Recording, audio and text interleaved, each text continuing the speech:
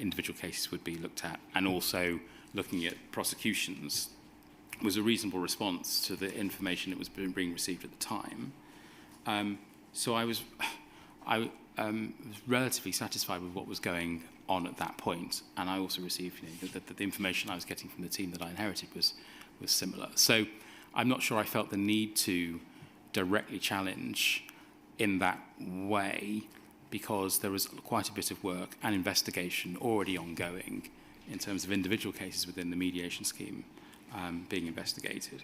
And periodically we then, there was things around Deloitte, there was Linklaters, etc. And I also volunteered to join the Sparrow Subcommittee because I was quite clear that ministers would want to understand what was going on. So whilst I can't think of any examples that were directly challenging, I think that's a reflection of the fact that at the time that I joined, I didn't feel that I particularly needed to. And so was that state of being relatively satisfied, or being in a state of relative satisfaction, one that continued for the entirety of your role as a NED? No. I think we were continually worried about the issue of Sparrow, as I'll probably call it, throughout today. I'm looking, sorry to speak over you, Mr. Callow. You've mentioned asking for information. Mm-hmm. You said that you were worried or concerned. Yeah. I'm asking, was there any occasion when you actively challenged the executive? There will have been, but I can't remember specific examples. But at the Sparrow Subcommittee, that is where the forum would be to ask specific questions of the executive. A lot of those were focused around how, by the time I got there, because of what the information I understood it to be around the system itself, was around how we deal with the problems that the mediation scheme was happening. I mean, on reflection, knowing what I know now, I probably should have asked more probing questions about the specifics of the IT itself. But as I say, the position I inherited felt a relatively good position, although even though the mediation scheme itself was starting to somewhat go awry.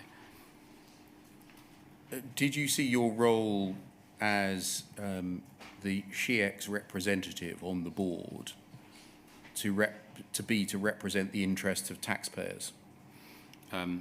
Yes, I think so. It was to represent the role of a shareholder NED, to my mind, is one of, aside from being an independent NED in its own right, it also has an overlay of bringing a government perspective to the board and bringing the board's perspective to the government so that they can understand each other better. You tell us in your witness statement, it's paragraph 39, that you did not see the responsibilities of the board of directors as being fundamentally different in Post Office to those that would ordinarily apply to the board of a large company, simply by virtue of the fact that the company was wholly owned by the government.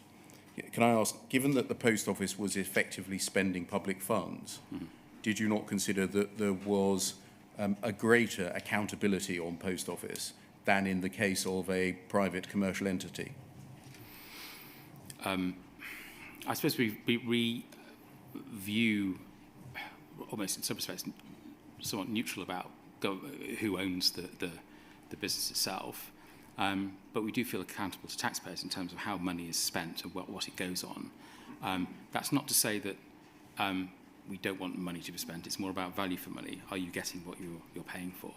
So we do have in mind. I did have in mind an eye to things like costs, but also that would apply in a. Sorry to speak over you again. That would apply in a straightforward commercial company. Yes, and I don't really see there's it wouldn't be that different to a commercial company. The way SHEX works is to almost treat its businesses, to the extent it can, as commercial entities, because that's what we want them to be. Now they're in SHEX or UKGI because there's something, they can't quite be commercial. So in Post Office's case, for example, they have to keep open 3,000 branches that would otherwise be unviable. But otherwise, we want them to operate like a commercial entity, and through SHEX, that's kind of the sort of culture we're trying to bring. So you could have been selling oil or making microchips. it didn't matter that this was public money being spent in Well, the well, provision of a public service? Well, of course it matters, and you always have an eye to the fact that you're ultimately responsible through to Parliament. That so you want to make sure it gives an extra angle, as it were, when you're looking at a business cases about money, that you know that the money that you've got to get won't otherwise go into a hospital or a school. So there is that angle. So that you do one does think of the taxpayer, and that is the added angle that you bring, I suppose, as a non-exec, a shareholder non-exec, because you've got to think about the wider spending position of the department and the wider priorities.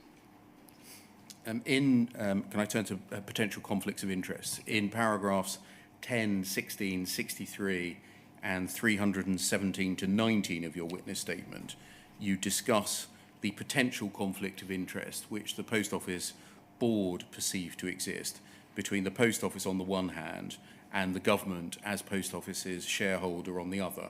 And you give a specific example of board discussions of government funding levels as posing a problem. Yeah.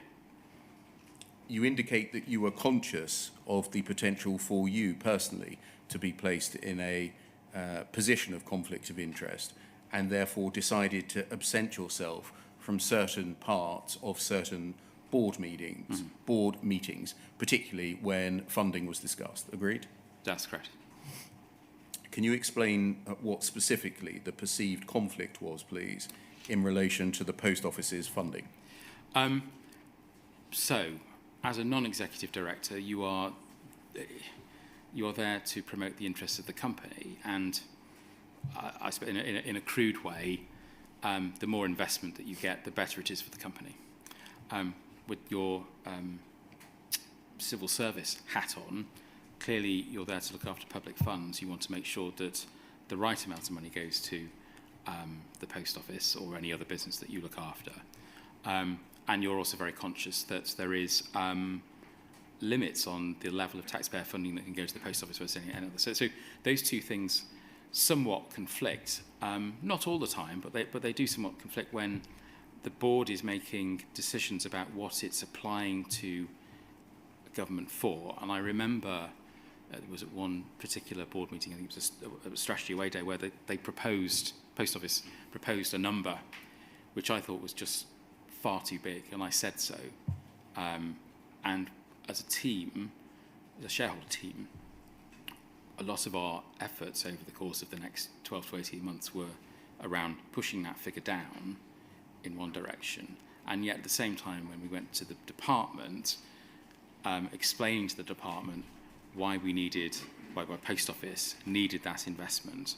And so you're trying to bring down their expectations and get comfortable with the level of funding that, as a shareholder team, you think Post Office needs for what it wants to do, whilst at the same time going into bat with the department to say, we think you need to provide X 100 million to Post Office to provide them with these. So when you said that number's too high, yes, which hat were you wearing? Well, I often in boards would say which hat I was wearing. Yeah. I specifically say, and I think I. So on that occasion. So on that occasion, I think I said I would have said, look, this number is too high for government, but no one's countenancing that. So why were you entitled to say that if you thought that there was a conflict of interest in representing government's views on funding issues within the board? So I didn't quite understand the question. Yes. Why? You told us that there was a conflict of interest. Yep. On occasion. Yes. In particular in relation to funding. Yep. Because the board's overall aim, and this is describing things in very generic terms, yes, would be to secure from government the highest level of funding that was possible. Yep. That would not within reason. Yes. That would not necessarily be government's number one choice or priority. Yeah. Yeah. When you said in a board meeting that number is too high, were you saying that as the government's representative? Yes, and I probably was saying it as well as a shareholder, Ned. No, I suppose knowing, understanding the government context. So whether I actually said I'm putting my government hat on specifically, but I just felt that I wanted to set expectations that figure felt quite high. Now, So I didn't see that. that was a conflict in saying that at the time. Well, there was lots of discussions about funding within the Post Office Board. I think I recused myself from 2 discussions.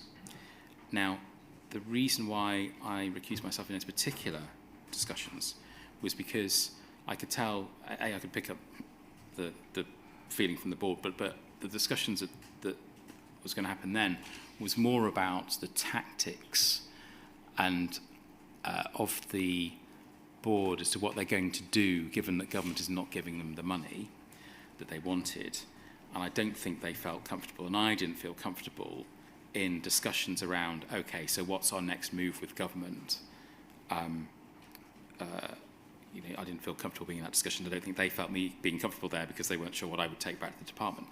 There were plenty of discussions that we did have where I was in the room about funding, about what is this money for, what's the business cases for, is this the right sorry if I've given the impression that I was never in the room of the board for funding discussions. There were plenty of funding discussions, but there were some specific times that I recused myself because I wasn't comfortable being there and the board wasn't comfortable with me being there. Can you give us any other examples of specific areas where the board considered there to be a conflict of interest or potential conflict of interest in you acting both as a board member and also as a member of the shareholder executive? Not particularly, to be honest. I mean, some members... I was the first shareholder NED that was also part of the shareholder team. So my predecessor, Susanna Story, had been separate to Shecs. Although she had been a Shecs person, she was ex-Shecs. So I remember there was a bit of discomfort when I first joined, and I think there was a concern about the sharing of board papers and those sorts of sort of procedural issues, which I suppose you could say is some sort of conflict. I'm not sure what they wanted. Boards tend to be very sensitive about... Specifically, Mr. Callard, yep. Did you or any other board members perceive any conflict or potential conflict in relation to Horizon issues on any occasion? No, I don't think so. Did you feel constrained in any way in disclosing information by reason of your signature of NDAs, non-disclosure agreements? No, because that NDA agreement was specifically, I think, worded to allow me to share board papers with my team and others in government if I felt it appropriate.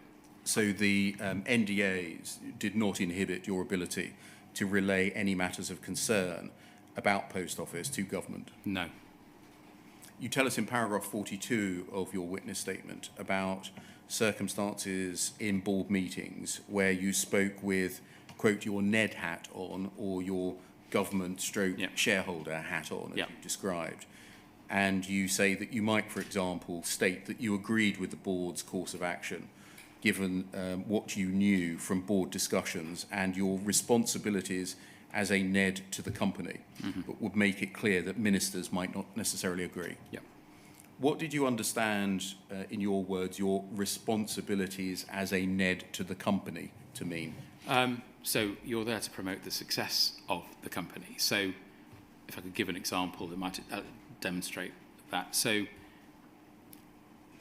there were, for example, there were redundancy programs periodically to be done in the Post Office to make them more efficient. So, for example, in the cash supply chain, which was felt to be overmanned. And so, as a NED, I was quite content, having looked at the business case for it, that for those redundancies to go through. But clearly, redundancies are a politically sensitive matter. And so I would say, well, as a NED, using my independent judgment, I would agree with this change, but what we do need to do is inform the minister because it could have political ramifications. It's not that they'll say no, but I need to warn them, and we just need to make sure there's no objection.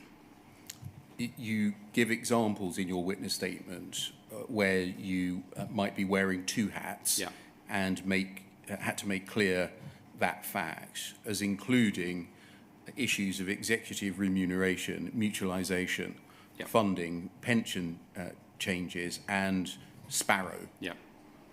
In what ways did you believe your duties as a director were not or may not have been aligned with the interests of the government, its sole shareholder, in relation to Sparrow?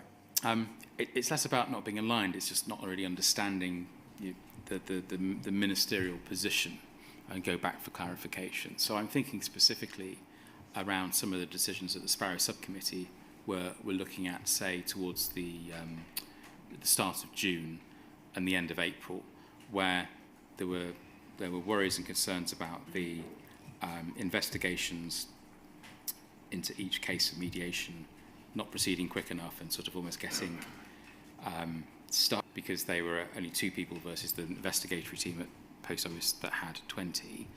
And so the options that were put forward by the executive and discussed by the subcommittee, it was acknowledged that to the extent that the board decided to do something, you'd have to go back to ministers, particularly given the parliamentary undertakings they had made about Second Sight, for example, to say, well, we would need ministerial consent or whatever to take a course of action. So whilst I could, as a NED, say, well, I think this is perhaps the right way forward because clearly X and Y is happening and this looks like the right course of action, I don't know how a minister feels about that. They may say yes, they may say no to it, but we've got to be live to that sort of thinking. So that's kind of what I meant by that particular example. You tell us in paragraph 61 to 62 of your witness statement that you shared the, quote, vast majority of information you received in your capacity as a shareholder NED with the shareholder team without restriction, correct? Yes. Did you take the same approach, i.e. sharing the vast majority of information in relation to ministers and civil servants outside of SHEX? No, not in that way, because the stuff that you get through from board packs would be 150 to 250 pages. You wouldn't share those with a minister. They haven't. Did you consider there to be a restriction of a different kind in sharing information that you learned in your capacity as shareholder NED outside of the SHEX team? No, I never felt there was the things that I couldn't tell ministers if I felt it appropriate to do so. So you were able, you thought, to show board papers to ministers and civil servants outside of SHEX if the occasion arose? I very rarely shared board papers outside of SHEX because I never felt there was a need to. What we would do, if there was something to be said, we would put that into some sort of submission or some sort of email. Yes. And circulate it rather than actually sharing the paper itself. So never mind how the information was conveyed, you considered yourself able to inform ministers and civil servants outside of SHEX of the substance and detail of Post Office board decisions without restriction? Yes, whether I did or not, it comes down to my judgment at the time and what the matter is and what I think people's views are. But yes, I never felt I couldn't share the gist of it and the content of it. I wouldn't necessarily share the papers themselves. You said that you shared the vast majority of information you received in your capacity. Can you give us some examples of information that didn't fall within the vast majority? I was actually thinking there of pensions, the pension subcommittee. So when I first joined Post Office, I was asked to go on the pension subcommittee, which was looking specifically at closing the defined benefits pension scheme because the deficit was emerging. There was no one on my team, particularly at that point, that really understood pensions. I'd dealt with pensions under Royal Mail. So I don't recall particularly sharing, until we got to the point where there was going to be an announcement about it, particularly sharing any pension subcommittee. That wasn't because of a restriction, though. That was just because the exactly. So circumstances didn't warrant it. Quite. So information could be shared, in your view, that you learnt in your capacity as shareholder NED, through attending meetings, through reading board papers, and otherwise, without restriction with ministers and civil servants. Yeah, I would filter that, but yes. But the filter you applied was not because of any restriction. No, to do with my judgment and what I think people know and what I felt was relevant. You tell us in paragraph 69 of your witness statement that you found it difficult to identify the correct balance when it came to the appropriate level of government engagement on the Horizon issue. What did you mean by that? I think, without seeing the paragraph, I think the position I inherited was that... We can look at the paragraph to help you. Well, I can just... It's page 35. 35, thank you. Should have brought my... It'll come up on the screen, page 35.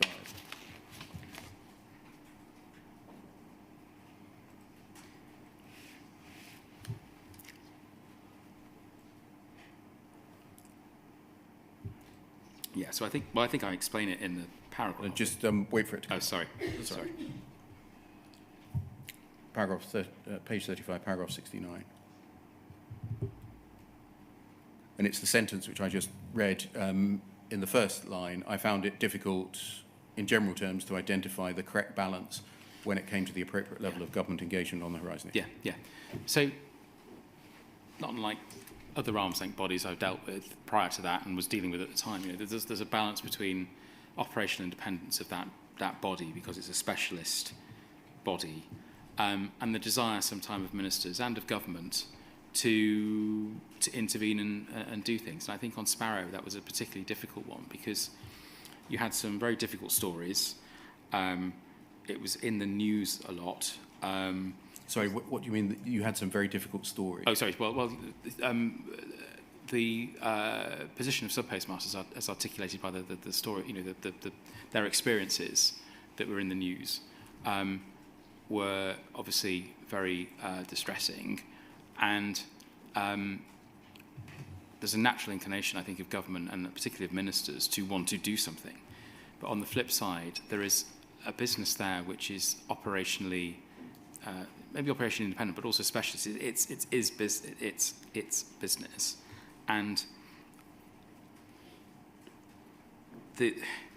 trying to think about what ministers or what civil servants like me could actually do, given it was quite a sort of technical topic.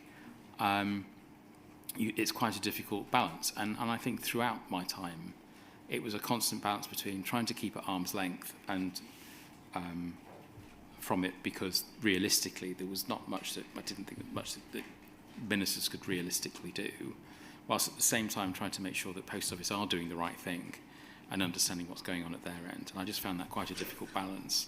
I think in part because we never quite, sadly, and I regret it, we never quite got to the bottom of whether there was where the problem was. There were lots of investigations, and each time there was an investigation, it came back that wasn't really an issue. And there were investigations throughout my time. There was the mediation scheme, there was the Parker review, and then the litigation. And throughout that, we were, particularly up to the litigation, we weren't really getting any particular news that there was a particularly identifiable issue with Horizon which caused losses to sub-postmasters. And without that link, it's very difficult to then do something. Do you think, Mr. Callard, that's a result of not looking hard enough? Because now you've looked at some of the papers themselves, i.e., you've looked at all of the second sight reports, you've looked at the Parker review itself rather than a letter summarising it. You've looked in detail at the Deloitte reports rather than summaries of them. And you've discovered a whole host of information that puts an entirely different complexion on things. Yes, it does. So clearly, I was not curious enough. I mean, that's probably self-evident. But as I said, there was always some form of investigation going on. There'd been 18 months of investigation before I got there. And I think the problem I sort of had in some respects was that, and you can see this in some of the papers by the time we get to December 14, early 15, and that represents, about 2 years' worth of investigation. What we're getting back is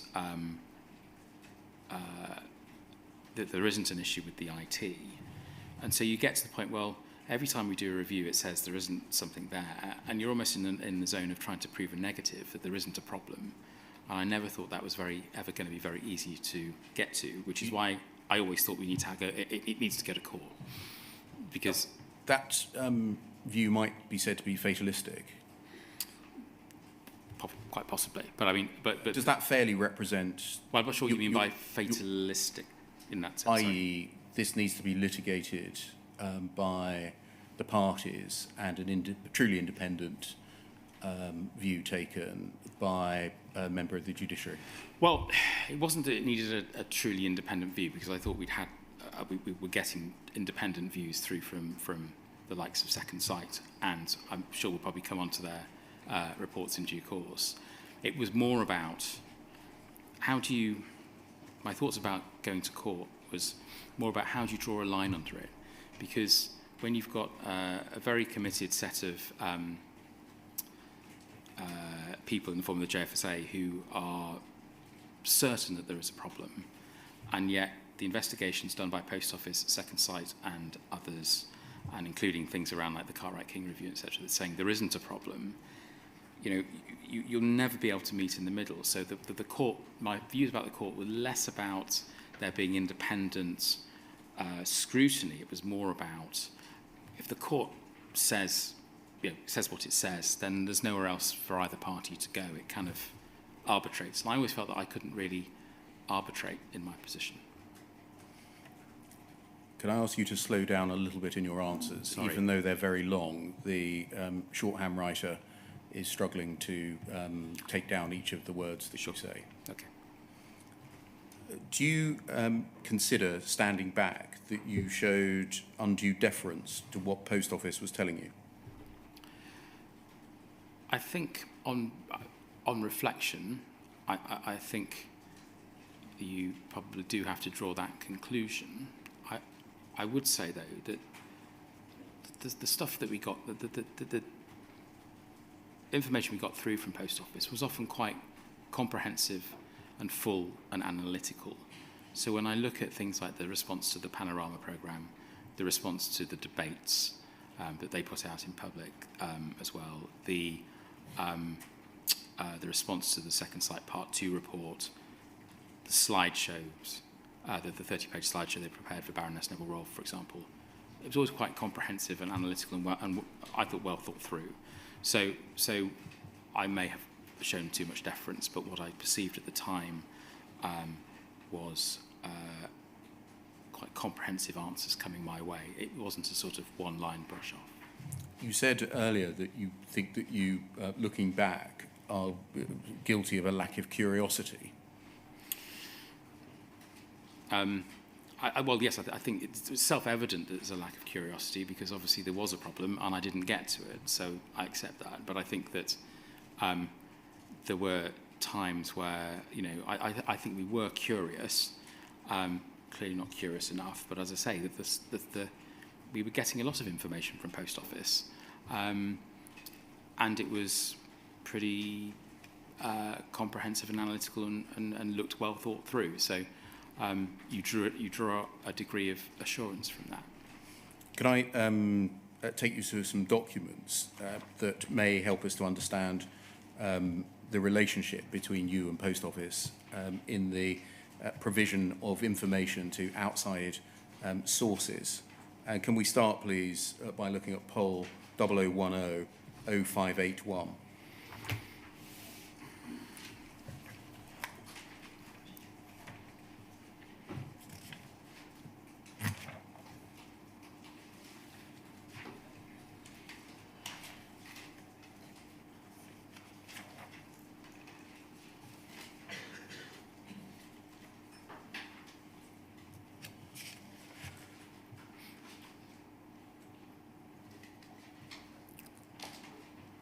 Thank you. If we look at the bottom of page 1, please, we'll see an email from Peter Batten.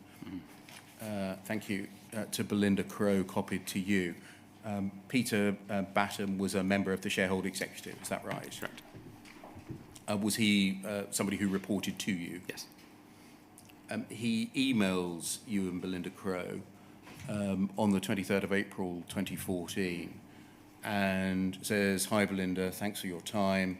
Please see attached 2 draft letters, one we're proposing to send to Alan Bates and one to Sir Anthony Hooper, on the assumption that the JFSA is unable to provide a reason for us to not forward the letter. We've included the final paragraph on the letter to Sir Anthony as a means of giving Jenny a future hook into the process, for example, in the event she feels she needs to intervene. I'd be grateful for your views on the benefit of including this hook versus the risk of perceived infringement on Sir Anthony's independence. And if we go to the top of the page, we can see that Miss Crowe of the Post Office replies, grateful if we could have a word about handling. I've also left you a message. Having had a good opportunity to look at the letter, I think it contains some very significant points which have to be addressed by both the Post Office and the chair of the working group. And so just on a point of sort of process or understanding how SheEx worked, is it right that it would be normal that SheEx would run drafts of letters that it proposed to send out through the Post Office? Not always, no. So it depends on very much depends on the context. And so, looking at this exchange, yeah. Why was SheEx saying, is it okay, yeah. essentially, if we say what we want to say? Because, so we'd received a letter from Sir Alan Bates, I yes. think, on the 16th of April. Going back to my point in my witness statement about feeling the points of tension between intervening or not intervening, we were very aware that the mediation scheme was independent. We understood Sir Anthony Hooper to protect his independence very closely. So I think Sir Alan Bates's letter was, I think, encouraging us to intervene. We didn't want to intervene because we felt the mediation scheme should play out. And we wanted to tell Sir Anthony Hooper. The reason why we ask Belinda is because she was administering and leading the working group's operation and I think probably knew Anthony Hooper best. And so he wanted her view as to how he would receive the letter and how best to handle it with him. Did you ever do things the other way round? Are you right to write a draft letter to Sir Alan or to Sir Anthony or any of the sub-postmasters and say, we're proposing to say this to the Post Office, is it okay if we say it? No. So the Post Office was the source of your information and vetted your letters? No, we didn't vet the letters, but I think we were very sensitive about the mediation scheme because this is what...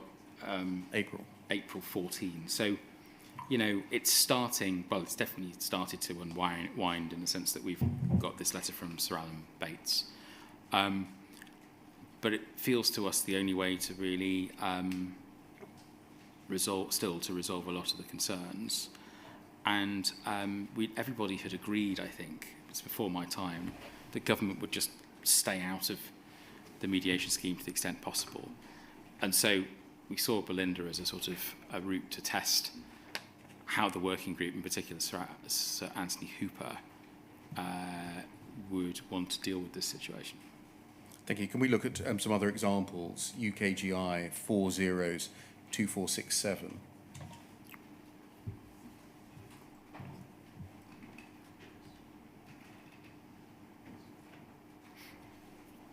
And look at the foot of the page, which is the start of the chain. Yep. Melanie Caulfield sending within the Post Office a letter, a Sparrow letter, to Mark Davis, and then scrolling up. 9th of September, Mark Davis sending that letter to you. Here you go, let me know what else you need. Indeed, does this do enough for you? And then scroll up a little. You say, sorry, is there also an example of the inaccuracies, etc., I could use to illustrate the issue? Cheers and sigh.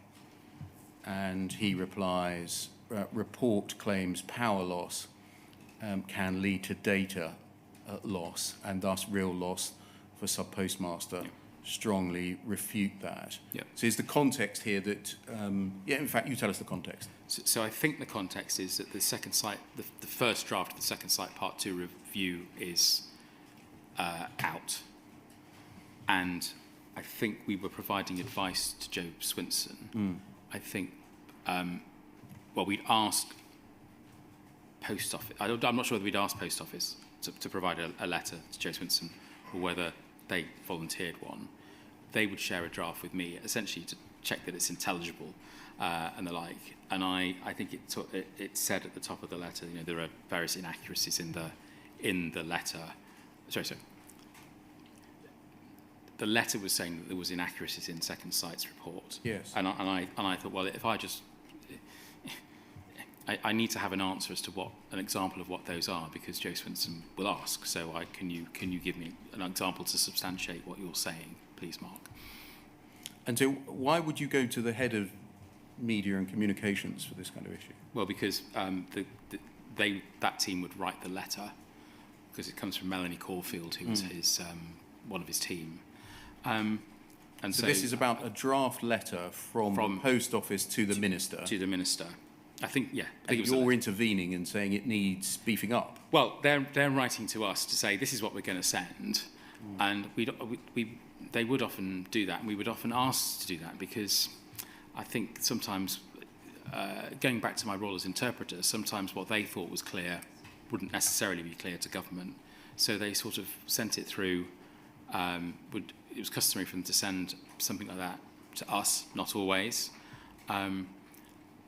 to get my view on it. And where I'm saying there, your letter's not clear enough. Can you give an example, so that when Joe inevitably asks me, what does Post Office mean by inaccuracies in the report, I can say, well, what they mean is this. So it's trying to preempt the question, as it were, that I know I'm going to get from ministers, because their letter isn't sufficiently clear.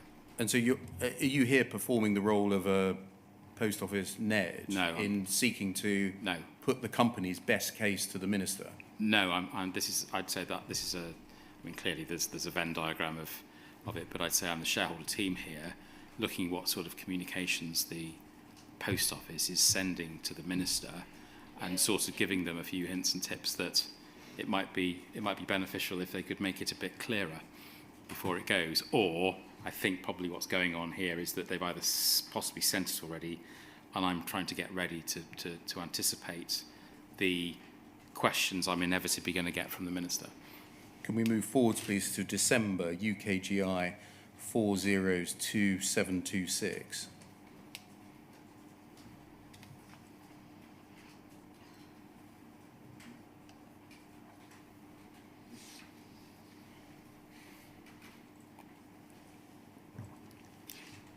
This is an email from you to Belinda Crowe and Patrick Borg, forwarding a draft speech, I think, of the Minister in readiness for the WHD, the Westminster Hall debate, I think was to take place on the 17th of December 2014. And you say, thanks for your respective emails. I'll take a look and amend Joe's speech accordingly. But given that I'm about to get in a car for a couple of hours to drive back home, I thought it might be expedient to get this off to you now. To do a sweep of things we shouldn't say. I hope I haven't gone too far. The problem is, ideally, we wouldn't be having this debate. But as we are, Joe has to be able to say something reasonably concrete in response to the accusations. Thanks to you for your help. So you're asking them to vet the Minister's speech, is that right? To do a sweep of things we shouldn't say? Yes, the context, I would say, though, is that, when it comes to parliamentary debates, there was always a close relationship between Post Office and the shareholder team, because the Post Office is at the operational forefront. So, to give a non-Sparrow example, a constituency matter around a closure approach, a debate around a closure of a particular constituency, Post Office, or redundancies in the supply chain, or industrial action, that kind of thing. Post Office can't speak to Parliament, it has to be the Minister. We would therefore verify things and share information and get information from the Post Office to be able to facilitate that debate. And I think what I'm saying there is, here's the speech. Is there anything in there that we are saying that is sort of either factually wrong, or whatever? So it wasn't be unusual. So would you routinely seek advice from, or input from, the Post Office on letters to be sent by SHEX? Well, this is about a speech. Yes. I'm talking about letters. looking at the run of things we've looked Oh, I at. see. Right. So not necessarily. No. Most of the time, no. Our letters wouldn't be run past post office. Although that said, we would have standard stock responses for things like a post office closure. Okay. Would you? I'm going to have to try and speed me up. No, definitely not speed you up. Sorry. Ask you to try and constrain your answers more directly to the questions I'm asking. I'm just sorry. Yeah, fair enough. I'm just saying it's not unusual. It was standard practice to share some things with post office. Usually there was standard text which we wouldn't have to share with post office because we already had a shared agreement as to what we were saying. On debates, we would usually share that sort of text, and indeed they would come in and talk to the minister about the debate. It was very, very close because they're at the forefront of the operational side of things, which is generally speaking what the debates are concerned with. What steps did you take, if any, to verify the lines given to you by post office? I think it depends on the line. So we wouldn't just, if they made a change, we wouldn't just accept it. The lines and the speech would be our speech, but we're checking what whether they've got any views on it. How would you seek to verify the lines that the post office was giving to the minister to take either in a speech or in correspondence? Well, we wouldn't always verify it because it depends on what it was. If that's on the occasions in which you did seek to verify it, how would you go about that? I don't know, to be honest. I suppose a lot of it would be just probing and asking a sort of second level or third level question in response to what they've said to sort of try and understand the response. I mean, there'd be rarely sort of backing documentation to this sort of stuff. It would be a view where you'd be sort of asking, are you sure? Well, you say this, but how about that? Can we move forward, please, to January 2015 and look at UK GI 402996?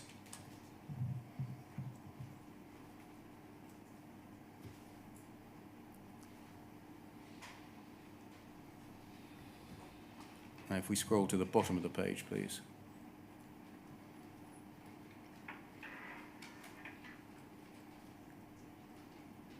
An email from you to the Swinson MPST.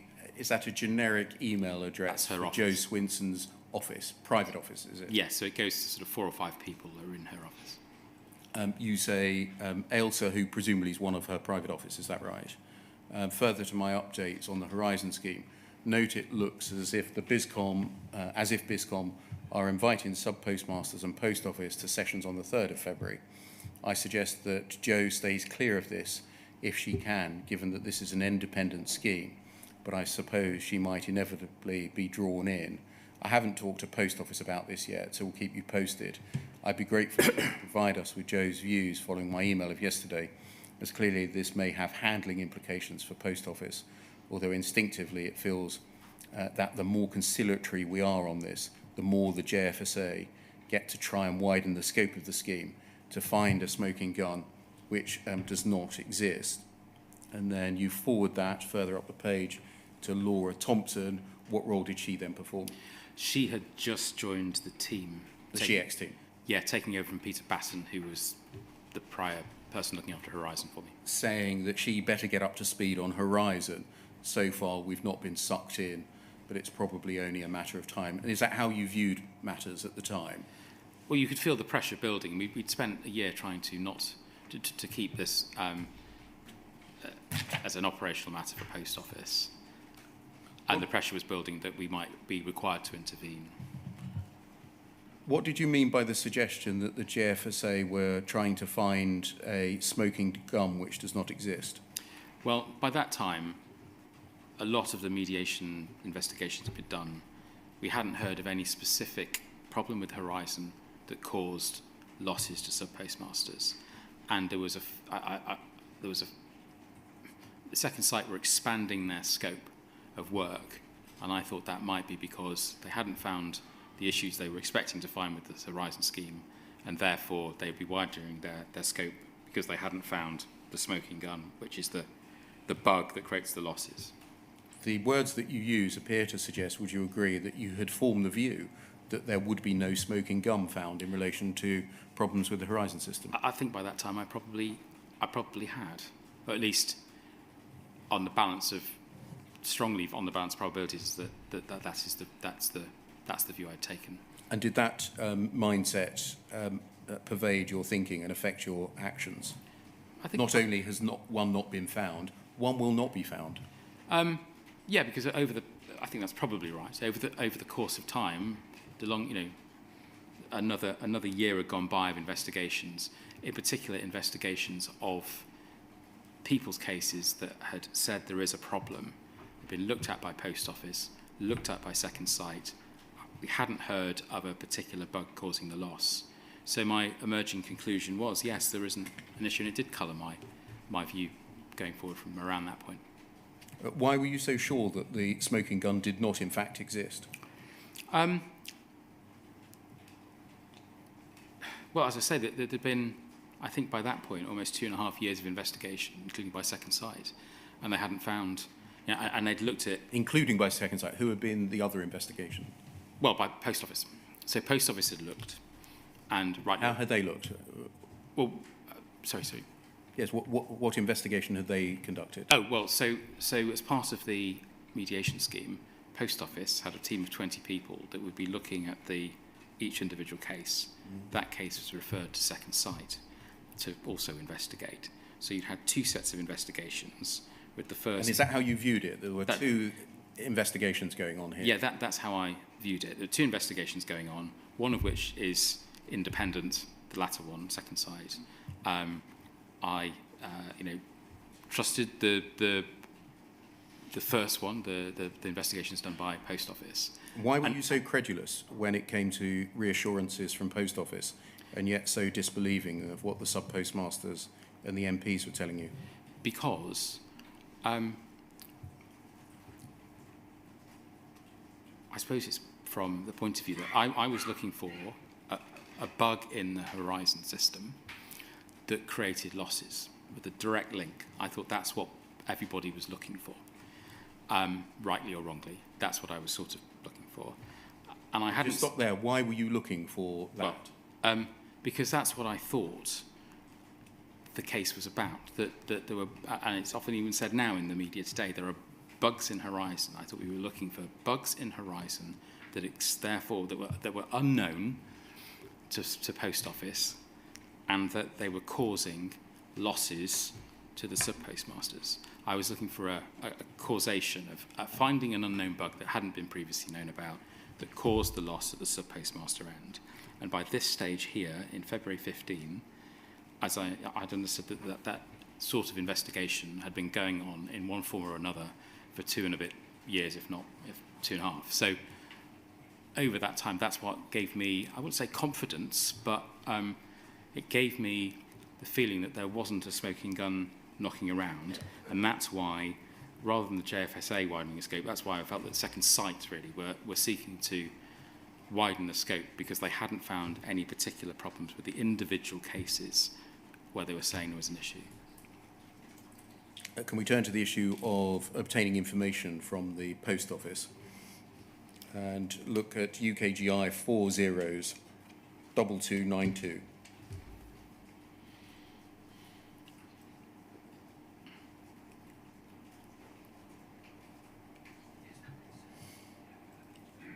An email from you to Peter Batten of the 1st of May 2014. Yep. And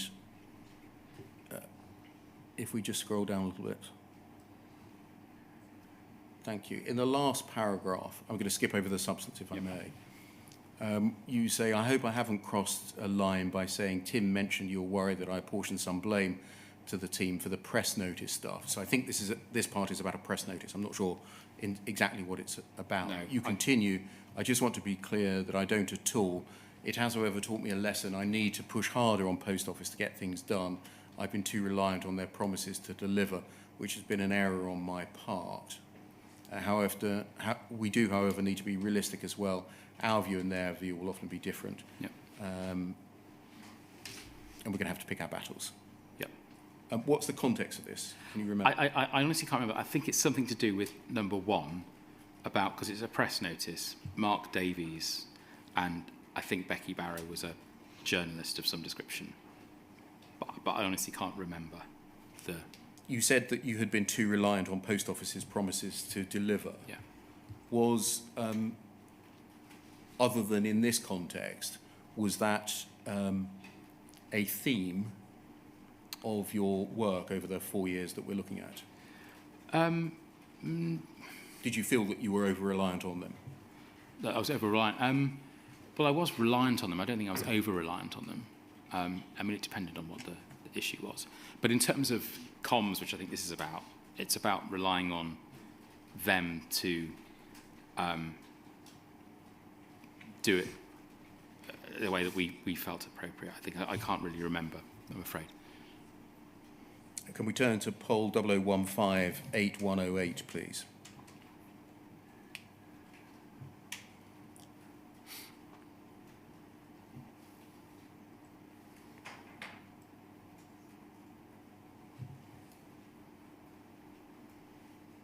And look at page 3, please.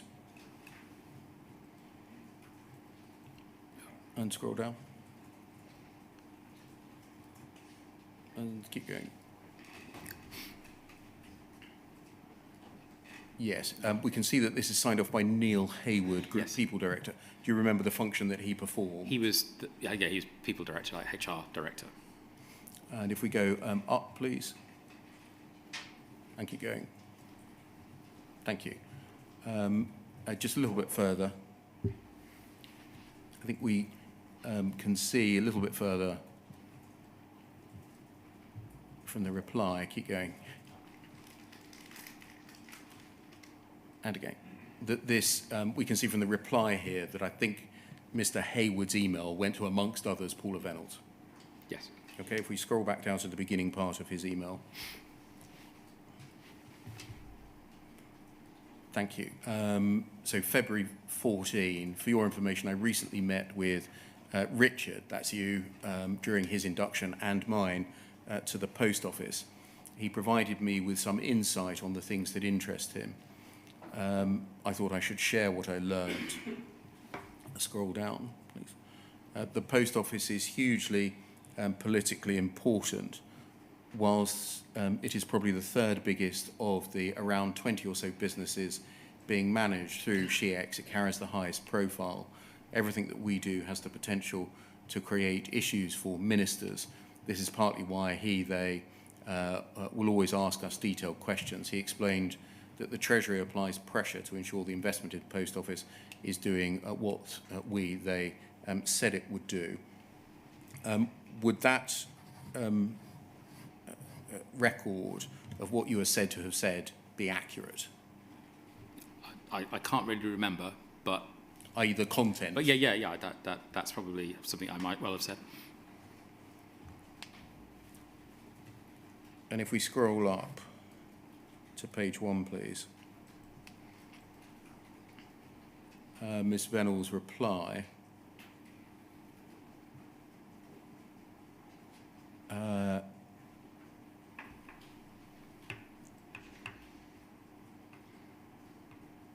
See the note below. She's forwarding this to Alice Perkins.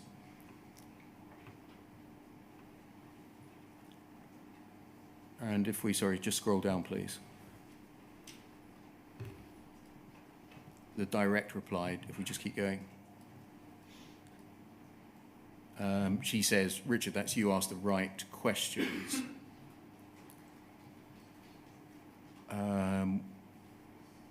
And then in the next paragraph, Richard has the job of making sure that government gets a return. We're in the delivery phase, and within BIS, he is accountable. We need to make him comfortable and confident that we will deliver what we set out to. And then scroll on a little bit, please. 3 paragraphs from the bottom there. Richard's scope has not yet picked up Sparrow or business transformation. It will, as he is attending next week's board meeting. But as this is the case, I suggest we leave them off the SHEX review agenda, as he will be well briefed by then. So looking at this exchange generally then, at the time that you joined Post Office as a NED and took over as the lead on the SHEX team, was it the case that Post Office carried the highest profile amongst all of the businesses managed by SHEX? I think so, yes. How did the political importance of the Post Office impact on the nature and extent of SHEX's and Ministerial interest in Post Office? Sorry, can you explain the question? Sorry. Yes. How did the political importance of the Post Office, that is explained or described in this exchange here, impact on the nature and extent of SHEX involvement in or oversight of Post Office? Did it make it different from many of the other 19 businesses? No, it's sort of a question of degree, but there was always interest politically, both from ministers, but because of interest in Parliament and the media around what Post Office was doing, whether it be its network transformation, whether it be putting Crown offices into WH Smith, anything and everything always seemed to create a lot of media attention and parliamentary attention, which just meant there was a lot of scrutiny. Mr. Hayward said that you wanted to get underneath the surface a bit, you'll remember in that email. Mm-hmm. What did you do to get under the surface a bit? Well, in practical terms, we were on the phone to Post Office and emailing Post Office practically every day about every different, those overwhelming number of issues. So anything from tearing apart their funding plan to understanding the latest difficulties they were having in particular issues. So it was a sort of just constant stream of areas that we would discuss with them, from industrial relations to closing the pension scheme to particular particular Post Office closures or changes. There was a mix of very macro and micro issues constantly coming our way that people were interested in. And we would go and ask them questions, we would go and visit them, we would get on the phone, we would send them emails, and we would try and get satisfied with what they are telling us. Was there a document which told businesses, that document can come down, thank you, which told businesses which SHEX managed and oversaw what government expects of it?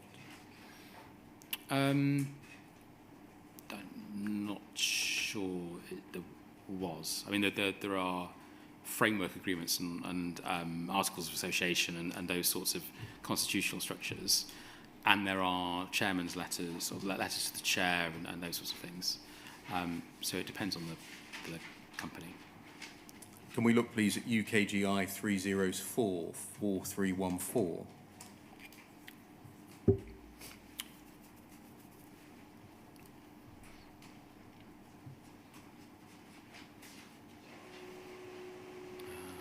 This is part of the SHEX handbook. Do you remember that? Only vaguely. I remember it being written when I arrived in 2007.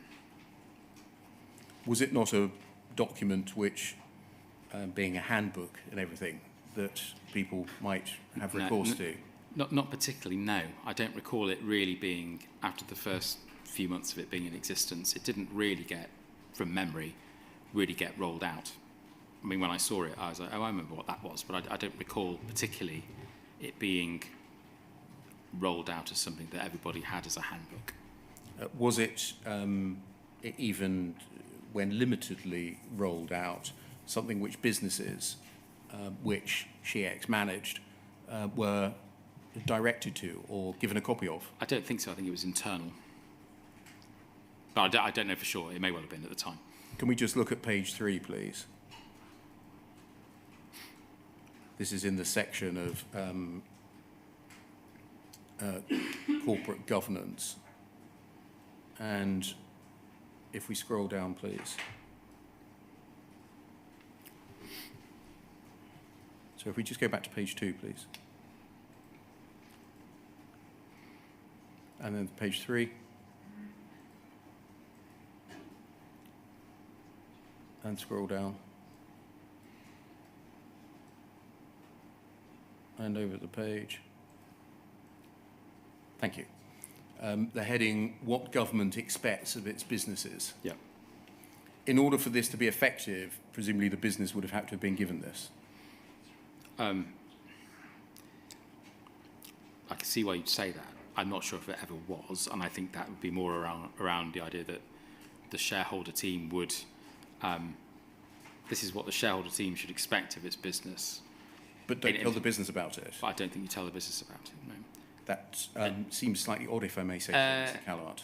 Yes, but I think you're placing reliance on a single internal document that was done in 2007, which by 2014 things had moved on. I mean, Was this updated then? I don't know. I don't think it was. For example, it doesn't mention, I know it's on page 2, it doesn't mention, for example, having a shareholder net because time had moved on. So I think this, I don't know what happened to it, to be honest. I've been looking for a document that emanated from government that would be passed to a business, telling the business what government expected of it in terms of general principles of governance.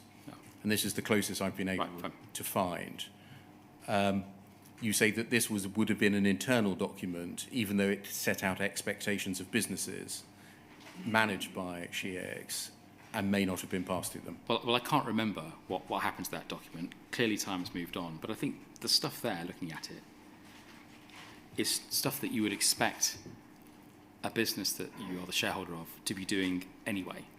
So businesses should be honest, open. Sorry. Should seek an honest, open and ongoing dialogue with the government as shareholder, should clearly communicate the plans they're pursuing, the likely financial and wider consequences of those plans. Principle 1. Principle 2, businesses should operate a no surprises policy, ensuring the government as shareholder is informed well in advance of anything potentially contentious in the public arena. Yep. And then principle 8, businesses should have and continue to develop coherent strategies for each business unit. The approach to reviewing strategy should be a dialogue between the board and the shareholder. Yes. You say that these are essentially, have I got you right, are so obvious that a business ought need to be told about them? Yeah, I guess so. I mean, I was, this time when this came out, I was an assistant director. So I don't know quite what happened and why this sort of phased away. And I've no idea what happened to principles 3, 4, etc. But yes, I think you'd expect, and we would expect as a shareholder team, businesses to operate that. And that's kind of the culture that we would expect a business would have and that we would operate on the understanding of. And so when you joined in 2014, were you aware of any of the following, that the Post Office had known about a whole series of bugs, errors and defects in Horizon that had existed right from its inception since 2000? No. That included the Falkirk Square bug from 2006? I think what I understood was the second site advice, which had 2 bugs, mentioned 2 bugs. One of which was Falkirk. Right, okay. So is that right? I can't remember, I'm afraid. So I knew that there was the position I understood as I came into the role was that there was no systemic failures, given there's probably a discussion about what that really means. And then there were 2 known bugs, but as my understanding was that the losses caused by those bugs had been corrected by Post Office, so the sub-postmasters didn't lose out. So that was my understanding of the extent of bugs.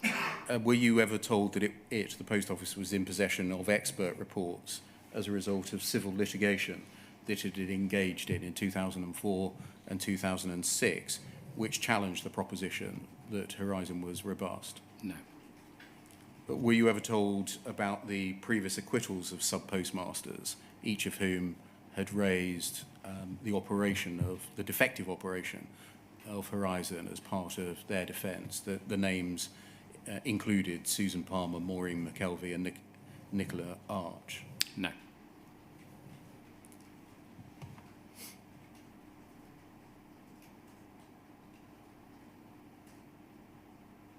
Would you expect to be briefed about that kind of thing?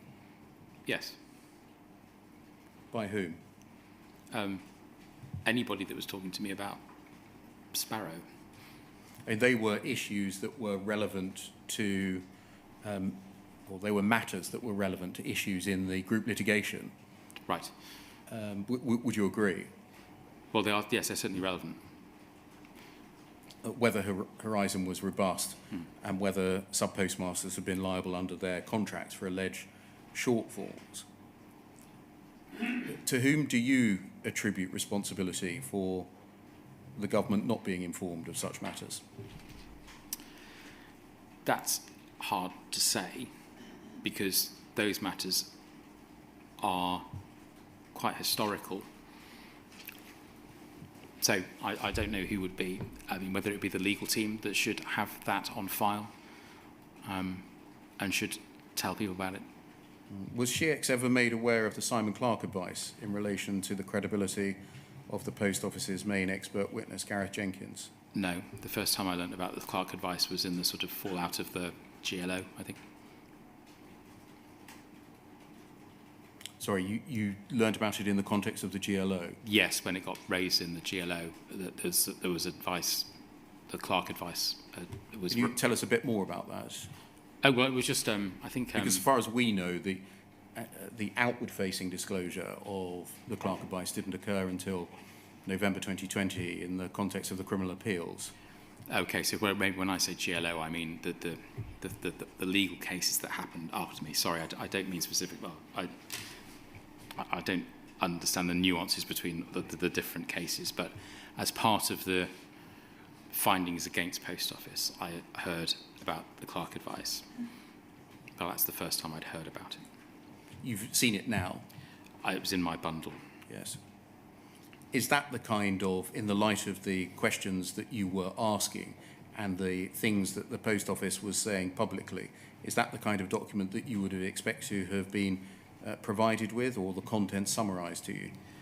Yes, and I would expect the board to have been provided, before I got there, the board to have been provided with it immediately, given the board then was looking at prosecutions and the safety thereof. Of course, the duties set out here, or the expectations set out here, cut both ways, don't they? There was a duty on SheEx to exercise a degree of professional curiosity and scrutiny, is that right? Yes. You said that you accept personally that on reflection you were insufficiently curious. Yes, I think that's self-evident because I didn't get to the bottom of it. Is that the basis on which you say you were insufficiently curious? I.e. that in fact there were things that you did not discover? Or is it a more nuanced reflection on what you in fact did or didn't do? Well, I think that it's probably both. I mean, clearly I'm one part of this, but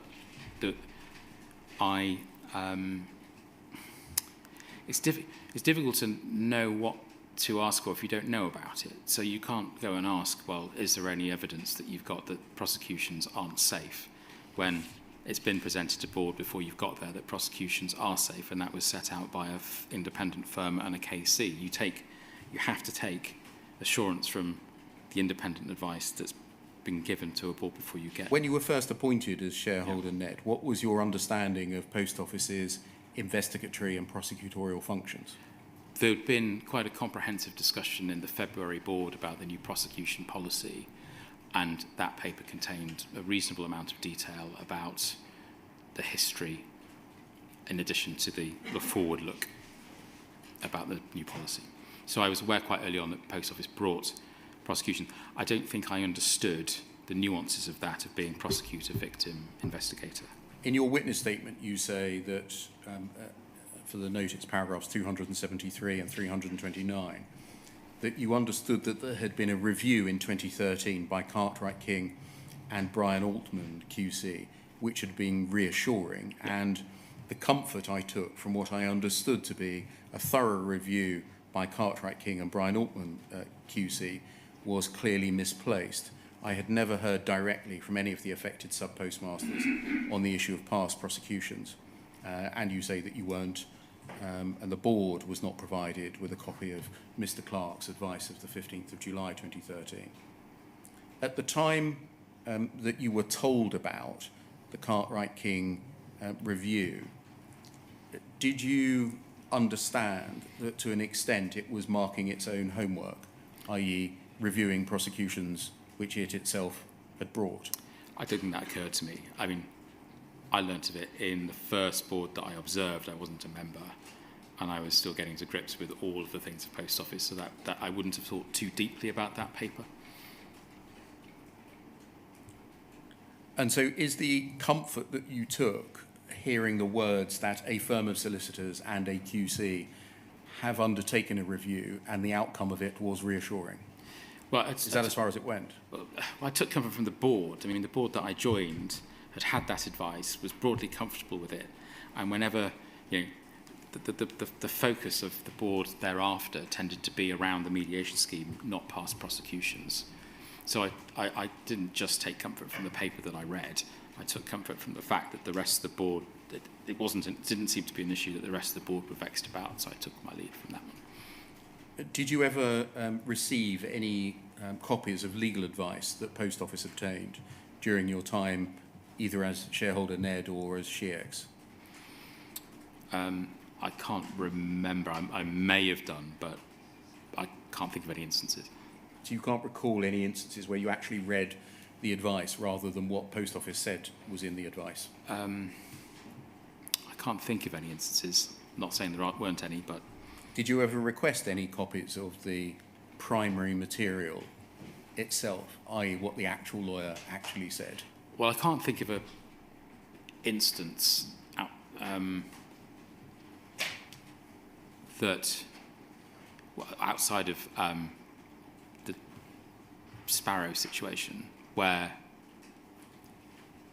there was legal advice to... Hold on, wait a minute. I may have seen some in relation to the reprocurement of Fujitsu. I guess the Linklaters advice of March 15 is legally privileged. I mean, so yes, I will have seen some. Was there a prohibition, to your understanding, on board members seeing the legal advice itself? Not that I understood, but I've since seen evidence from others, such as Tim Parker, where that has happened. I didn't understand there to be a prohibition. Was that ever the subject of discussion, i.e. board members saying, we actually want to see what is said by our legal advisor, rather than what somebody says the legal advisor has said? I don't recall that ever being discussed. Thank you. So it's just after 5 past. I wonder whether we can take our first morning break until 20 past, please. Yes, of course. Thank you very much, sir.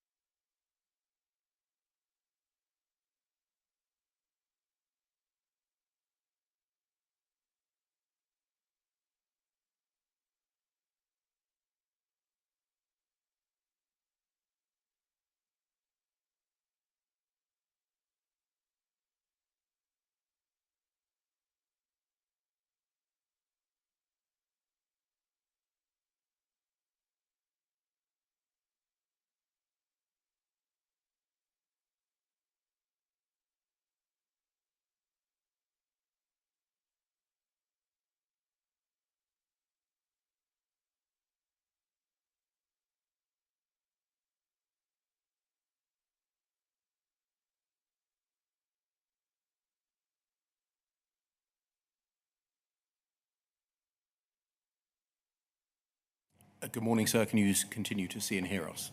Yes, thank you.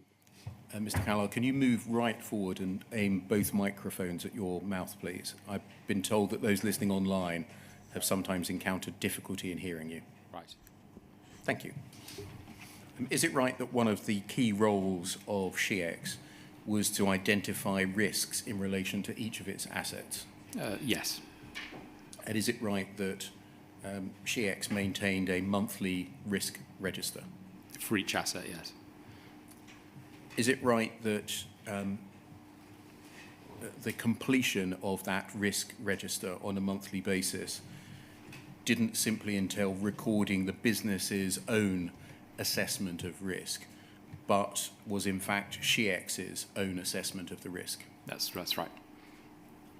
As the person who led the Post Office shareholder team, was it ultimately your responsibility to ensure that the risks were A, properly recorded, Yes. and B, adequately assessed? Yes. But was it therefore your responsibility to ensure that you and your team had sufficient information in order properly to record and to assess risk? Yes. Can we look at some examples across the years, please? Starting with 2014 by looking at UKGI 402515.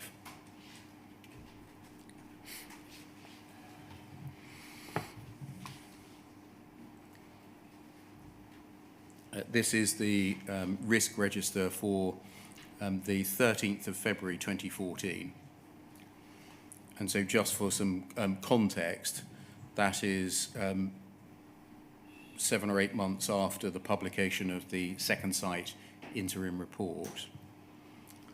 And as we now know, at a time when the Post Office was aware of problems connected with Mr. Jenkins' evidence in criminal prosecutions, and at a time when advice was being sought externally from the likes of Cartwright King and Brian Altman, KC. Yeah, could you just scroll down? I was looking at this last night. So, To which line? Well, where you are now, I'm not sure whether because the date should be in the top right-hand corner where it says TBC. If we go to title and guide, so bottom left. Yeah, it's just the reason why I'm saying that is because the person that's got one of the risks around the Post Office card account is Leonie Lambert, who joined the team at the end of 2014. So what's the point that you're making? So Because you're saying that it's at February 14, and I'm saying it's probably 8 months beyond February 14. So this is a document that UKGI sent us, Yep. and it's got on it, can you see last updated 13th of February 2014? Can you see that? Third box down, last updated. Yeah, yes, I can. Yes, I can. Are you saying that's wrong? I'm saying I'm not sure, but I know that there was a different person. If we're dealing with February 14, there was a different person in charge of some of those risks at the time, so I'm not entirely sure of the date. The risks, though, broadly are probably similar to what they were in February 14. So if we go back to risk register. Yeah. Thank you. And can you point to the person? So government digital transformation, that was Leonie Lambert, and the Post Office card account, risk 6, Leonie Lambert, she joined the team, I think, towards the back end of 2014. It was prior to that Katrina Ledbetter that would have looked after those things. She was there as the government services person when I joined the team. So what does that mean for us then? Hold on. Sorry. We shouldn't rely on the dates on the UKGI risk registers as being true. To be honest, I don't know actually what it means. All I was saying was because you were putting it in the context of it's February and it's X number of months after Second Sight. I'm saying it's not. I think it's actually perhaps a little bit beyond that. So that's all I'm saying. In case you were I'm not challenging you. I'm seeking to understand what we should what reliance this inquiry can place on UKGI's documents. And what, I mean, if we look, for example, at line 7, we scroll down. Yep. There's an entry there But with, and the third part of column B, just one to the left, if you put the cursor one to the left, that's it. Can you see it says 13th of February 2014, terminated 1st of October 2014, which tend to support the point that you're making. Yes. So I don't. How should we treat these documents? Well, I don't know. I can only imagine that 13th of the 2nd in each of those is the date that the risk was created.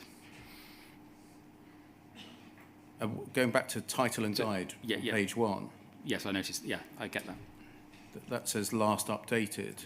I know. Because obviously the risks change sometimes. Yes, I get that entirely. But I'm just pointing out that what date that document comes from. I think last updated.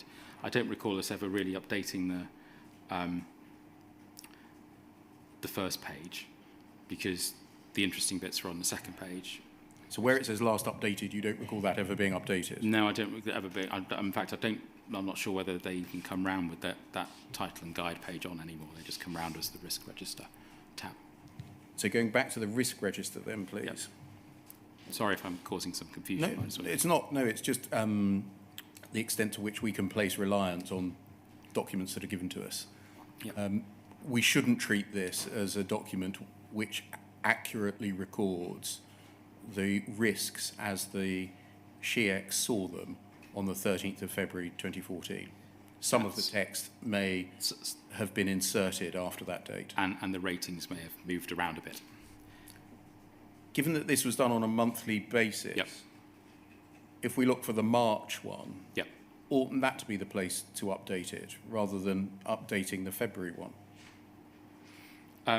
Well, this is probably this is, I would imagine, it has been updated in March and April and February and until we get to October, and then this is the October view, as it turns out. I think. See. So we should search through the document and look for the latest date that there's an entry on it, and we could say confidently that it has been amended at least at that time. I've seen plenty of risk registers that are in my bundle which have the top right date put on them. Yeah. And that's what should have happened. I don't know why it happened. I mean, these risk registers came in around about February, which is why all those entries are created then, I think. And so people were still getting used to populating them and possibly didn't populate the top right-hand. Was the purpose of the risk register to act as a tool to provide a snapshot of known risks, to provide a tool to ensure prompt oversight and discussion of risk management on an ongoing basis, and then to provoke action as a result? Yes, it provided an opportunity for the team to think about risk and to communicate risk sort of into the centre of checks. Is that right? An opportunity to consider risk and to communicate what the risk was rather than do anything about it? Well, inherently, we were doing stuff about all of these risks. I mean, we wouldn't write risk down and then not deal with it, or not take steps to deal with it. And so the act of assessing and then recording the risk was a tool to ensure action was then taken? Yes, because what you would tend to do on these sorts of risk registers, the risks would stay the same. The mitigations would move about a little bit, but generally speaking, the main change would be in the far right-hand column of current status, which is essentially saying this is the latest, and it would either set out what we've done or what is happening. Can we look at lines 55 to 57, please? Thank you. And risk number 11, which is Project Sparrow. Mr. Batten's name underneath it, is that the lead on the risk or the owner of the risk? He's essentially the person leading the work on it. So if there was ever a Sparrow issue, I would turn to him and ask him to do the work. In the same way, if it was about the mails contract above, I'd asked him to do that. If we look under Sparrow, it's quite difficult to read because the words page 2 are printed over the top of it, but just reading along all of lines 55 to 57, so the entirety of the risk numbered 11, there doesn't appear to be anything that addresses that one of the risks that had arisen was that Post Office may have prosecuted individuals wrongly on the basis of data which lacked integrity, does there? No, that's right, it doesn't. And if we look at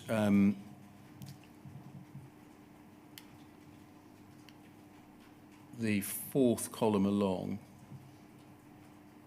so I'm sorry, the fourth one with writing in it, so that, thank you, which I think is column K.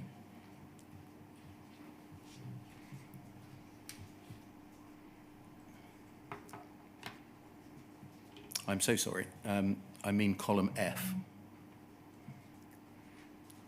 Thank you. That's the one.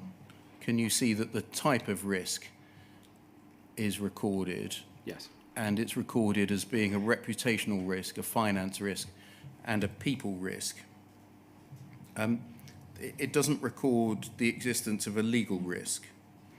Do you know why that would be? I don't. Is legal an option? Well, I don't know. Well, the drop-down box would tell you. Well, ought it to be an option? Well, if that was, I suppose so, yes. And although, sorry, yes, the risk register would often be about the risk to checks as much as the risk to the. Well, I was going to come to that question ultimately. It would come something in a moment. Sometimes get conflated, but you might as well address it now as you've mentioned it.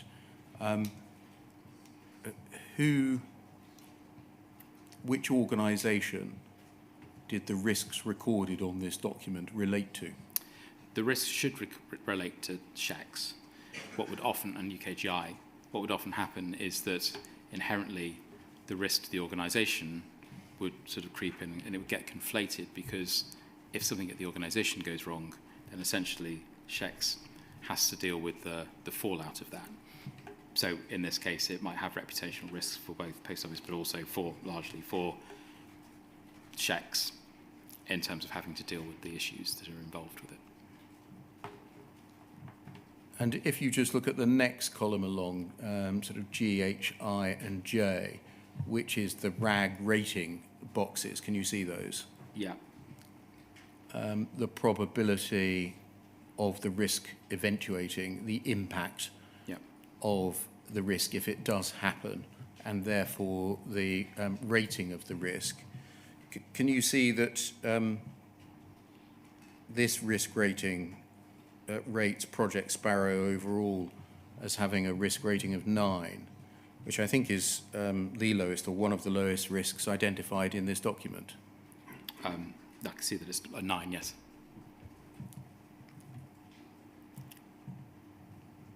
Did that reflect the contemporaneous assessment of the risk to both SHEX and to the Post Office that Project Sparrow was low risk? I think that it reflects, yes, where we got to in terms of our thoughts around the investigations that had happened by that point, but it's also put in it's relative to other risks which we perceived to be higher. So, for example, 10 above it is perceived to be very high because there were existential threats perceived to Post Office in its relationship with Royal Mail, which was very reliant on. I think what's supposed to happen is each numbered risk is then meant to be translated into a box or a circle that appears on the heat map. Is that right? I think at that stage we used to summarise the top 6. So you'd only put the top 6 circles on. I was about to say, is that why Project Sparrow doesn't even make it onto the heat map? Yes, because there's 6 other risks perceived to be higher. So risk 11 doesn't make it onto our heat map at the top there? That's correct. And would you agree there appears to be no mention, either in the text or otherwise, of the possibility that the Post Office may have prosecuted individuals and those prosecutions may have resulted in unsafe convictions? Yeah, well, on reflection, yes, that should have been. And there's no risk mentioned that Horizon might lack data integrity, which could undermine the functioning of the business, is there? No, and I think that's, well, I can speculate why that is, but no, I agree. And in fact, Sparrow's perceived not to pose any legal risk to the Post Office or SheEx. Such risk as it does pose is reputational, financial and people. And in column E, the risk recorded is reputational and brand risk due to a perception. Is that how things were seen? Well, because it's that the impact of risk is talking about the risk of the working group failing. Do you think the things that I've mentioned count as omissions? On reflection, knowing what I know now, yes, I would agree. And do those omissions reflect a rather cursory and limited nature of the assessment of risk being undertaken? I don't know. I disagree with that. The Post Office had focused significant attention on Horizon issues during the work of Second Sight, hadn't it? It's what? Sorry. The Post Office had focused significant attention on the work on Horizon in the course of the work of Second Sight. That's correct. And at this time was still undergoing a review of past criminal convictions. As I've said, it had taken advice and was taking advice from Brian Altman and Cartwright King. I had understood that they were over by then, I think. I see. So do you think that's why they're not mentioned? So yes, so I think on entering the business in roundabout February, from my perspective, there has been a review by Second Sight with an interim report that says there's no systemic failures in Horizon. Stemming from that, the business has responded with a business improvement program, a review of... Just stopping there. You framed the Second Sight interim report of the 8th of July as a report which said there are no systemic problems in Horizon. Yeah. Is that how you saw it? I saw the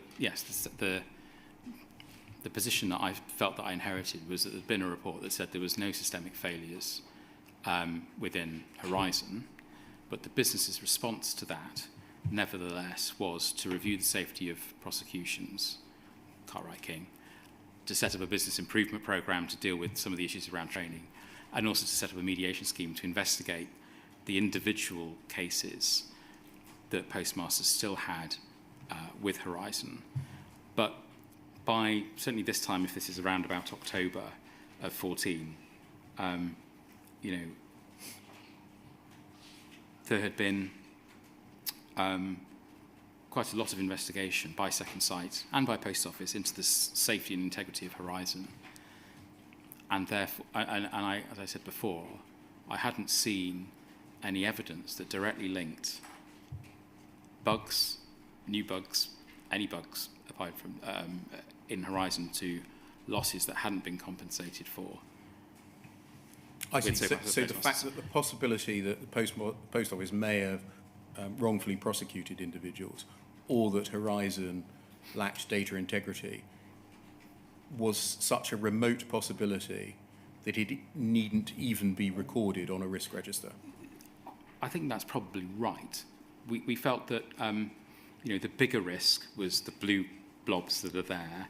Plus, in terms of Project Sparrow specifically, we were looking for Post Office to sort this out via the mediation scheme, and the mediation scheme was not going very well, and that felt to be the bigger risk.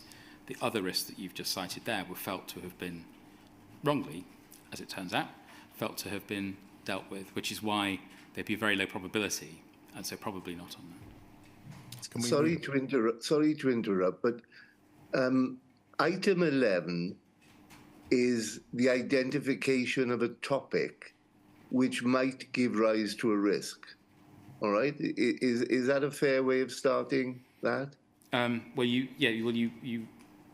Yes. So you identify a risk. So yeah. So what, in terms of this risk register, do you understand Project Sparrow to be? I understand it to be essentially the progress of the mediation scheme to bring resolution to both sub-postmasters and post office in the remaining 136, well not remaining, but the 136 cases where sub-postmasters came forward and had an issue with the working of Horizon. Right. So if we understand Project Sparrow in the what I'll call for these purposes the narrow sense of the mediation scheme, Yeah. to my way of thinking at least, what follows kind of makes sense because you're assessing the risks associated with that scheme.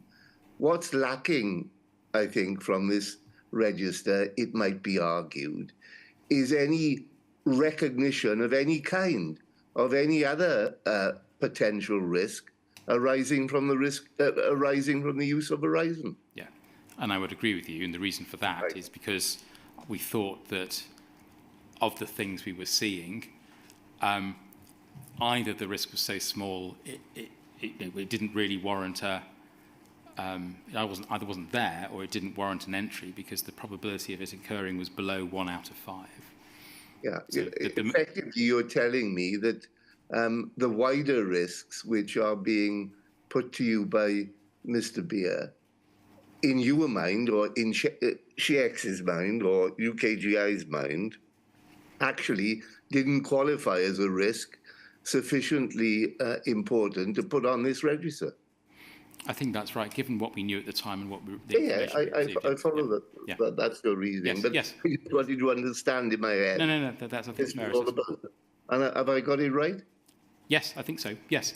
So we were very much focused on the mediation scheme and trying to get that to be successful and for Post Office to make sure that it runs. Can we move forwards, please, a year to February 2015, UKGI 403427.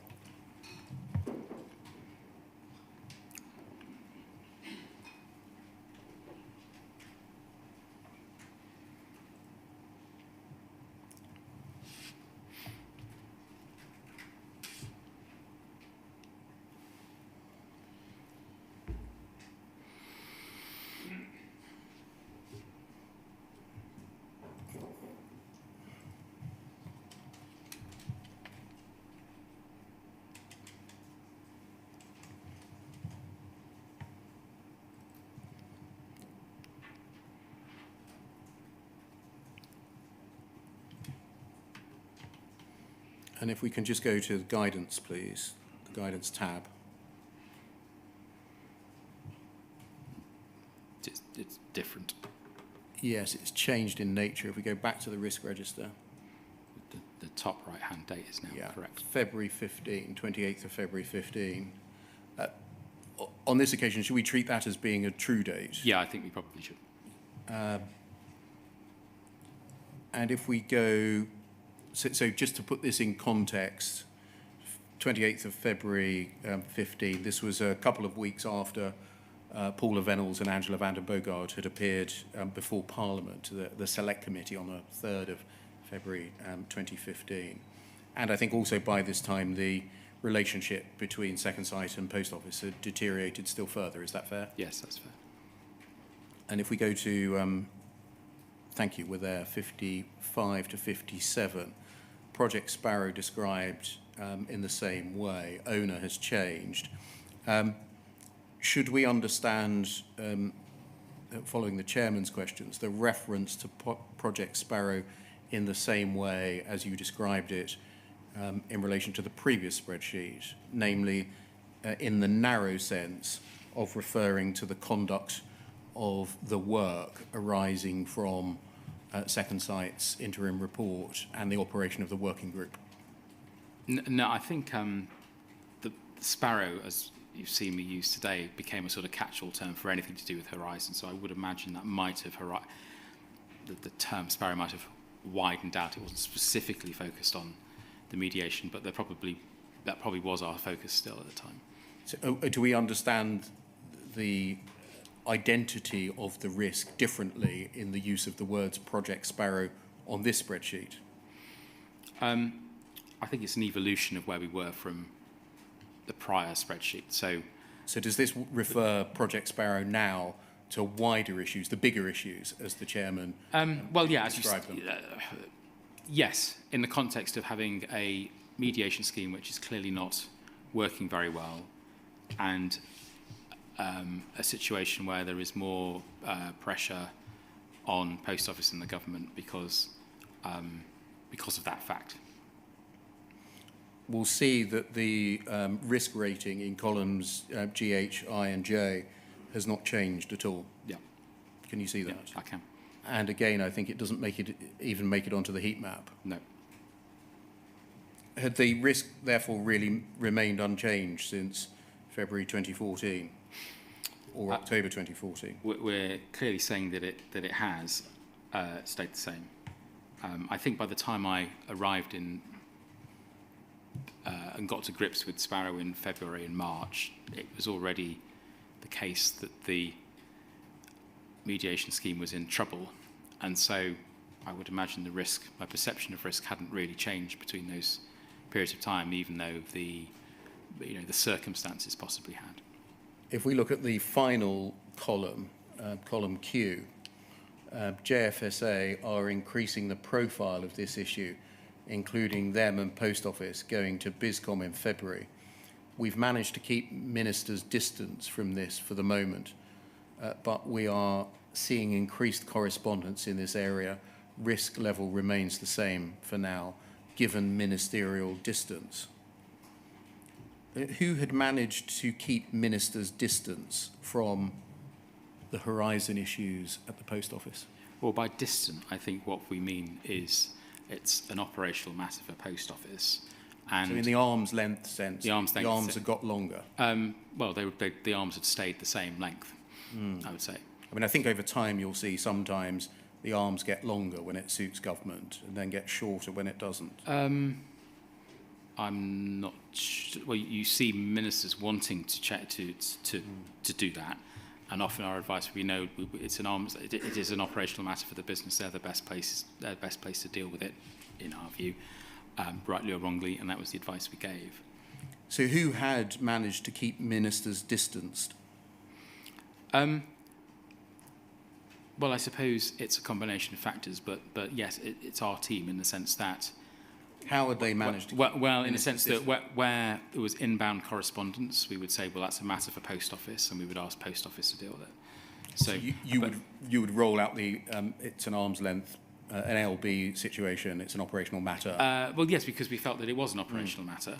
We had obviously been involved a bit more. There'd been a debate, I think, in December 14 with Joe Swinson, so they had been involved a little bit more. But generally speaking, our position was still that it was an operational matter for the business, and that was the best place to sort it out. If there was limited risk and the risk remained unchanged, why was there a need to keep the issue away from ministers?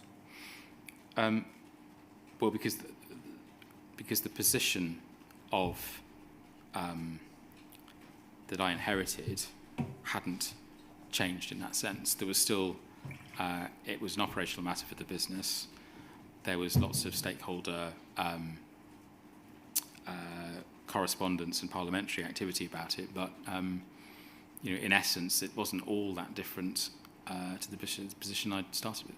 And that last column tends to suggest that a function or a primary function of this risk register is about the risk that the Post Office posed to government, rather than the risk that the Post Office posed either to itself or to the public.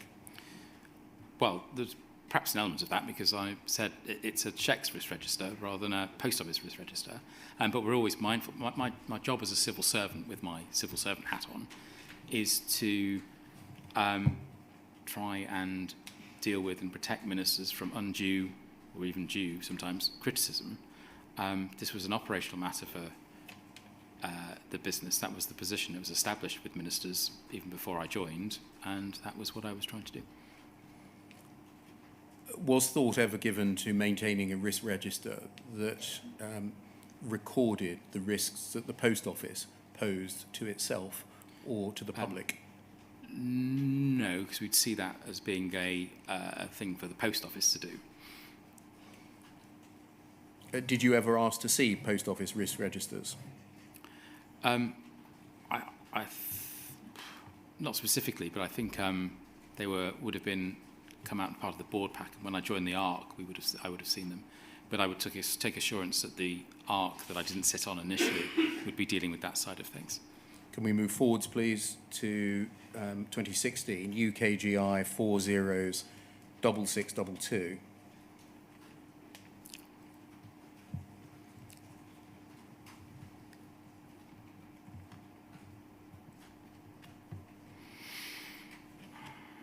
This top right is 29th of February 2016, so a year further on. And if we look, please, at lines 40 to 42. Thank you. We can see Project Sparrow. Yeah. If we go across the columns G to J, we can see that the risk has increased very substantially, both in terms of probability and impact, to a risk rating of 20. And highlighted in red under column K, responsibility rests with Post Office to manage both the mediation scheme and the stakeholders generally. Post Office Chair undertaking review with independent QC. That's a reference to the Parker or Swift review. We are managing ministers' involvement with the intention of keeping the issue independent of government. And then far right column in Q. Thank you. Post Office Chair. I wonder if that could just be expanded slightly. It's up at the top. Thank you. Wrote to Baroness Neville Rolfe with an update on his review, meeting scheduled for end of April. Baroness Neville Rolfe keen to update Lord Arbuthnot, so need a public line. CCRC conclusion is not imminent and no news about JFSA plans for class action. All mediations now completed. CEDA due to issue final summary shortly.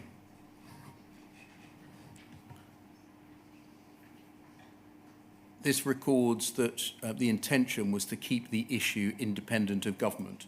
Was that your understanding of SHEEX's, your intention at the time?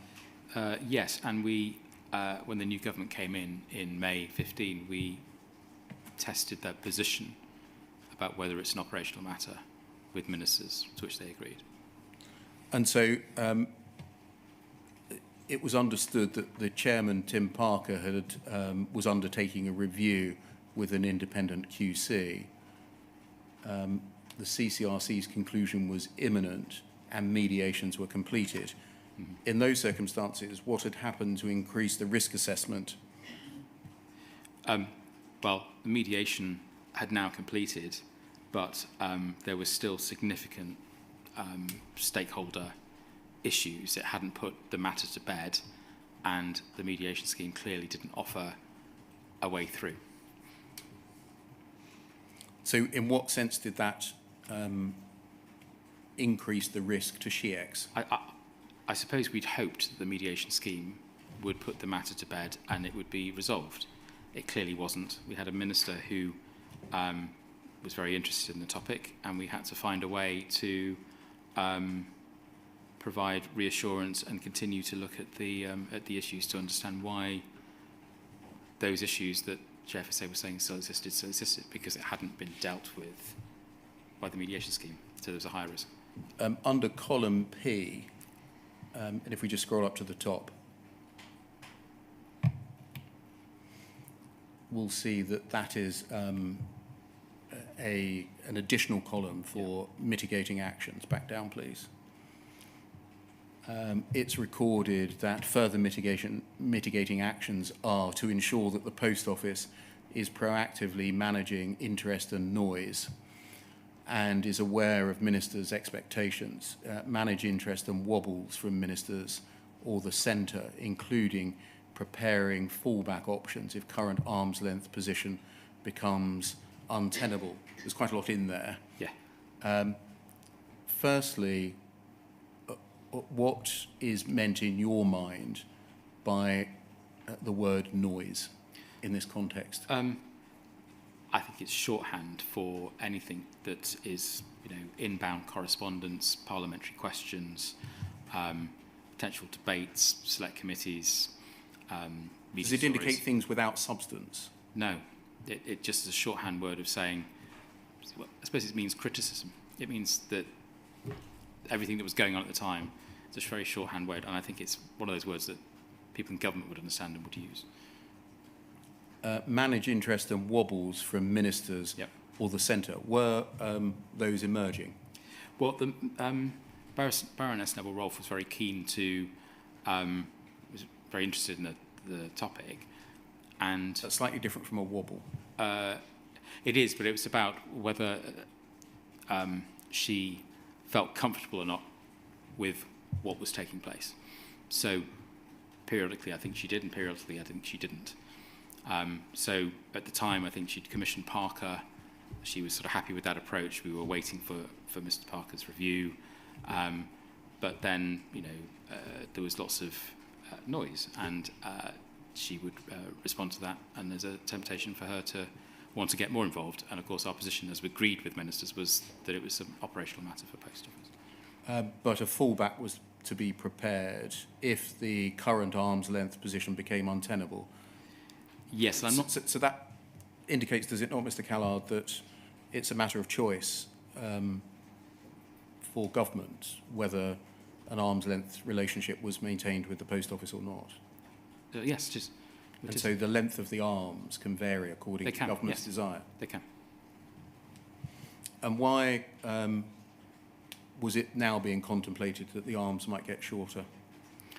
Well, I think due to the passage of time, and no one has been satisfied, nobody from the JFSA has been satisfied with the results so far.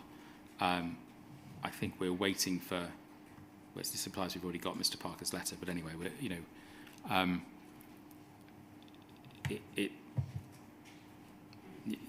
the position is just sort of still evolving, I suppose. Can we move forward to 2017, please? UKGI 407578.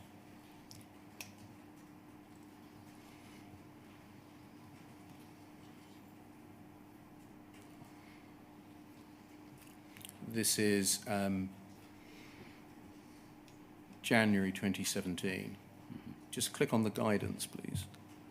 The guidance tab. Thank you.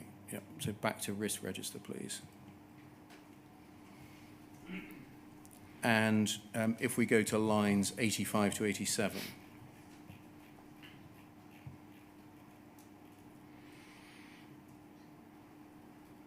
Thank you.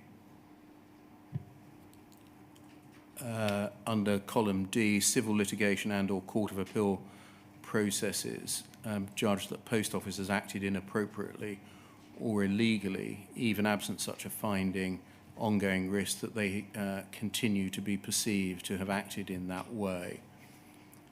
E, potential for significant compensation claims if civil or criminal courts rule against Post Office. More likely, however, and certainly in the short term, is that this continues to be a significant distraction and cost to the business as they defend their actions. The risk has seemingly now dropped back down to 12. Yep. Column K, Post Office have external legal advisors employed on the civil litigation, including a QC.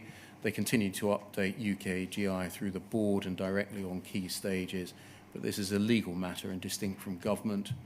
And then UKGI have briefed Minister Margot James and will keep ministers and SPADs updated at this point. Bayes Legal are also up to speed and contributing to any advice to ministers, maintaining a position that the government will not comment on an ongoing legal issue. And then there's some detail as to court hearings. No timeline yet on when the CCRC review will be complete. So I think this now recognises, we can see from column F that there is a legal risk to presumably both the Post Office and SHEEX. Yes. but the risk... Well, I'm not sure the risk is legal to SHECs, Right. but the risk itself is legal in nature. Okay, so this column, who are the words relating to? Well, this is it. It tends to get conflated, as I've said in my witness statement, as to exactly who the risk pertains to. But the nature of the risk itself is legal and it's reputational and it's financial. The risk has reduced from 20 back down to 12. Mm-hmm. Why was that? Given litigation was afoot. I think in part goes to whose risk it is, and I think government's position is that it is a matter for Post Office, and it's somewhat actually. I think as a team lead, I felt it's slightly more out of my hands then, because it's a court process, and I always thought that court was where this was supposed to be. So I perceived the risk to be lower for the team, and therefore for SHECs, because there was a separate process which I would hope brings resolution. And it also led to less public correspondence and debate because it was with the courts. So everything had died down.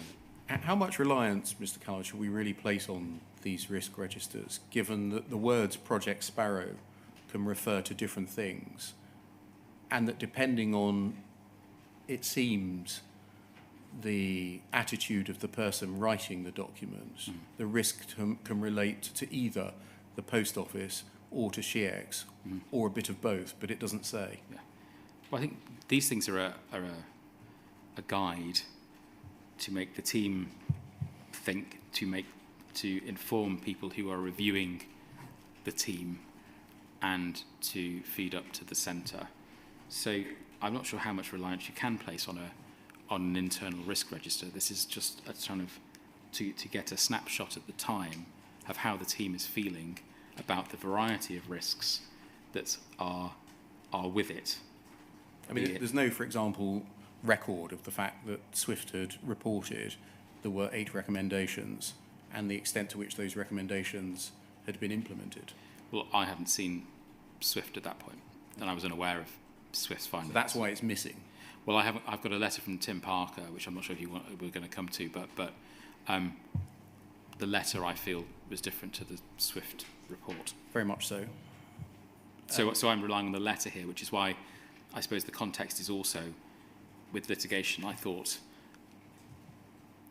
the Parker letter essentially informs my stance on litigation, because I think Post Office is in perhaps a better position than it actually is, which might explain why the risk has gone down, because we've done Parker. Parker is essentially, well, not done, but it's given us some assurance, and I think we are approaching litigation in a relatively stronger position than, of course, Post Office was. It records that Bayes Legal were involved and up to speed. Yeah. What were they up to speed with?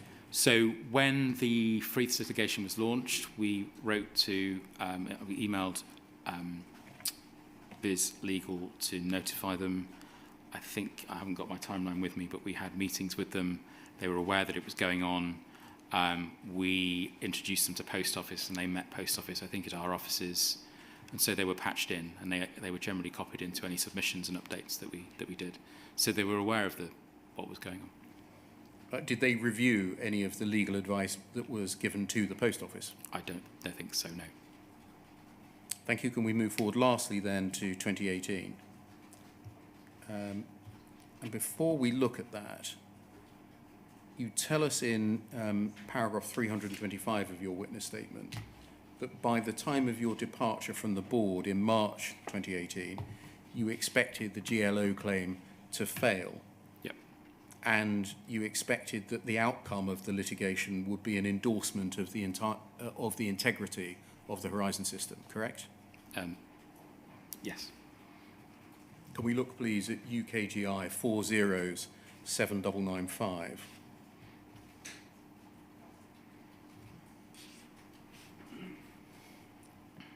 Scroll to the top. We can see this is 10th of April 2018. so around the time of your handover to Mr. Cooper, would that be right? He would have been in place for about 3 months by then. It was sort of parallel running, but yes. Yes. So it was in the course of parallel working and therefore Yes. Yep. handover to him. And can we see on the heat map that the top rated risk, I think, is risk 12? Yeah. And if we go to risk 12, please.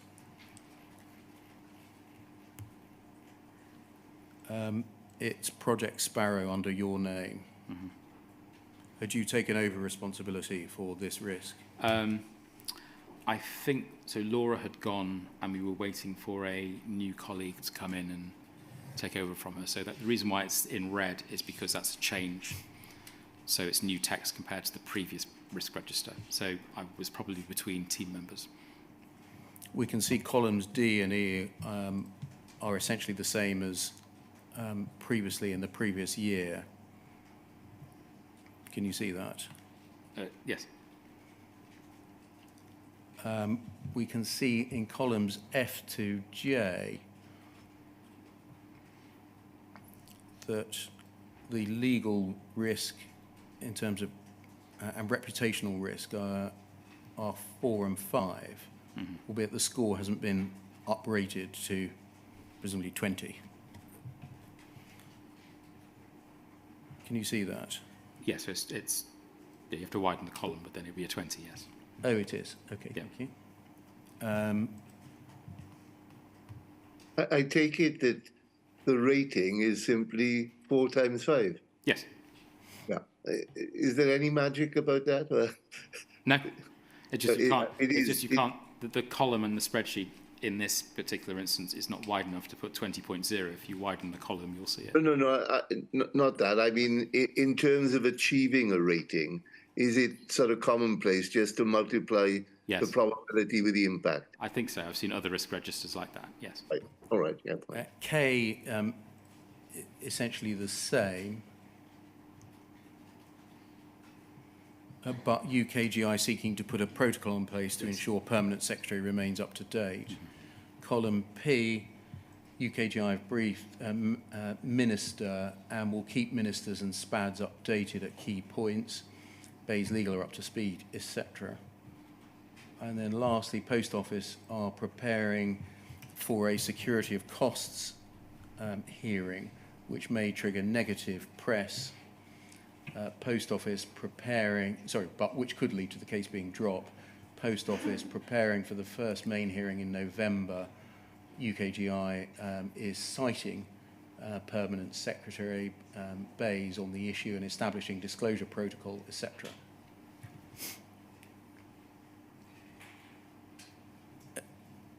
So now Project Sparrow is the top rated risk within the whole of SHEX, yes? If you say so. But not for the whole of SHEX, but the whole Yes, Post Office team. for the Post Office yes team. If if you tell me, if you say so, because I can't see the rest of the scores, but yes, take your word for it. And so it's the top rated risk with the highest probable impact rating, yes? Yes. Even with all of the mitigations listed. Yep. How was that so, given that you say that you were confident that you expected the claim to fail and the outcome of the litigation would be a full endorsement of the integrity of the Horizon system? So I think it was due to the fact that we were having problems around the information protocol, sharing protocol.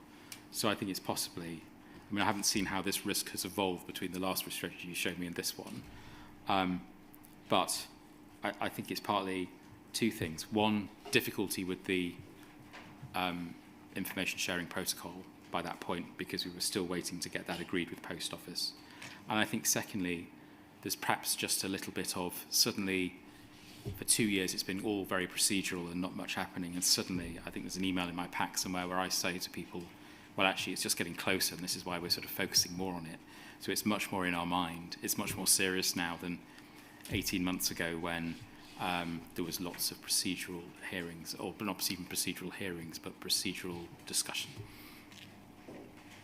But you thought the claim was going to be roundly dismissed and integrity of Horizon upheld. That's what yes. But now this seems to have switched back to be looking at a different issue, namely the information management protocol and the risk that that created. Mm-hmm. What about, using the chairman's words of earlier, the bigger issue, namely that the Horizon system may be proved to lack integrity, which may have a consequent impact on criminal convictions? Quite, but I hadn't really seen any. So during that 2 years' worth of discussion about the litigation case, over those 2 years, we weren't getting any information from the GC that the risk of the case itself had gone up. We were told there was nothing new, particularly in the claims, and of course we hadn't seen the SWIFT report. So I was unsighted on some of those issues that were in that, which is why I was of the view I stated in my witness statement about the underlying status of Horizon. The risk here, I think, represents increasing tension as board members transition, as we're trying to get a information sharing protocol in place and Post Office not being very cooperative, and the risk ultimately getting nearer and people thinking, oh, well, hang on, I think, probably. So I think that's what's, that is what explains the change in risk rating. And so can I summarise your answer and if tell me if I'm incorrect? The risk of the Post Office losing the claim and that having an impact on the integrity of Horizon and the possibility of that having an impact on criminal convictions was such a low risk that it didn't even deserve to be included on a risk register? Well, clearly it should have been, but no, it wasn't. We were very much focused on the litigation. And I suppose inherently the risk you've just set out is kind of in that risk somewhere, even if it's not. Where is it included? Well, it's not direct. It's not explicitly setting that risk. It's probably, this seems to be about process issues, satellite issues. Yeah. That are bolt-ons to the main issue. No, I'm asking, why do we never see in any of these an assessment of the big issue or the big issues? It's a good question. I think, as I've said in my witness statement, on reflection, we should have got a merits opinion, all those sorts of things, and been more proactive. But why didn't you? I suppose, why didn't I? Because, generally speaking, government's position up until, well, not this point, but prior to late 17, had always been to be quite hands-off and leave it as a matter for courts and the arm's length body. It wasn't until the Magna Knox study that lessons learned that UKGI did, where they were involved in another case where it was stated they should be more proactive. So I think. But Mr. Callard, even if the government's attitude is that this is an arm's length body, yep. The matters concerned are operational in nature, and there's an element to which we, government, should not get involved because there's either an independent mediation scheme or litigation. Yeah. There's still a risk to the perhaps existence of the Post Office or the proper functioning of the Post Office if things go badly in the course of those mediations or yes. But litigation. Yeah. Why do we see none of that recorded? Well, because I didn't see anything that changed my the information that I was getting didn't change my view that essentially there hadn't been an issue with Horizon found which causes losses to sub-postmasters. So I hadn't seen any new information, and when I asked about that, and when Jane McLeod gave her updates at board about those sorts of things, there was never any discussion that, oh, by the way, we found an issue about balancing transactions as set out in the SWIFT report. So my view on the technicalities and merits, I suppose, of what I understood, I mean, merits not in a legal sense, but my understanding of what had been found, say, 1 to 2 years prior hadn't changed. So I didn't think the underlying point that you're saying that there was a underlying problem with Horizon, I didn't think that risk had particularly changed. Isn't there a... Which is wrong. I accept that that's wrong. Even if that was your view, ought it to have been recorded? On reflection, yes, but my point here is that the risk register is a sort of... It's not a formal, to my mind anyway, it's not a formal record as such. It doesn't, although it obviously goes up to EXCO and the board, it was, from my perspective, it was more a sort of record of, or a way of encapsulating the risks as we saw it as a team. And inherently in those risks, there are lots of other issues behind them that we may be working on and dealing with, which are not set out specifically in that wording. Thank you. Can we take the second morning break? It's just coming up to 20 past. Yeah. 12:30, please. Certainly. Thank you, sir.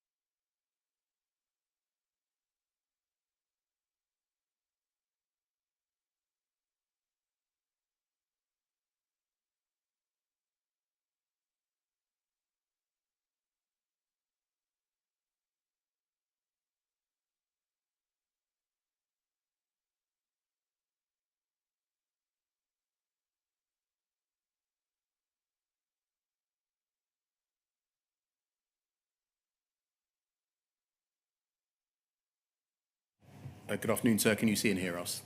Yes, thank you. Thank you. Mr. Callard, can we turn to reporting to ministers, please, as a topic, and start by looking at poll 306-5473.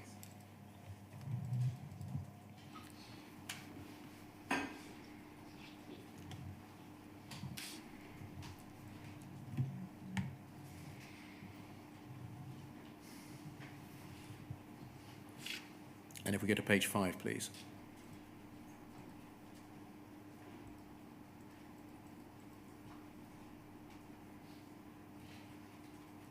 And if we scroll down, please. We'll see this is an email there, if we stop there, from Jane McLeod. If we scrolled up, we would see that it was to Paula Venables on the 2nd of April, 2015. It's you're not included on the distribution list, but there's a comment made about you, which is why I'm asking you. It says, we, that's Jane McLeod, are meeting with Laura tomorrow. That's Laura of the SHEEX, yes? Yep. Yes. So that we can review where we've got to. Laura and Richard Callard are briefing Lady Neville Rolfe on Tuesday on another matter, and Laura is concerned that Sparrow will come up. Do you see that? Yes. So we're mid-2015, a prospective briefing of Baroness Neville Rolfe and by you and Laura, and it's recorded by Jane McLeod that Laura was concerned that Sparrow would come up. Why would SHEEX be worried that Project Sparrow would come up in a discussion with a minister? Could you just clarify what month this was? August 2015. August. I don't think we were. I mean, we saw Baroness Neville Rolfe almost weekly on other matters, usually being Green Investment Bank. And I don't think we were particularly concerned if it came up. Was there any sense that you, SHEEX, had to formulate lines with Post Office before briefing ministers? No, not necessarily, but we would check with Post Office whether they are factually accurate, for example. And we would ask, I mean, no doubt what Laura is meaning here is Baroness Neville Rolfe may well ask about Sparrow, what's the latest, depending on what was happening around that time. I think if it's August 15, I think they were about to, Jane McLeod and Paula Venables were due to meet Baroness Neville Rolfe on the 6th of August, I think. So it could have been in preparation for that. To what extent did you and SHEEX adopt Post Office lines when reporting to the minister? We would report our own lines, but they would be sometimes similar to Post Office lines because they would be based on what we understood the facts to be from Post Office. Would you, sometimes in agreement with the Post Office, keep information from the Permanent Secretary or the Minister? No, not with the express intent of withholding it. Would you decide when it was necessary to provide the Minister with information in your own judgment? Yes, that's up to us to decide. And you would draw that as a distinction between keeping information from the Minister? Yes, because you don't want to go to a Minister half-cocked if you don't understand the full facts, for example. In your witness statement at paragraph 67, maybe we should turn it up, please. It's page 34 of your witness statement.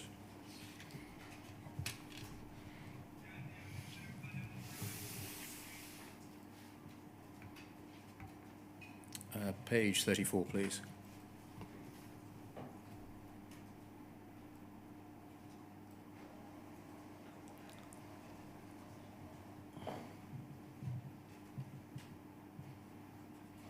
Fourth line of paragraph 67.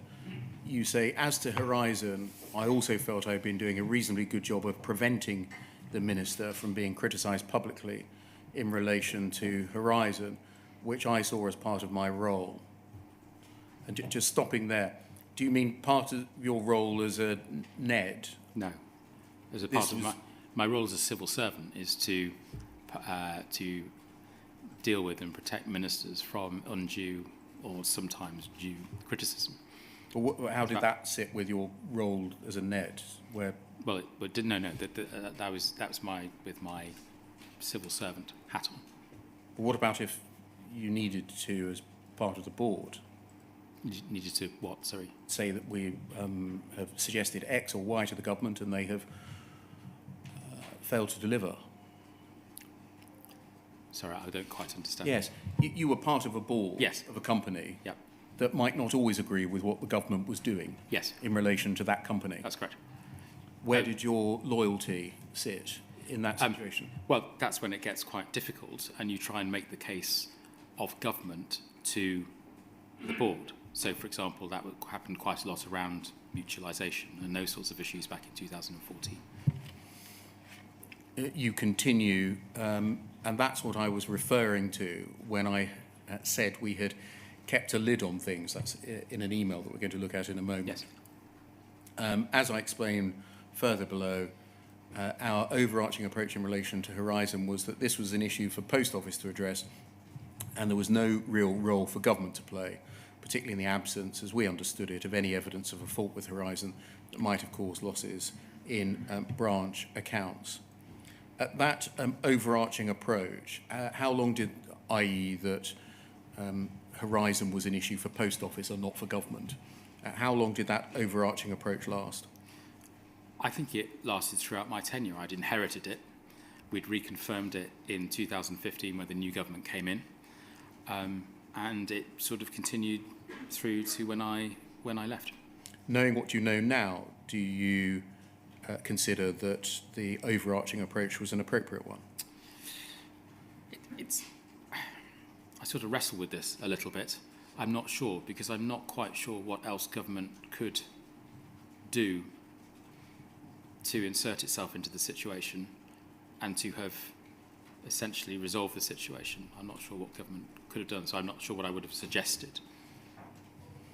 Can we go, please, to the email, UKGI 406454?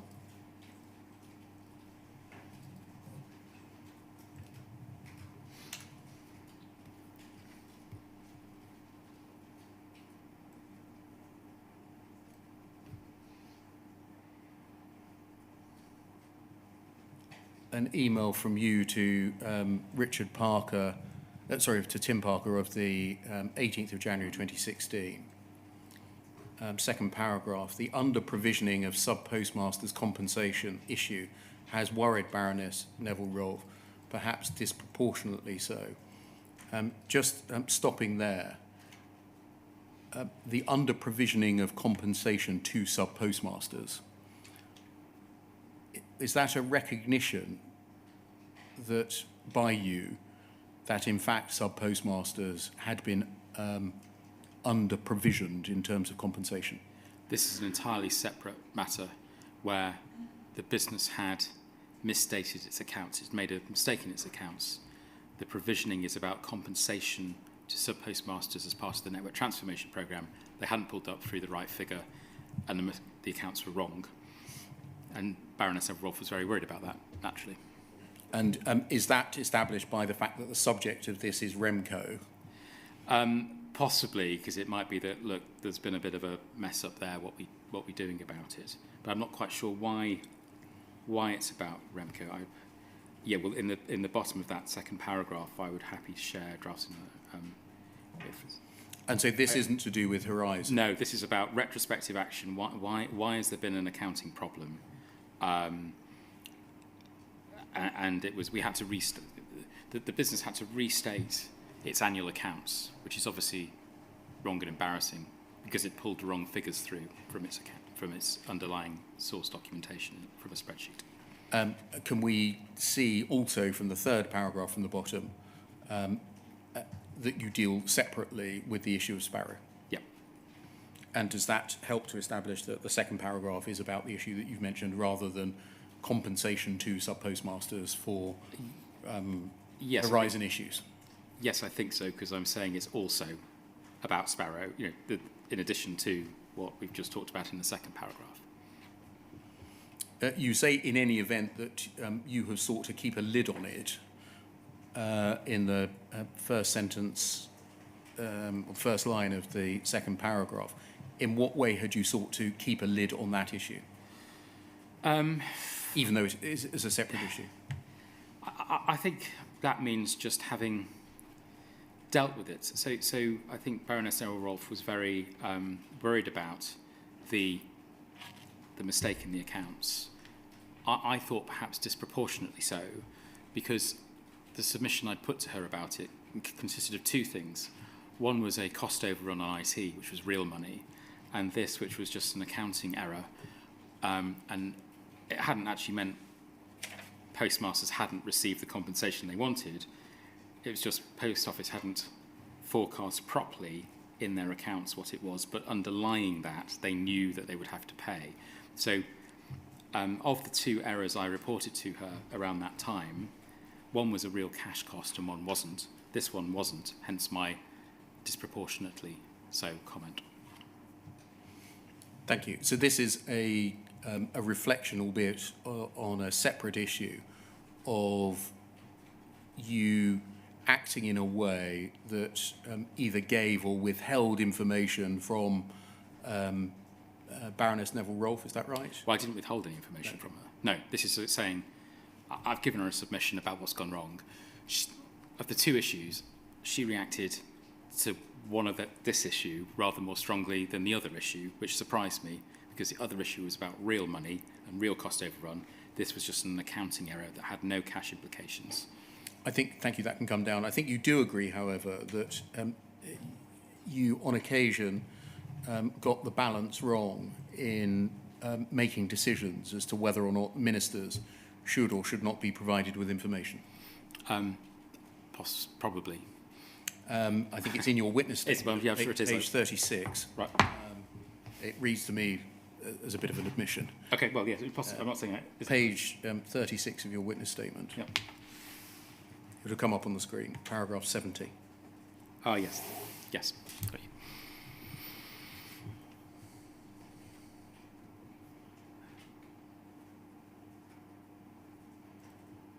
Page 36, paragraph 70.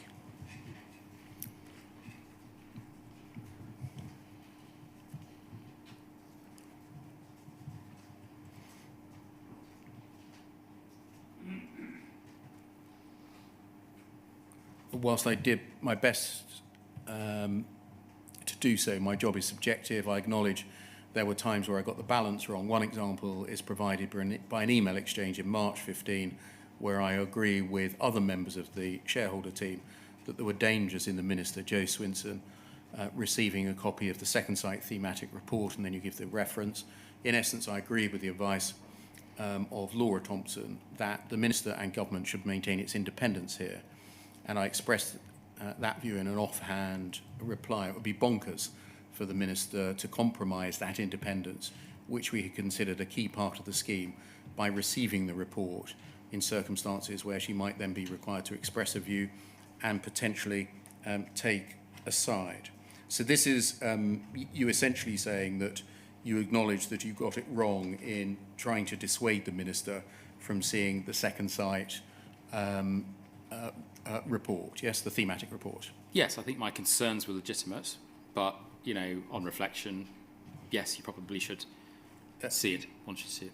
You explain it as an attempt to draw the right line by letting the Post Office have the freedom to deal with operational matters, essentially. Basically, because if she receives that report, we spent quite a long time, I include my predecessors as well, in maintaining this operational independence line. Once the report's received, she has to take a view on it, and that's going to be very difficult for her, potentially. But at this point, the second site had been sacked in controversial circumstances.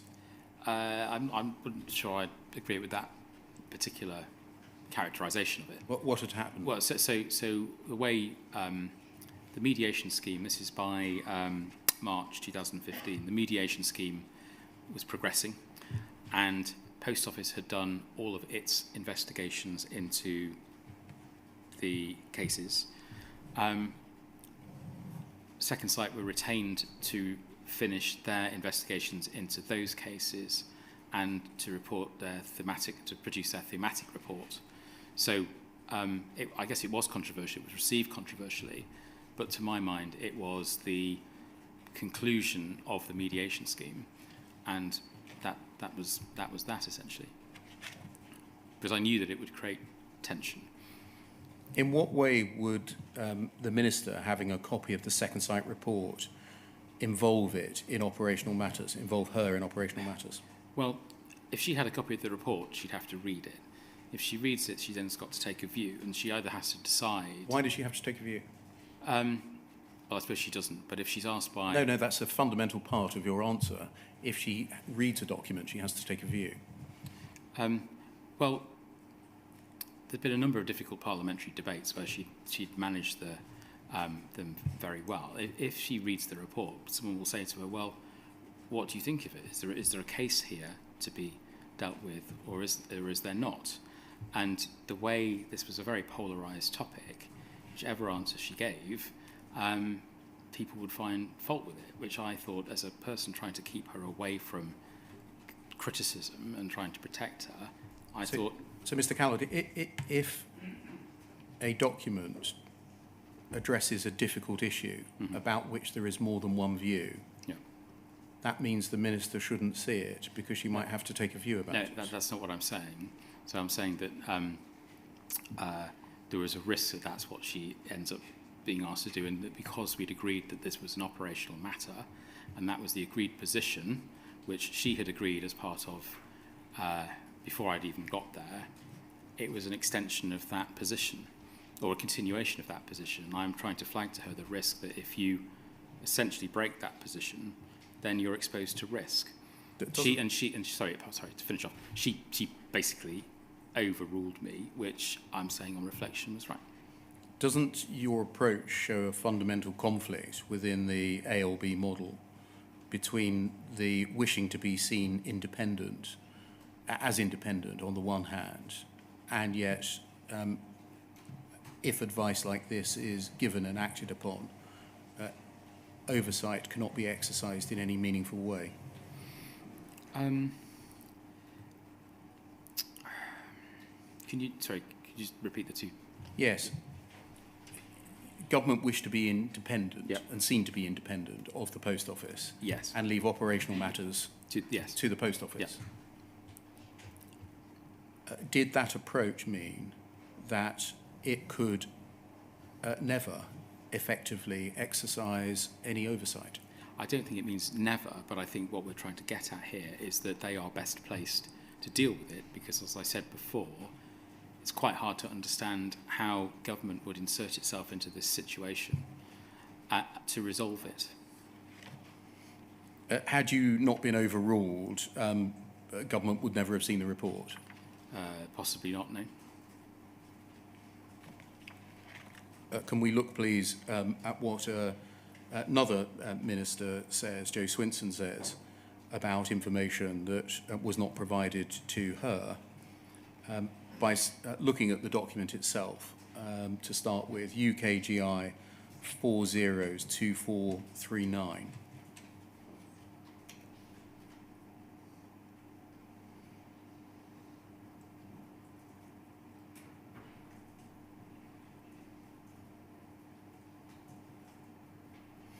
This is just a covering email to an attachment because the attachment isn't dated, and so I'm using this to date the attachment. It's an email from you, again, to the Swinson generic address, yes? And it's a... Yes. Right, yes, sorry. Addressed to Claire. Yes. Can you help us to identify who that would have been within She'll be one the of private office? A private office person, yeah. Thanks for the discussion today, very helpful. I've attached the note I mentioned. Alice saw the first iteration. Would that be, who would that be? Alice Perkins. Okay. I've just sent this second iteration to her and thought it might be expedient that you see it sooner rather than later. I'd be grateful if you could flag any potential red flags in here. This is not a speaking note as such, it's too long for that. Something to get some thoughts in some sort of order and gives you the general gist of our arguments if you do have a word with Joe prior to the meeting, I'd be grateful for any readout. So can you give us the context for this, please? So we were preparing for a meeting with Joe Swinson, we being, I think, Mark Russell, my CEO, and I. We had provided advice to both Jenny Willett and then Joe Swinson about the replacement of the CFO. Mm-hmm. Ministers had rejected that replacement on the basis that they were happy with the salary and the sort of golden handshake, but they objected to the payment of notice for the exiting CFO. So Mr. Day. Mr. Day, yes. So on the basis they rejected that, Mark and I thought we should go and see Jo Swinson to try and change her mind because it was very important to get a new CFO.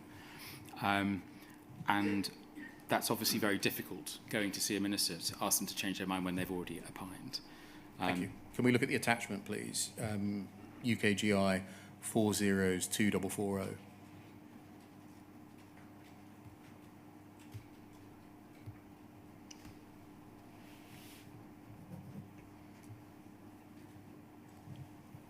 And just look at the top half of the page.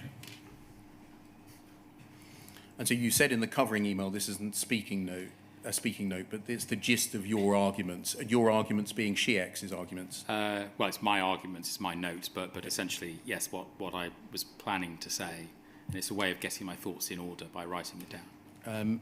Opening gambit, as you know, SHEX and the board are clear that the current CFO, that's Chris Day, is not the right person to take the company forward given the challenges it faces. Skipping over, all that, and on reflection, we should have approached you earlier. We want to explain to you why we need to come to see you on this and why Alison, the chair of REMCO, want to meet you and Vince, that's Vince Cable, yes? Yes. The difficulties on the CFO front have brought forward the concerns that the board and SHEX has about the CEO, that's Paula Venables. Yes. Which you need to be aware of and which puts the appointment of a new CFO in a wider context. The board's concern over the poor performance of the CEO has been growing for some time and has only recently got to the point where it feels it needs to act in due course. I'm going to ask you this afternoon about some questions concerning Paula Venables' position within the company and what action you and others took about it. Okay. But this leaves the board in a difficult place. Removing a CEO without a confident CFO capable of holding the fort is a big risk. This makes replacing the CFO all the more important. We need to obtain a strong CFO, give them time to feel their feet, get their feet under the table before acting on the CEO. Without replacing both of them, the plan is a significant risk. It's extremely sensitive and highly confidential. And then you sort of ask yourself a question, the type of which you would imagine a minister to ask you. Is that right? Yes. And give yourself the answers. Mm-hmm. Why haven't you told me about the CEO before? Why didn't it form part of the CFO advice? Pregnant in those questions is the truth, is that right, that you hadn't told the minister about any concerns involving the CEO before then? No. She'd been, I suppose, the worries about Paula had been growing since I joined in January, February. Jo Swinson had been on maternity leave for most of that time. Admittedly, I didn't have a conversation with her replacement, Jenny Willett, either. But no, as I say here somewhere, that this has kind of grown over time and it's kind of starting to crystallise now. So you hadn't told the minister, whether in the person of Jo Swinson or her replacement, about any concerns about Paula Venables before this point? No, because as I say in the first bullet of that section, it's a very dangerous and destabilising thing to do. Because in the second bullet, your relationship with her is irrevocably damaged. And I think that in the early times of my tenure, I didn't have enough evidence to substantiate any worries. And as this is double-edged, if I tell ministers early, I irrevocably damage and put doubt in their mind about their relationship with their CEO, which, if I'm wrong, is hard to unwind. So you have to be quite sure of your ground. And the third bullet point, you say the board has been monitoring the situation for some time. Until recently, we felt the balance of risk pointed towards keeping Paula in place. Yeah. There are a number of reasons why the balance has changed. Efforts to improve her performance have failed. Board is increasingly frustrated with the lack of progress on various areas, primarily the lack of grip and pace applied to revenue growth, cost cutting, specific business areas like Horizon and the strategy in general. Yeah. Can I ask you now, before we get to the questions specifically about Ms. Venables this afternoon, what was the board's concern at this point, specifically over her approach in relation to business areas like Horizon? I think it was a reflection of the fact that the response to the second site interim report seemed to be along the right lines in terms of a mediation scheme, etc. But it had been rather badly managed to the point where a year on, it's actually a cause of great difficulty.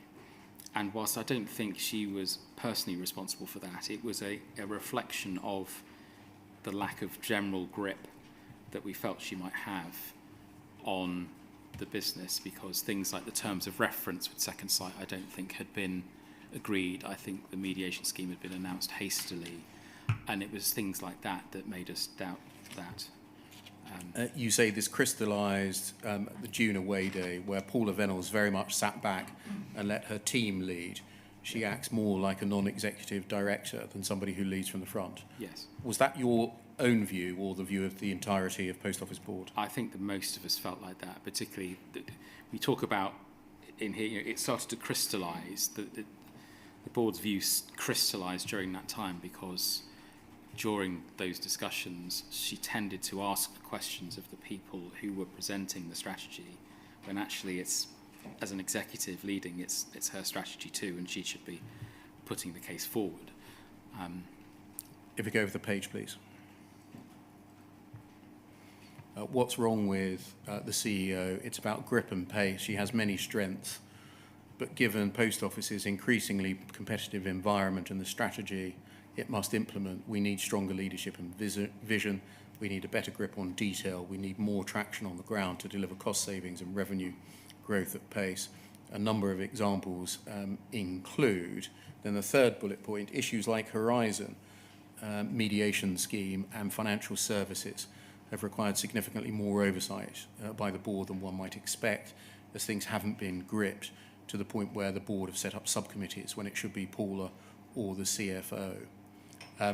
Is that a reference to a litigation subcommittee? No, that's the Sparrow subcommittee of 2014, which was set up to essentially give the board more bandwidth to think about how to deal with the emerging problems of the mediation scheme. And was it the board's view that that ought to have been led by the CEO and or the CFO? Well, I think the board's view is that we shouldn't have had to get to that point where we're setting up a committee to deal with it. Scrolling down. Would a CEO require higher remuneration? Answer, yes. What have you done to put measures in place to improve her performance? Alice has spent an enormous amount of time coaching, mentoring and monitoring Paula. Alice has significant net experience. Paula responded to initial efforts, but this levelled off and is ultimately about character and aptitude. Why are we paying her big bucks if she isn't performing? Base pay is in the bottom quartile of a cross-section of CEOs. Over the page. Again, a question that you thought that Joe Swinson might ask you. I remember Alice asking to increase Paula's pay, that she was doing well at that point, responding to coaching that Alice and the board were giving. Third bullet point, since that point, Paula has proactively said to Alice she wants to stay to see transformation through. And then a challenge, don't see how that has got anything to do with the CFO. Scroll down, please. Some questions about the CFO. Keep scrolling, please. And over the page. Lastly, ministers have made their decision.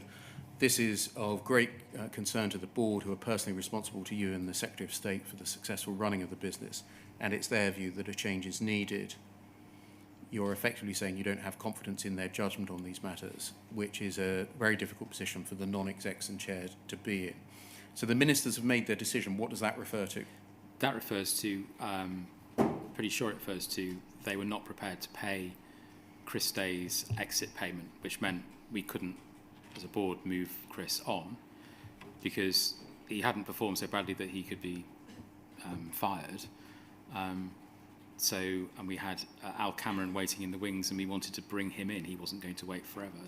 But ministers have made the decision they didn't want to pay that exit payment, and we are trying to persuade her to change her mind at this point. Did you present to Jo Swinson your case in accordance with this non-speaking note? I think I probably did so. I recall the meeting was supposed to be for half an hour and it lasted 90 minutes or something like that. It was quite a long meeting.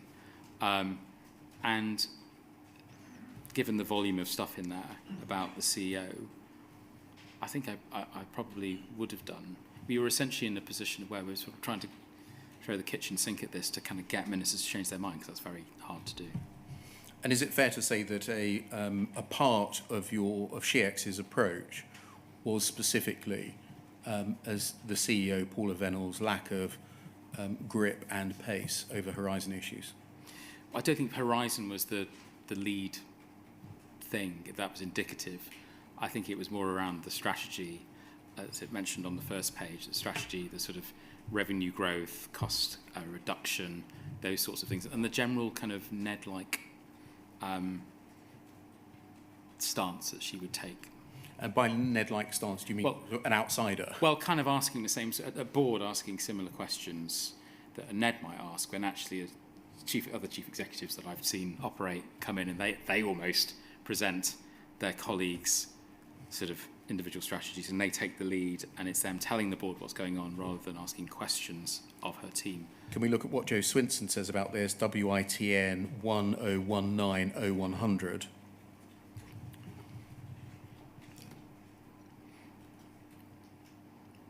Page 21, please.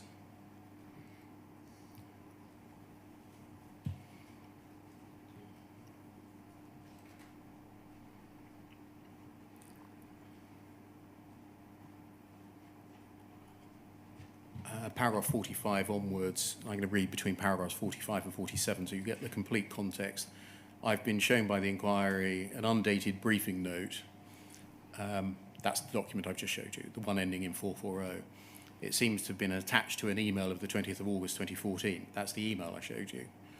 I understand, seeing it now, that this appears to have been written by you as points or prompts for Alice Perkins in advance of a call scheduled between her and me to help her to try and convince me to ask the Treasury for permission to recruit a new CFO, Alistair Cameron, on a very high salary to replace Chris Day.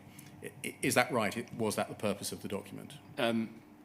My understanding of the document, no. So my understanding of the document is that it was a speaking note for me when I was accompanying Mark Russell to talk to Jo Swinson about this, and that it wasn't to persuade her to pay a high salary. That had been, I think, not agreed but not objected to. What had been objected to is the exit payment. I think it was payment for failure she used the term of.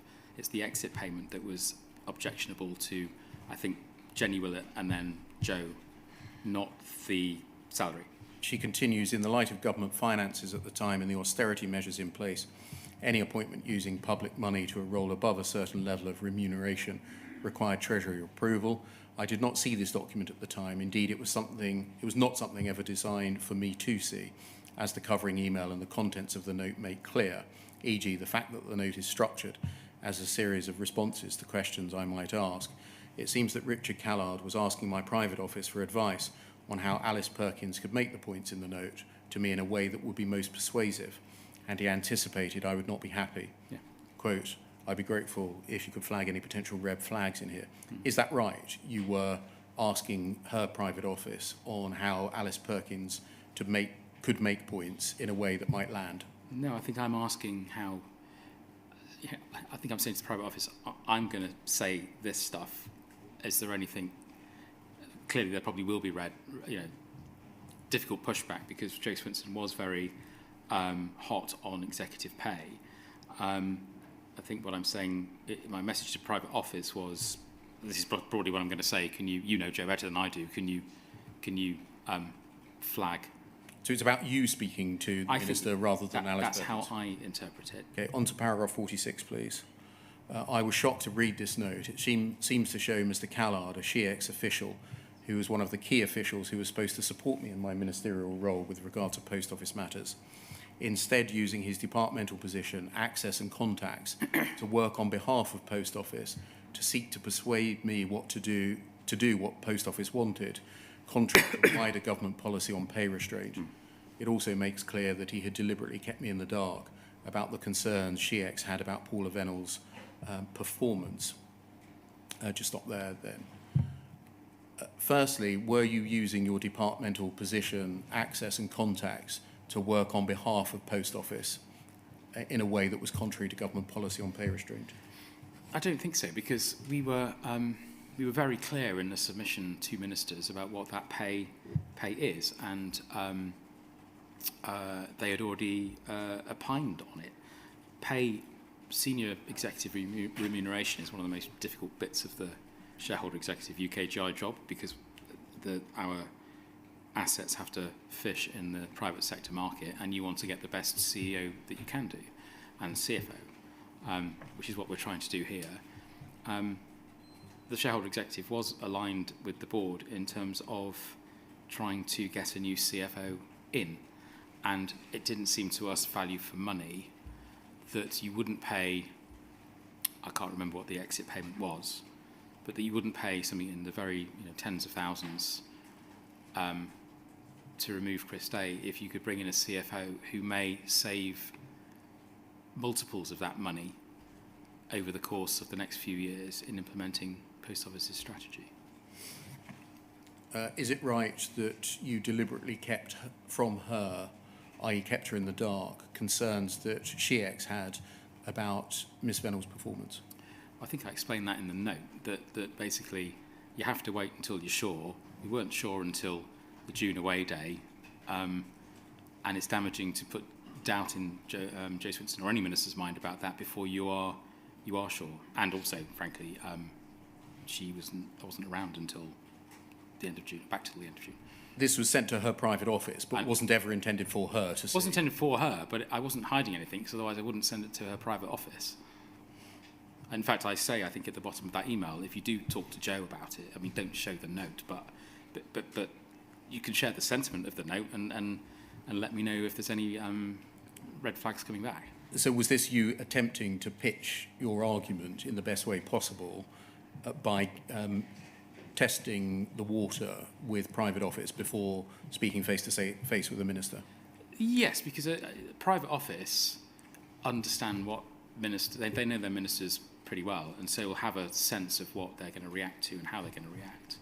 So I think there's other instances in my timeline where I sort of share things with private office to say, how will this float? I'm trying to get your advice on how do I pitch this, given the objective I'm trying to achieve. I'm trying to get their advice.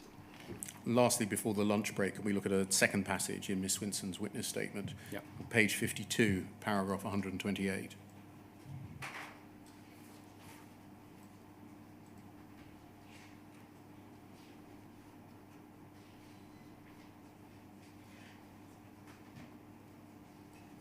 If we just scroll down a bit. Ms. Swinson says, I do wish I had asked to meet second sight, though I'm pretty certain if I had that SHEEX would have told me this was not possible due to operational independence. I feel let down by a failure of briefing from SHEEX. Richard Callard was on the board and knew what was going on for months, with steps towards sacking second sight and the closure of the working group, but he didn't tell me. I was repeatedly advised in briefings it was an operational matter, so not one for me to be involved in. But looking back, it was not clear that the Post Office Board or anyone else was conducting an adequate oversight function.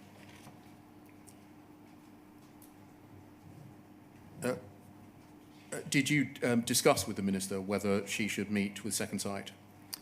I may have done, but I can't recall.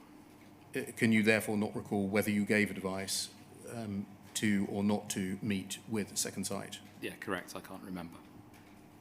Did you keep the Minister informed of what she describes as the steps towards the sacking of Second Sight? Well, I think she says elsewhere in her witness statement that I showed her a board paper, I think.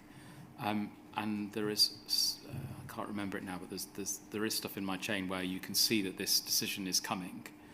And we appreciate it's a very difficult decision. So I don't think the submission we put to her on, I think it's the 4th of March 2015, it shouldn't have come as a complete surprise, because we were essentially giving her some information that was what was going to be coming her way. Thank you. Sir, it's 1:10 now. I wonder whether we might break until 1:55. Yep. Fine. Thank you very much, sir.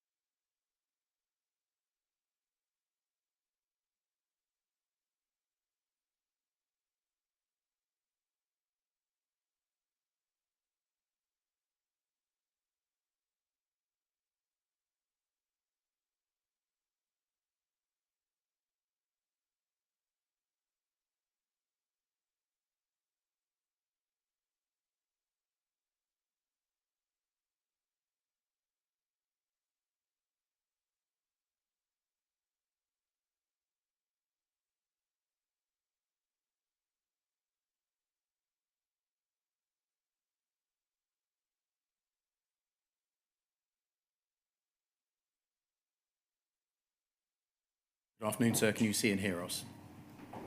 Yes, I can. Thank you. Thank you, sir. Mr. Callow, good afternoon. I want to continue, if I may, the topic of briefing or providing information to ministers and whether there was any manoeuvring going on within SHEEX in the provision of information to ministers. Can I start, please, with UKGI 402288?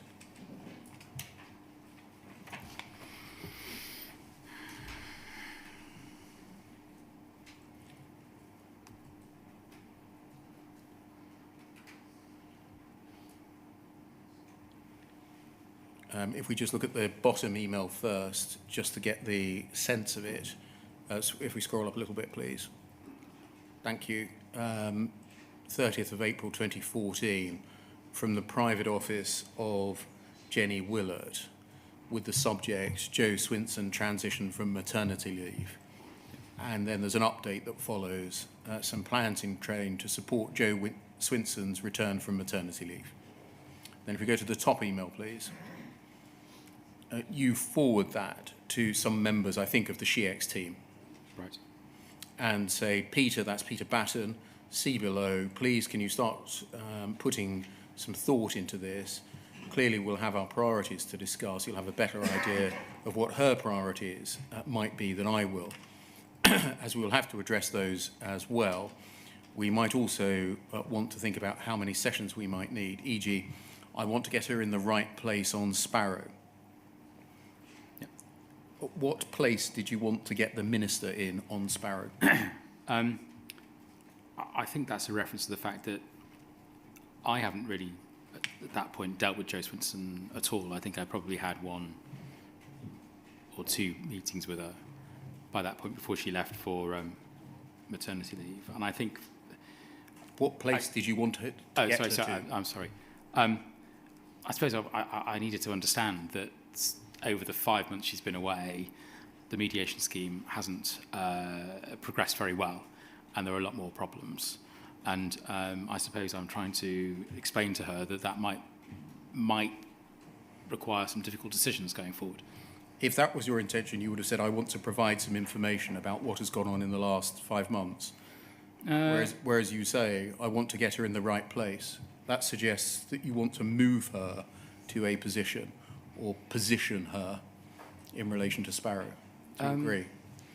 I can see why you think that, and I quite possibly do want to get her in the right place. I wanted to. What was that place? Well, I think it's getting her ready to understand that there may be some difficult choices coming, because the mediation scheme that she left, I think, had been running. There was optimism that it might work by November, December. By the time we're in the end of April, it's really not in the good place at all. We've had a letter from Sir Alan Bates on the 16th of April clearly expressing unhappiness with it. The subcommittee of the Sparrow subcommittee, which I've just joined, is already thinking about how to deal with the sort of second sight problem of this capacity to get cases through to the working group. She needs to understand that, and she needs to understand that there may be a difficult decision coming up. And so what place did you want to be in? I don't really want a particular place. I just want her to understand that things haven't gone very well, and there may be difficult decisions to come up. And is that all we're to read into getting the minister into the right place? Yes, I think so. Did you ever try and manoeuvre ministers into a position? I'm not quite sure what you mean by manoeuvre, but so... Persuade, cajole, by the provision or non-provision of information? Well, as a civil servant, you are constantly trying to provide advice, the best advice you think in your judgment to ministers, and you provide information on that basis and advice on that basis. Whether that's manoeuvring or not, manoeuvring makes it sound rather sinister. It's not. You're just giving the best advice as you see it based on the information that you're getting at the time. And when you are getting the minister in the right place, are you acting as the post office Ned? No, I'm acting as... You've got a different hat on this occasion? Yes, because I'm talking to my team and saying, look, can you put together some thoughts on the transition, please? Got to get priorities to discuss. Peter knows her better than I do because I've only met her once or twice because she left on maternity leave. I'm asking him to think about how many sessions we might need across the post office portfolio, including there's now a tougher gig on Sparrow than you left it. Can we move forward to a different minister and a different time? Yep. UKGI 405261.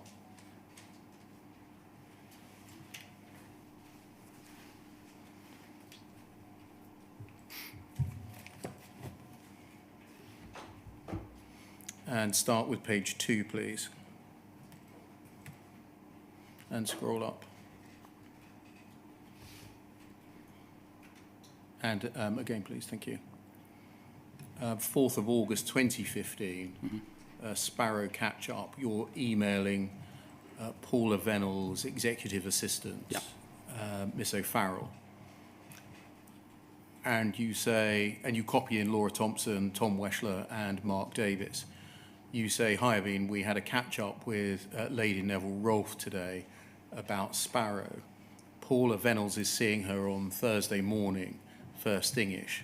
And I thought it might be worthwhile me having a chat with Paula for 5 minutes over the phone tomorrow if there is time.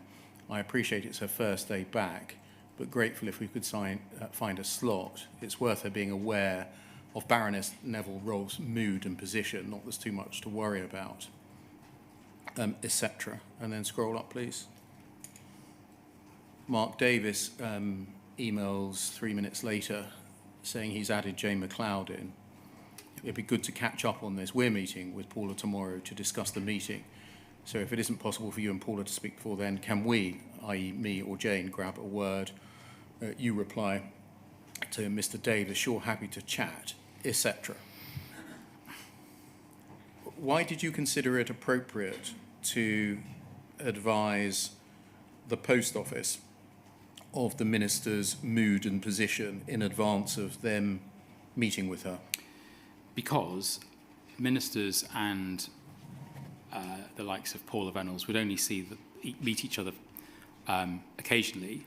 So when that happens, you want it to be as effective as possible on both sides, so that what's discussed is what each party wants to be discussed. It's a bit like a high-level diplomatic meeting almost.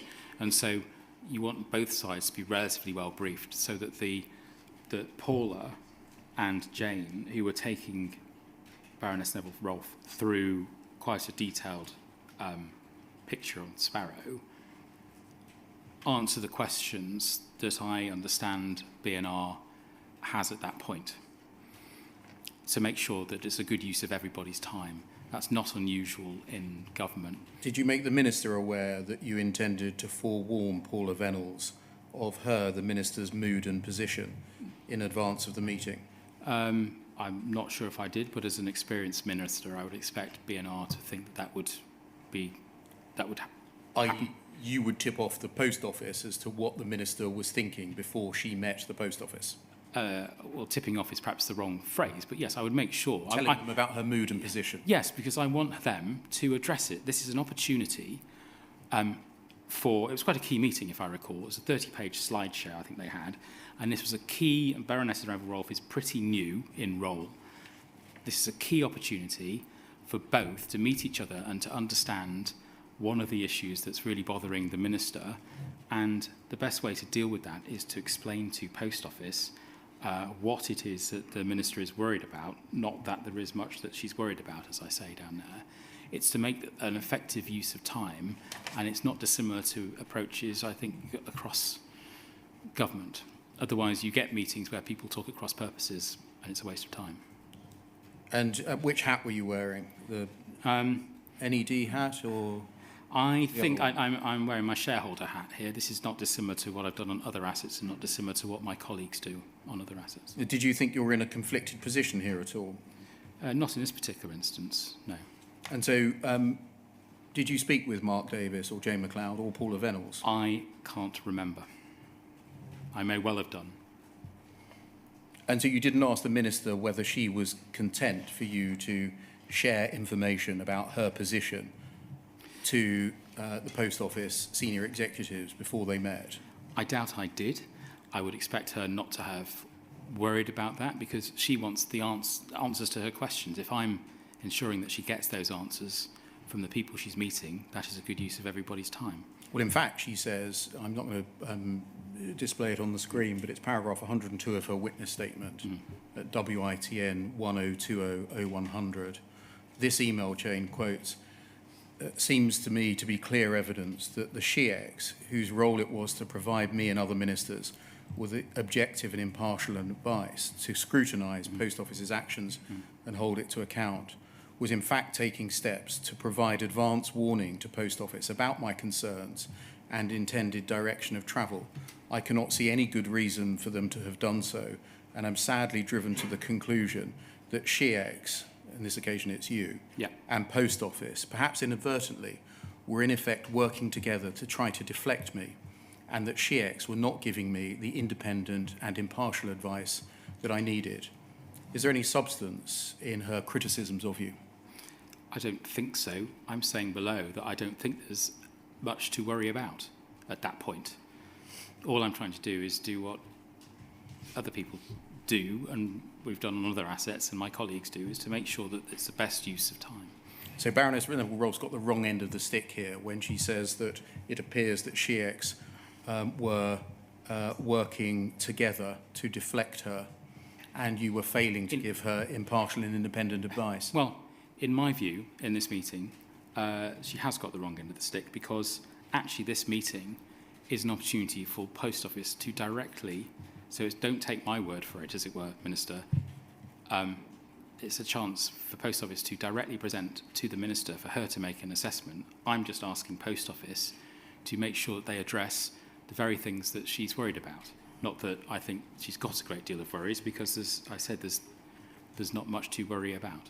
At the time, did you know, or did you have any suspicion that she may not have trusted the advice she was getting from you and other members of SHEEX? No, I didn't have a reason to believe. Can we look at UKGI 405195, please?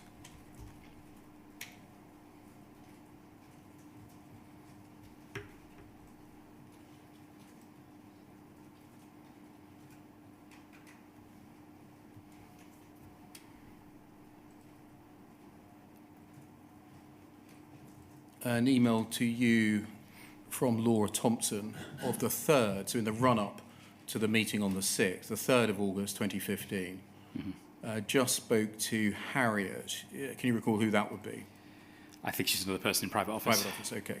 She thinks Baroness Neville-Rolfe wants a senior official outside of SHEEX and not including whoever we get from legal. But he's going back with a proposal that just 3 of us plus legal and see what the Minister says. Did you, therefore, in fact, know that Baroness Neville-Rolfe wanted, I think, attendance from somebody or advice from somebody outside of SHEEX? Yep. Well, I did know because I had that email. Yes. I don't think I would equate that with the last email about briefing, ensuring Post Office come armed with the answers that Baroness Neville-Rolfe. Do you know why Baroness Neville-Rolfe wanted somebody from outside SHEEX to help her, to assist her? I think this goes to the shareholder versus policy role, where at the time we were both policy officials and shareholder role officials, and I think quite sensibly she's identified that sometimes those things can clash. I think what we're saying here is she's expressed a request for that. We've said, well, we do both roles at the moment. Were you involved in formulating that pushback to the Minister? No, you shouldn't get somebody from outside SHEEX. No, I don't think so. That's just Laura Thompson's view. I think, yes, I don't know what the email down. Well, the email below possibly is that's where the request comes, and Laura is responding to that request by phoning private office and then relating to me what that conversation was. But I mean, asking us to recommend someone else, well, we had legal coming, and I'm not sure else who in the department would be able to give her the advice she needs, because we dealt with Post Office policy. I mean, is this kind of thing a concern where your Minister is saying, I want a senior official outside your organisation? Yes, I suppose so, but I guess I didn't understand quite the nature of her concerns. And I wasn't sure what to do about it, to be honest, because Did she legal were coming. We'd end up taking a more senior person from the shareholder executive along in the form of Anthony Odgers, I think. But also I knew that in that meeting, which was on the 4th of, internal meeting on the 4th of August, I knew that special advisors were coming as well as biz legal. So there were a range of people that were there. I probably didn't think it was necessary because there were so many other people there. It wasn't just checks. And who wins the day here, SHEX or the Minister? Well, if the Minister's got issues on that front and she isn't happy with Laura's proposal because private office are saying, I'll take that back to the Minister, then she's more than welcome to go to the Permanent Secretary and say, I'm not happy. Do you remember what happened? Did SHEX in fact prevail and she only got advice from SHEX? Well, I don't think it's a case of prevailing. I think we've said, well, we can't give you advice as to who else you should have. We turned up at the meeting as planned. I don't recall anybody who was not outside of SHEX. Well, no. There was biz legal. There were special advisors. They're both outside of SHEX. I mean, does this happen often that ministers indicate that maybe they're not trusting the advice they're getting? I think not that I'm particularly aware of. No. Did it cause you any concern? No, it perhaps should have, on reflection, have caused me more concern than it probably did. Can I turn to a different kind of concern, namely concerns over Paula Venables? Can that document come down from the screen, please? And can we look at your witness statement, please, at paragraph 49?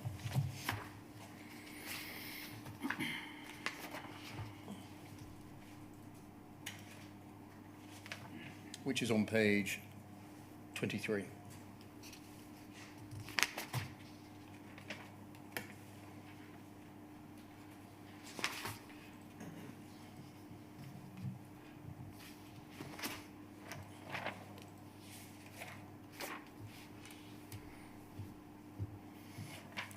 Paragraph 49, please.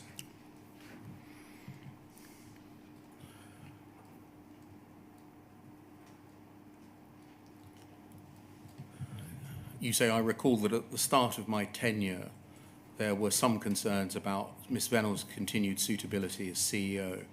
These were initially explained to me by my team. As far as I can remember, these concerns crystallised following an away day in June 2014, at which she was felt by many members of the board, including me, to be overly passive and acting more like a Ned than a CEO in the way she interacted with members of her team who came to present an item on the agenda. That's essentially what you've told us a couple of times already today. Yeah. A contemporaneous summary of the board's concerns is set out in a note I prepared in August 2014 ahead of a meeting with a minister, which I shared with the minister's office, which Alice Perkins had also reviewed.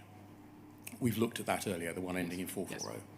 By this time, Jenny Willett MP had replaced Joe Swinson, whilst Joe Swinson was on maternity leave.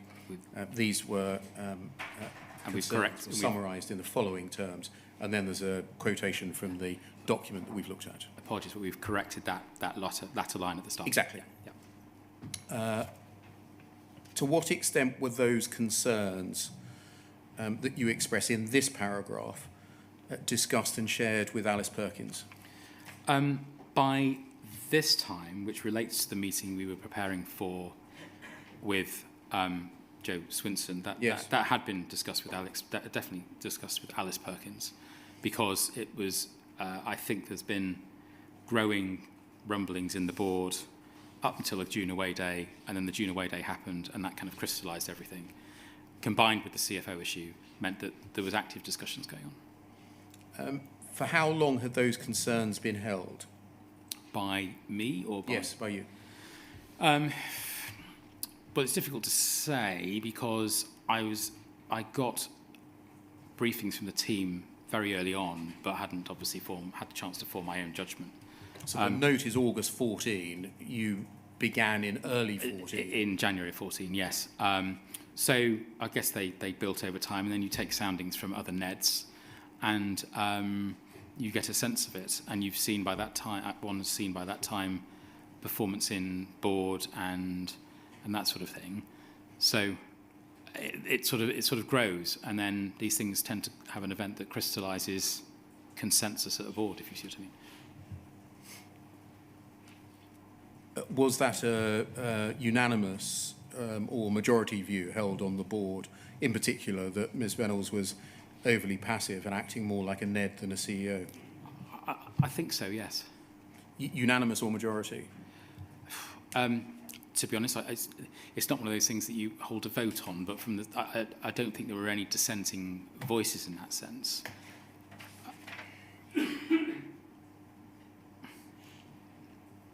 Can we look, please, at UKGI 406547?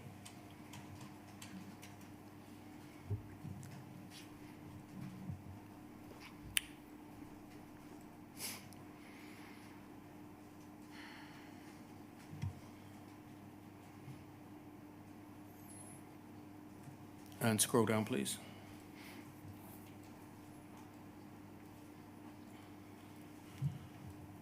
Thank you. We're now in spring 2016.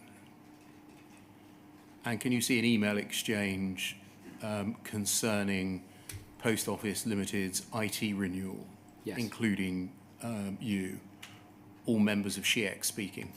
Yes? Yes. If we scroll up, please. Further exchange. This is about a different issue, not Horizon, correct?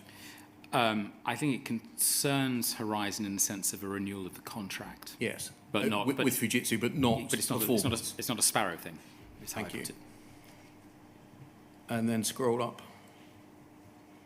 Mr. Russell says to you that he mentioned that issue with Howard. As I was doing so, Paula ambushed us, and you replied, told you, there's something Teflon about her. What did you mean by that? So I've tried to explain my witness statement. I think what I mean there is that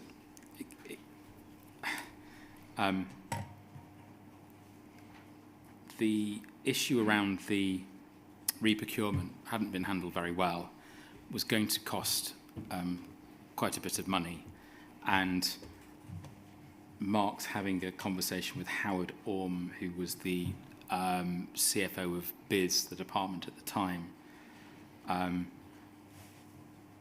Paula obviously bumped into them because I think sometimes she was in the building, and I'm not sure why I say Teflon. I think it's something to do with, well, she perhaps is almost oblivious to the fact that there's a conversation going on in the department about a failed procurement that's going to cost some money.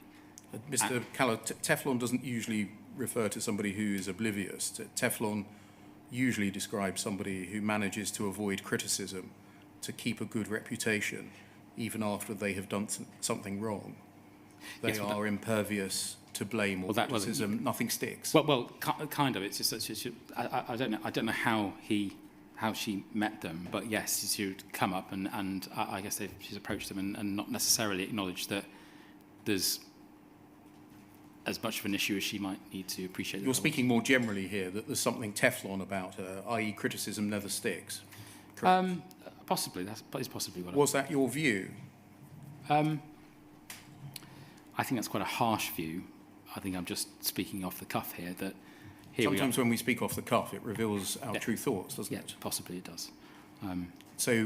Why had this situation been allowed to carry on? That somebody who was Teflon, i.e. criticism never stuck, they were impervious to blame or criticism, they maintained their good reputation even though they had done something wrong. Well, I don't think that she'd done something necessarily wrong. It's just that something hadn't. She's the CEO of an organisation that the procurement hadn't panned out as it should have done, and it's ended up costing some money. It's not necessarily her fault, and I think that the person that was in charge of IT ended up leaving the business.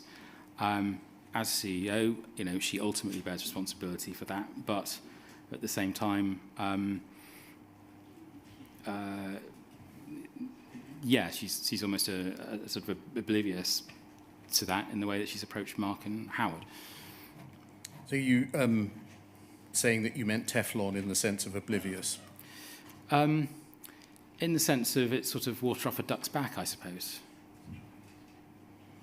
I think it's right that right from the early days of your involvement in SHEEX, SHEEX's Risk and Assurance Committee had expressed concerns about the continued suitability of Ms Venables as CEO, hadn't they?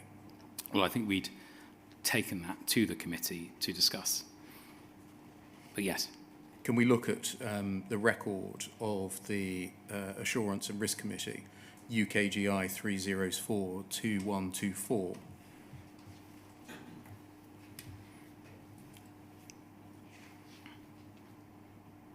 And if we just look at the title at the top, this is a Risk and Assurance Committee of who or of what? Of SHEEX. It's the SHEEX Internal Risk and Assurance Committee.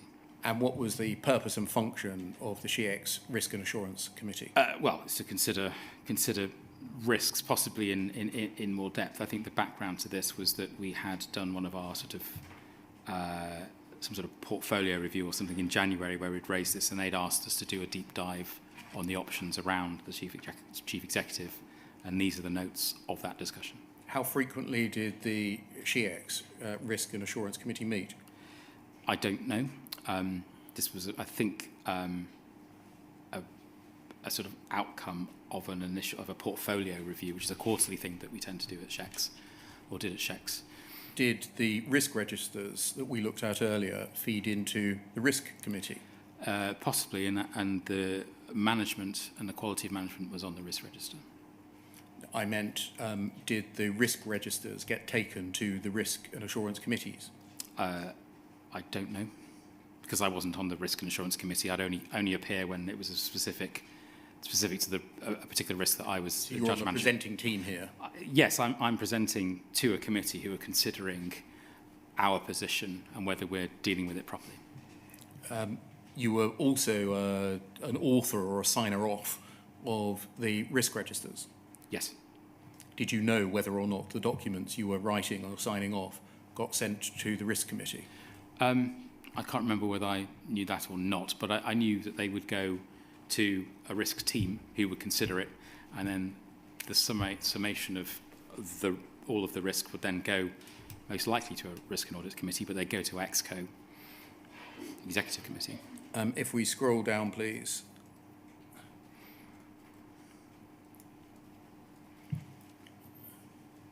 Paragraph 2, RC, that's you, set out that advice from the recent SHEEX annual review of Post Office was to consider the continued suitability of the current CEO. So there had been a SHEEX-wide annual review of Post Office, is that right? So yes, there'd be quarterly reviews, and then there's a one-off annual review where the team presents to a set of peers who kind of review what we're doing. And so risks across Post Office, the issue of Post Office would be presented to the risks and other issues would be presented to a team of peers at an annual review and a quarterly review. There had been a general consensus that there is an issue with the leadership of Post Office. However, there's only been anecdotal evidence. 3, as the new executive director in SHEEX for Post Office, you would now like to investigate this further and is carrying out initial discussions with the chair and other Post Office NEDs. The committee suggested that you continue to have regular catch-up meetings with the NEDs as a matter of course. 4, you also highlighted there have been issues between the Minister and Post Office CEO. And then forward to 5, the leadership role is in question due to the lack of delivery of the current Post Office transformation plan.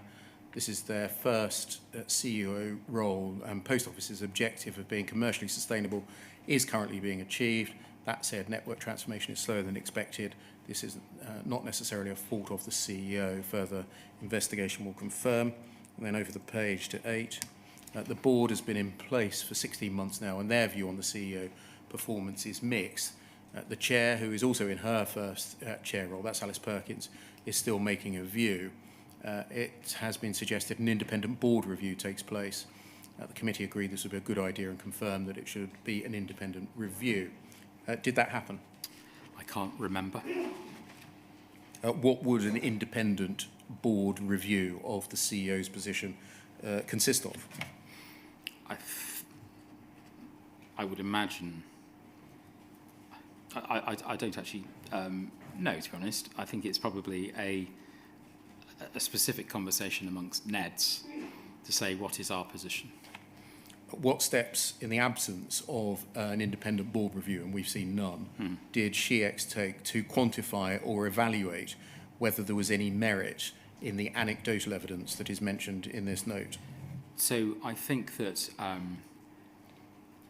after this meeting, the idea was to go and talk to the NEDs in more detail. And I think it ultimately culminates in a desktop study we asked a recruitment firm to do to see if there were any other alternative candidates that would be better than Paula, because it's one thing to say we're unhappy with the performance, or we're not necessarily unhappy with the performance, but we think there may be someone better out there. But the idea is to go and find out. So later on, I think it crystallised around the June away day. By July, we're in a position where we're commissioning or seeking to commission Egon Zender, who are recruitment consultants, to do a sort of desktop review who was out in the market for slightly more remuneration than Paula. And the answer, essentially, do I summarise correctly, came back no one for the allegedly low pay? Correct. It felt that it'd be quite hard to persuade ministers to part with Paula in return for the cohort of people that had come through, more expensive cohort of people who had come through. It just would be more of a risk than keeping Paula in place. So essentially, did this issue continue to fester, i.e. concern amongst the board about Ms Venables, but no concrete action taken?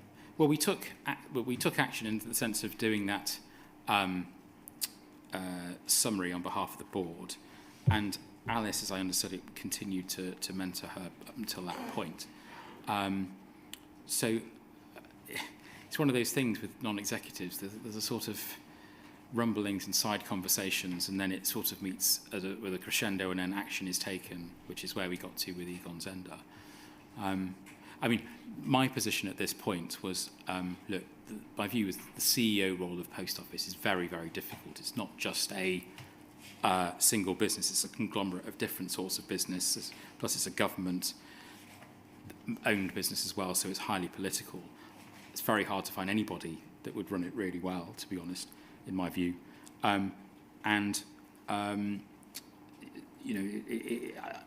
a new person to the job, and I can't remember what date this is, I might not have even seen her perform at a board by that point. So I was still early days forming a view. And really a lot of this was coming from my team, who I trusted and who I'd worked next to for quite some time. So I knew that they were good. But I was having to rely on the team and wanting to take time to form my own judgment. Thank you. Can we turn to a separate topic, namely your perception of the extent of issues or problems with Horizon? Yeah. Can we turn to paragraph 69 of your witness statement, please, which is on page 35?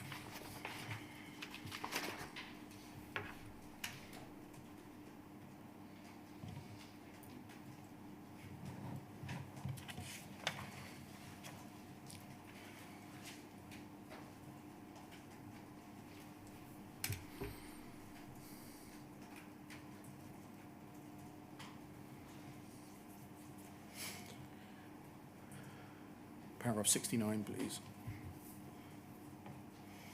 You say, in general terms, I found it difficult to identify the correct balance when it came to the appropriate level of government engagement on the Horizon issue.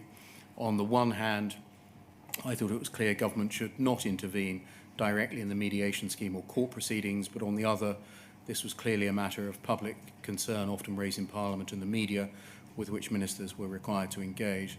There was also the general point that, from my perspective, it was difficult to see what government could realistically be expected to do in response to concerns were being raised in the apparent absence of a problem with Horizon, the stated decisions of numerous different criminal proceedings. Just stopping there, what do you mean by the stated decisions of numerous different criminal proceedings? I guess rightly or wrongly, I took assurance from the fact that the courts convicted people beyond reasonable doubt. I assume that's quite a high bar, and because there had been prosecutions by poll, but at the same time it's the court that convicts. So I took a degree of assurance that the courts had looked at the evidence being put forward, and nevertheless had seemed to convict, either by a jury. Did you know how many cases had been taken to trial? Rather than guilty pleas for false accounting in exchange for dropping a theft charge? No, I didn't. I knew there was around about 50 prosecutions a year. Did you know the proportion of those that where the court had in fact tried the issues? I didn't, but I knew some people had pleaded guilty, and so did you take assurance from that? Yes, I did. It did in some respects, but also I knew that not everybody had pleaded guilty, and the court had still found fault. And I think when I asked the question about when you plead guilty, that I was told, rightly or wrongly, that the evidential basis still needs to be there for the court to accept that plea. Is that right? Who told you that? I can't remember. Was it a lawyer? It might have been. I don't know. I can't. Why were you asking whether there needed to be whether there needed to be a proper evidential basis for a court to approve of a guilty plea, irrespective of the plea of the defendant? Because I think it was in response to the point around people have been pressured to plead guilty.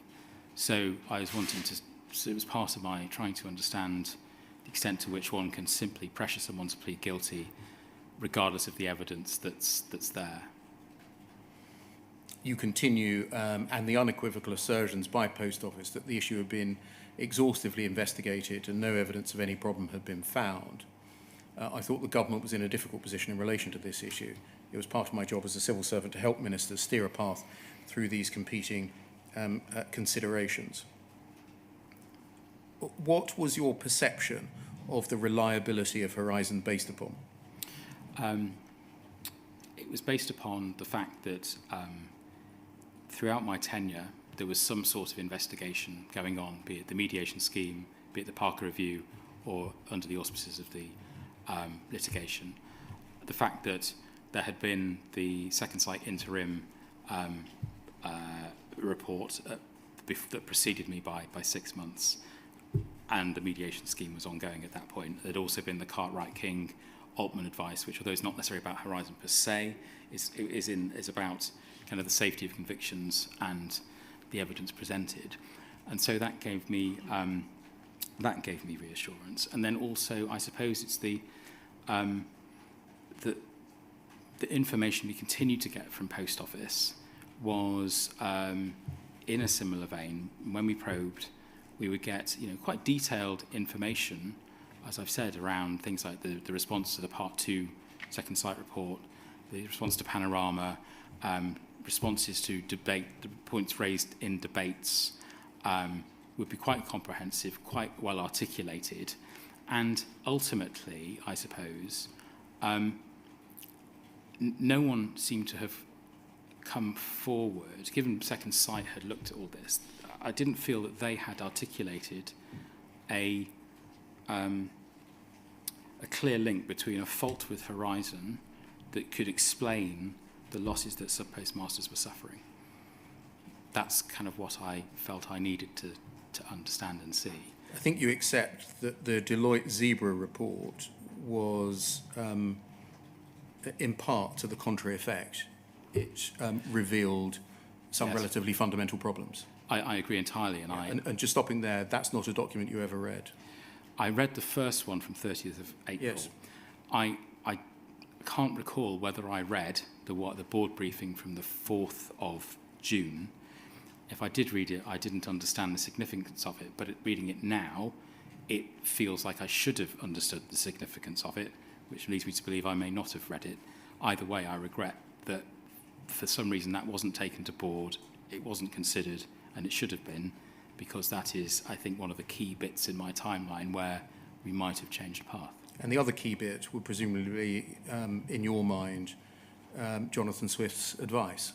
Well, the Parker Review. Yes. Yes, I mean, I think... Well, in particular, the advice. Well, if I'd seen the advice and known what the advice said, then yes, I think that would have led to a different path as well. So why is it that the two documents that would have led to a different path are the two documents that you didn't read or see? Well, the Deloitte one remains a bit of a mystery. I don't know why I didn't look at that, or the rest of the board consider it. And that's one of my that's probably my biggest regret on this whole thing. With Swift, it sounds a bit daft, but I didn't really think at the time that there was a Swift report.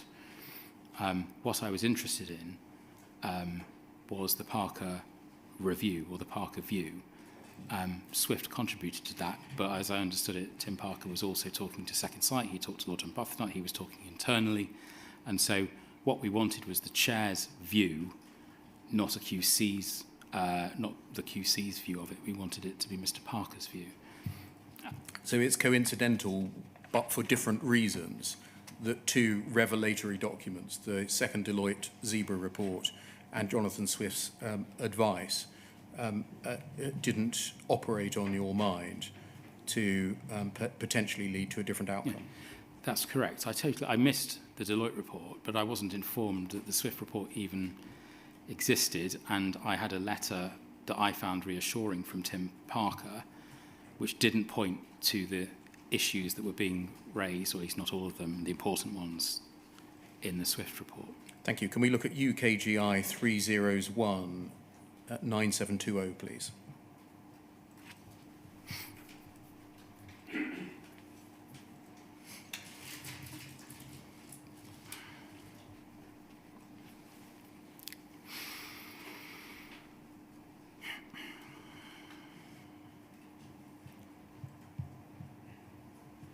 Thank you. If we scroll down, please.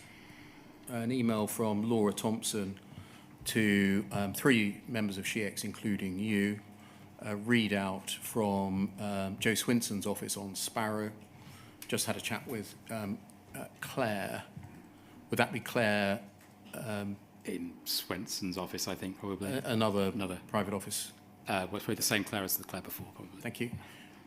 Apparently, Joe wasn't overly happy with it. She feels she wasn't fully aware that Post Office were terminating Second Sight's contract, or that the publication of the Second Sight report was so imminent. I explained the original advice did say that, quote, this means Pole will be terminating their engagement with Second Sight, and the Second Sight report was never due to be published, and attempts to portray it as such are misleading. We're probably going to have to go to chat to Joe Swinson on Monday to cover off these points before she'll sign the letter. I think there might be merit in sending Arbuthnot and Bates, I think that's Mr. James Arbuthnot and Mr. Bates, a holding reply if we are not going to be able to reply until next week. I'll talk to private office about that when I hear back from Tara. And then scroll up. Your reply, not sure I want to provide an interim reply to Bates and Arbuthnot. It would imply we're thinking about things as opposed to just taking some time to reply. Joe clearly didn't read the submission. I think we need to stiffen resolve on Monday. Aside from giving Joe Hamilton wads of cash with a little bag of money and a full apology, which this doesn't warrant, then this won't go away in the nice way Joe wants it to.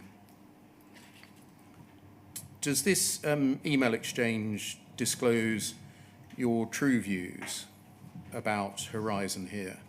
That you thought that this was a case of sub-postmasters unjustifiably after wads of cash?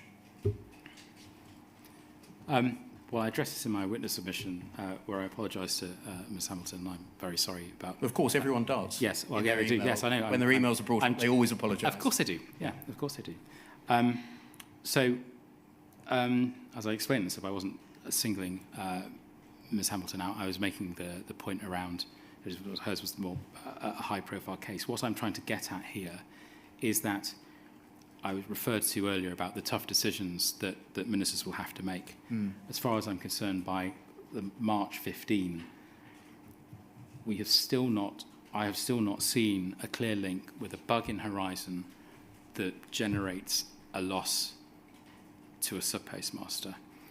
I've just not picked that up from the mediation scheme or anything from Second Sight. And without that, I feel that it's very difficult to provide compensation to sub-postmasters without that level of evidence.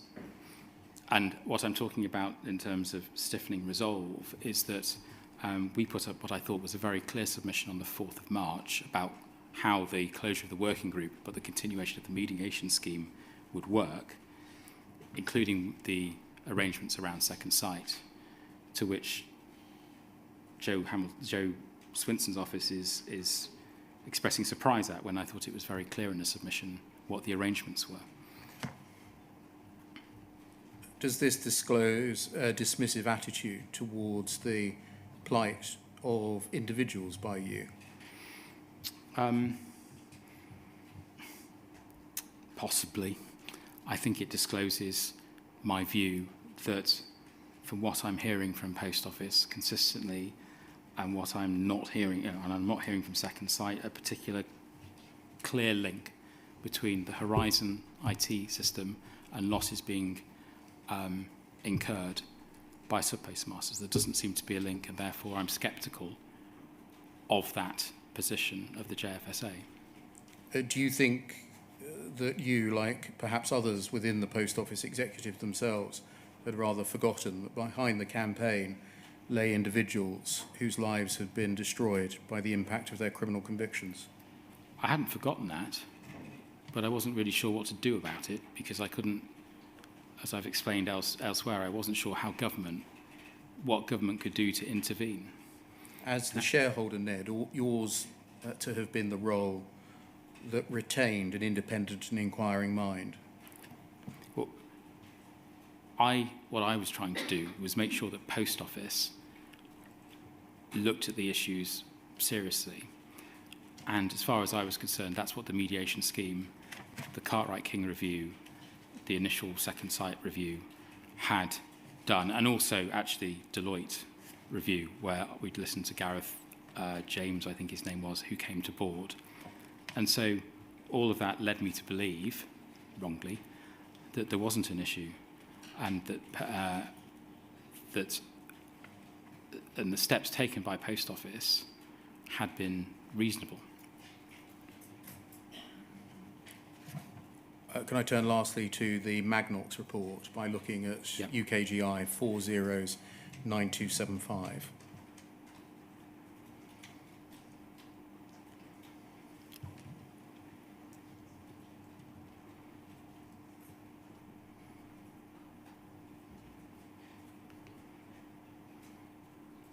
You'll see this is a draft dated the 25th of October 2017. Thank you. And if we just scroll up to see the badge and the title, it's described as an initial review into UKGI's role in the competition award and challenge of the Magnox RSRL. Scroll down, please. Decommissioning contract. Can you tell us what this document is? It's not the Magnox report itself. No, I think what this is a sort of lessons learned document commissioned by UKGI in response to a procurement within the Nuclear Decommissioning Authority that went wrong. And in brief,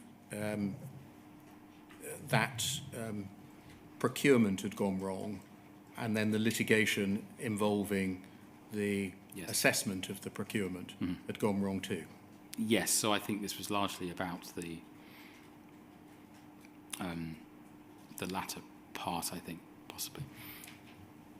And you tell us in your witness statement, it's paragraph 307, no need to turn it up, that you were aware of the lessons learned from this review. Or belatedly, but I don't know when I learnt of the lessons of the review. This is from October 17, which is towards the end of my tenure, and it's draft. I'm not quite sure how the findings got to me more formally. I remember some sort of seminar at UKGI where they were sort of unveiled, I think. But I don't know when that was. can we look, please, at page 26 of UKGI's review?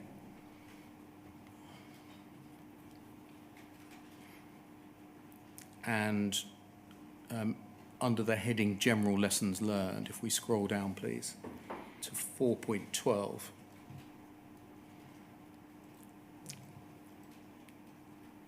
The general recommendations below are made.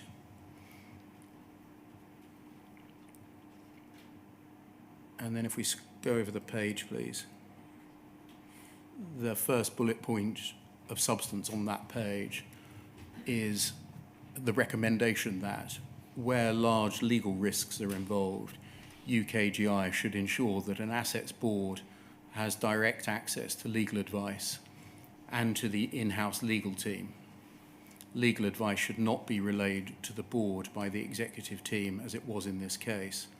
Misunderstanding or misconstruing legal advice was a material factor, which explained why the Nuclear Decommissioning Authority Board was slow to respond in both the litigation and the consolidation. Ensuring that an assets board is provided with the opportunity to discuss and challenge legal risk directly with the General Counsel would mitigate this risk, as would ensuring that the General Counsel reports directly to the CEO. And then, if we scroll down, please. 2 bullet points from the bottom. In holding the Nuclear Decommissioning Authority Board to account, UKGI should utilise its own board and its in-house legal function on consideration of risks to assist and develop its role in holding an assets boards to account. UKGI could make more use of the UKGI internal risk management process to encourage discussion and debate of the major identified and horizon risks being faced by the assets it manages, especially by drawing on the expertise of the UKGI board and UKGI in-house legal colleagues. And if we go back, please, to page 25.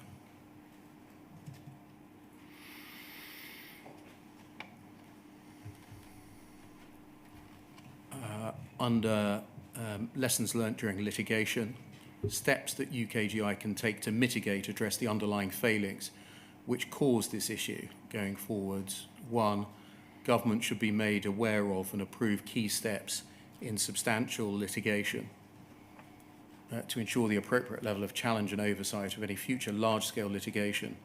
The NDA and other assets facing the future, UKGI should recommend that framework documents with assets require immediate notification of and government approval for litigation above an identified threshold of substantial liability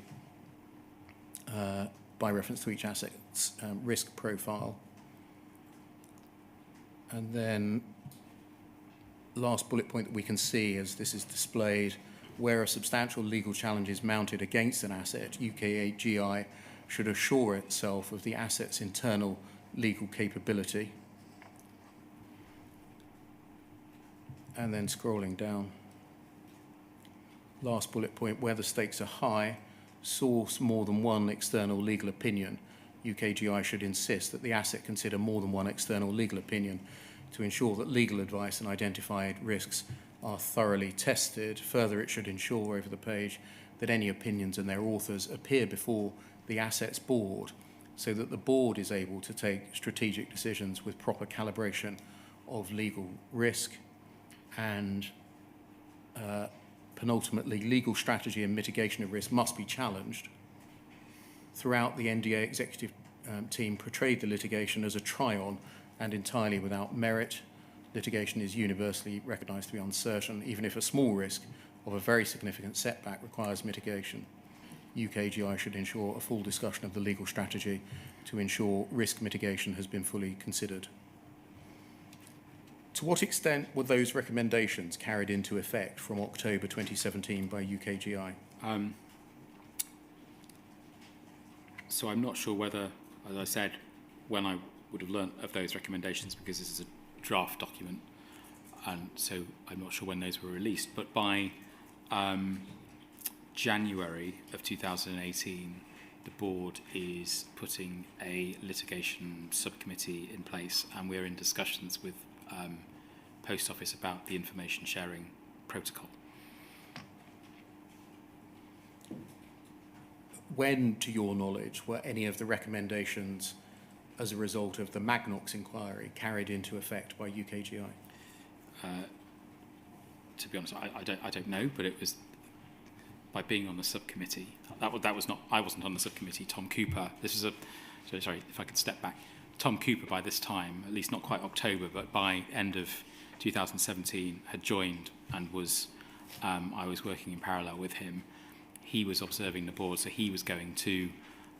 We ended up nominating him to go on the litigation subcommittee rather than me, given that I was stepping down in March.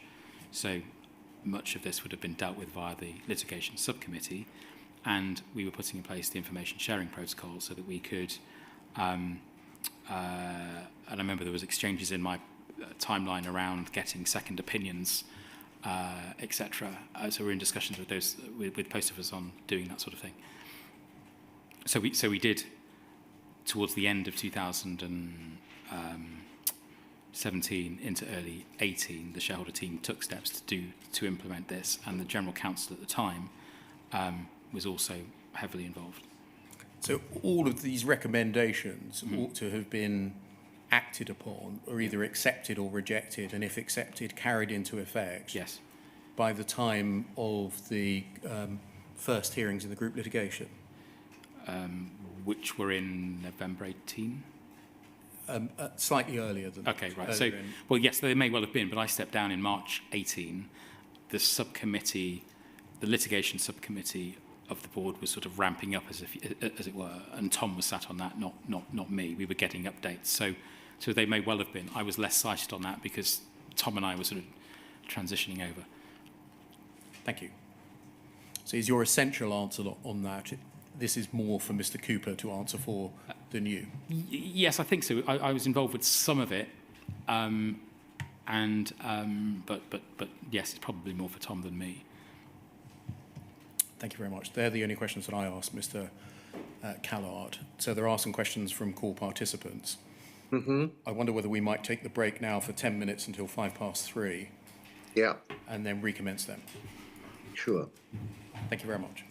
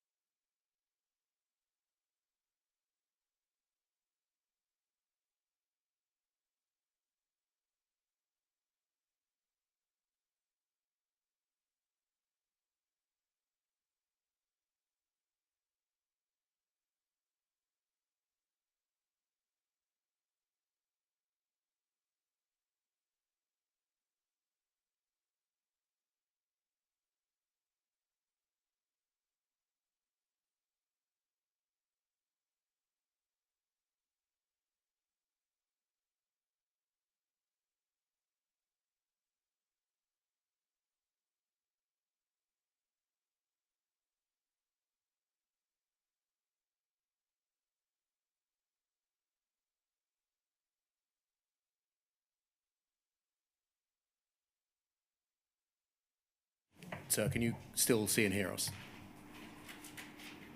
Yes, thank you. Thank you. So we've got 3 sets of questions of about 10 minutes each. Okay, Starting with Ms Patrick, then Mr Jacobs, and then Mr Henry. very good. Good afternoon, Mr Khaled. My name's Angela Patrick. I act for a number of sub-postmasters who were prosecuted and who have since had their convictions overturned, including Mrs Hamilton. I want to ask you about 2 things. First, one document, and then a few questions about your role. First, if we could look at Paul 20162-786, I'd be grateful.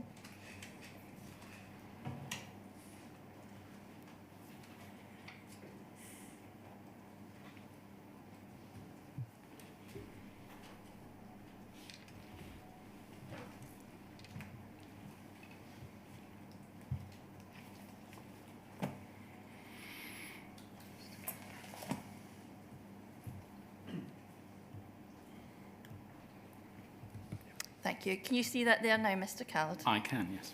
And if we can start by scrolling to halfway down page 2, please. And we can see here there's an email from Melanie Corfield circulating a press announcement from the JFSA. Can you see that? Yes. And I don't want to look at the detail. You can see as a big headline, JFSA is preparing for group litigation against the Post Office, November 2015. And the original email isn't sent to you, but if we can scroll up to the top of page 1, we can see it eventually is forwarded to you and there's some exchanges. Yes. Yeah. I don't need to, you are engaged earlier, but I just want to look at this top part. Yep. And you're replying at that time to Mr Davies, Ms Thompson and Mr Bullock. And you say, seriously though, do you know how many legal firms they've had? Would be good to take the line with ministers that this is yet another Saber rattle, and that once legal firms get into the evidence, they pull away. Mm-hmm. Was this another example of a frank conversation between colleagues, Mr Khaled? No, this one actually is a, seriously though, do you know how many legal firms they've had? Because I'm about to provide advice to ministers, and if I'm a minister, I'd want to know, I'd be concerned about litigation. And if there had been, attempts before that had failed, I might take a different view of the litigation that's now in front of me than if that hadn't have happened. I did bear in mind that there'd been Shoesmiths, there'd been Edwin Coe and others. Okay. Another Saber rattle. Yep. Had you convinced yourself that all lawyers would think that the sub-postmasters simply had no case? By Saber rattle, I mean, it's another, so by the time it's November 15, so the mediation scheme had come to an end. And essentially, I think, there was a, Post Office is essentially disengaged in that sense because the mediation scheme had completed. Could you just pause there for a minute and look at this? Look at the language you use after Saber rattle. And that once legal firms get into the evidence, they pull away. You were asking for essentially that view to be confirmed, weren't you? Well, I was asking the reason why I was asking, because it goes down to others before them, as it were. I'm saying no. Seriously, though, Mark, please, can you tell me how many times litigation had been attempted? Because it's relevant when briefing the minister to know how many of that times have been attempted, because she may draw the conclusion that once you get into litigation, the Shoesmith one. Can I ask you to stop there? Okay. Would be good to take the line with ministers. Mm-hmm. You're asking Mr Davies to confirm that's the case, aren't you? Essentially, because I do think it's perhaps another case where it might not come to anything, because the evidence I had seen to that point, no one had shown me a causality between a bug in Horizon causing a loss to sub-postmasters. I hadn't seen anything like that. And so therefore, I'm saying, well, yeah, that's the sort of message I might choose to convey to ministers because it's relevant. And that sounds perfectly reasonable, Mr. Callard. But look at this message. Do you know how many legal firms they have had? Yes. There's no question mark after that, is there? Well, it's a statement, isn't it? well, I can see why you think that, but it's a very quick email, so I'm not putting a question mark at the end. I'm just saying because I then say it would be good to take the line with ministers. This is just to pause there, can I ask if the document management manager for today could scroll down so that I can see the message that I wasn't going to read, but let's turn it up. Yeah. Mark Davies, you can see there, I think on your screen at the bottom, your first reply to Mark Davies, which you send on the 20th of November at 32 minutes past 8. Richard Callard wrote, "Oh joy, normal service resuming then, exclamation mark." This is not saying that they have launched a class action, though, is it? They are just preparing. And what happened to the other solicitors they signed up? It wasn't Freeth's. Yes. This is a frank conversation between colleagues, isn't it, Mr. Callard? Well, it is, but I'm asking you. I'm sort of making a genuine point that because the previous, I think it's Edwin Coe had been mentioned as the previous firm involved, and that had come to nothing. So I'm saying, and I had read the article, and it was saying they're preparing, and they're not actually launched, right? That's correct. Is it? You know, I'm trying to remind myself of what the other legal firms that have been involved, what they were called. The first line was a statement, Mr. Callard. Yes, exactly it is. And you were saying your view that all lawyers will see they've got no case when they look at the evidence. That was your view you'd taken, wasn't it? It was, because I hadn't seen any evidence of causality between Horizon faults and losses. I hadn't seen any evidence of that, even though Second Sight had researched it for 2.5 years. And my experience was that there had been failed attempts at litigation. Okay. Well, let's move on. The second issue I wanted to ask you about was some general questions about your role and the factors that were operating at the time you were in post. And they're very basic questions, I think. Horizon was a business-critical system for the Post Office, wasn't it? And at the time you were in post, something the government wanted to explore was mutualisation for the Post Office. You're nodding, but for the transcribing, you have to say yes or no. Yes, we were looking at, up until about, during the coalition government, yes. But yes. And it was a goal for government to reduce the public subsidy which the Post Office relied upon. Yes. These were goals which the board and the executive at the Post Office were working towards. Yes. They were shared goals which you would have understood as important with both of your hats on. Yes. If Horizon could not be relied upon, that would have jeopardised the government's financial goals for the Post Office, wouldn't it? Yes. Is there a danger that you focused too much on financial implications for the government in your role as shareholder, Ned? Not with regard to Horizon, no. Those financial goals, weren't those what you were primarily concerned with?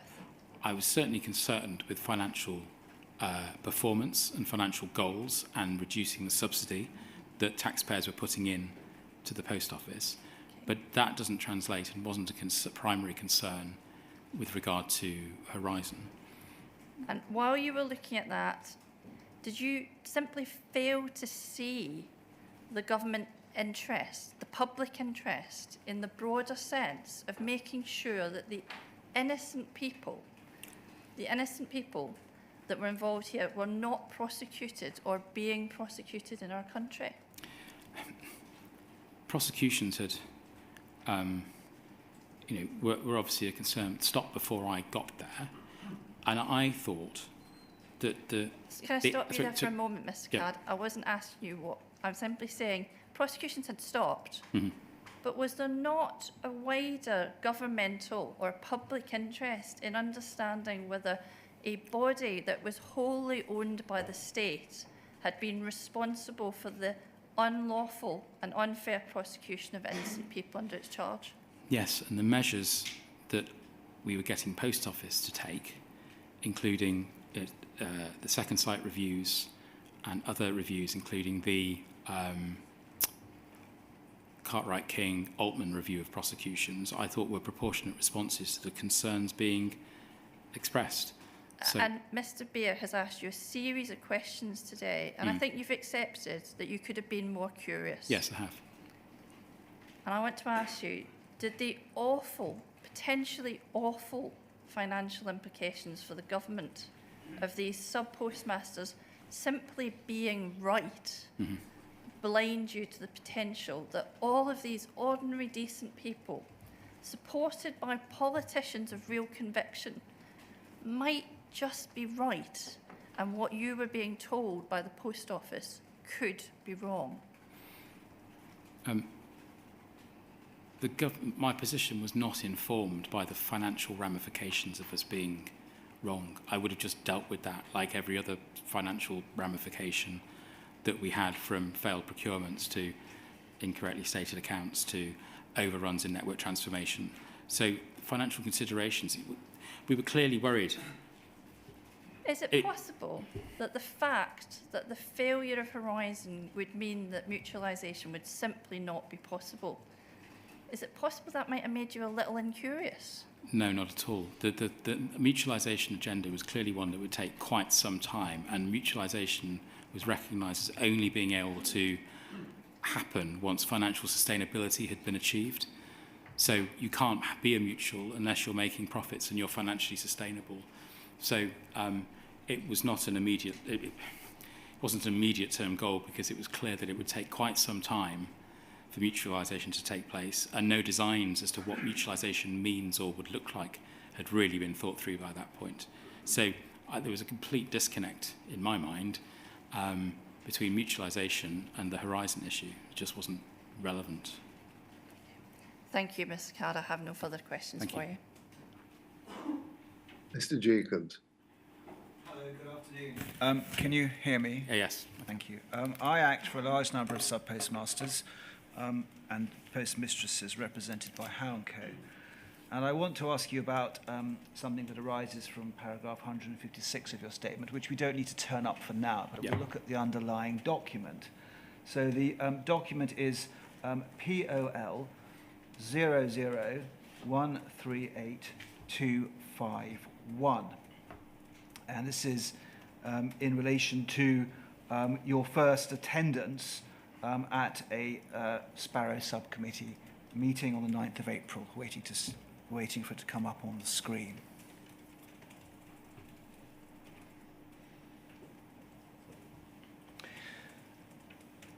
Thank you. Can we scroll down, please? Well, sorry, we could just pause before we do that. We can see the attendees at that meeting are Alice Perkins, the Chief Executive, and you attended as well, with Angela van den Berg, Chris Oger, and Belinda Crowe. Was your role there as the shareholder non-executive director? Was that what you were doing at that meeting? Okay. Can we scroll down, please, to the body of the document? Keep going further, please. And keep scrolling down. Further down, please. Further down. And keep going. Thank you. This page here. So this is the document that was provided to you, and in bold type at the second paragraph it says the scheme, and this is the initial complaint review and mediation scheme, was established in August 2013 to resolve complaints in respect of the Horizon system, and then in bold type on the basis that there were no systemic problems with Horizon. Now, were you aware that that statement was not true? In what sense that they were? That the scheme was not established to resolve complaints on the basis that there were no systemic problems with Horizon.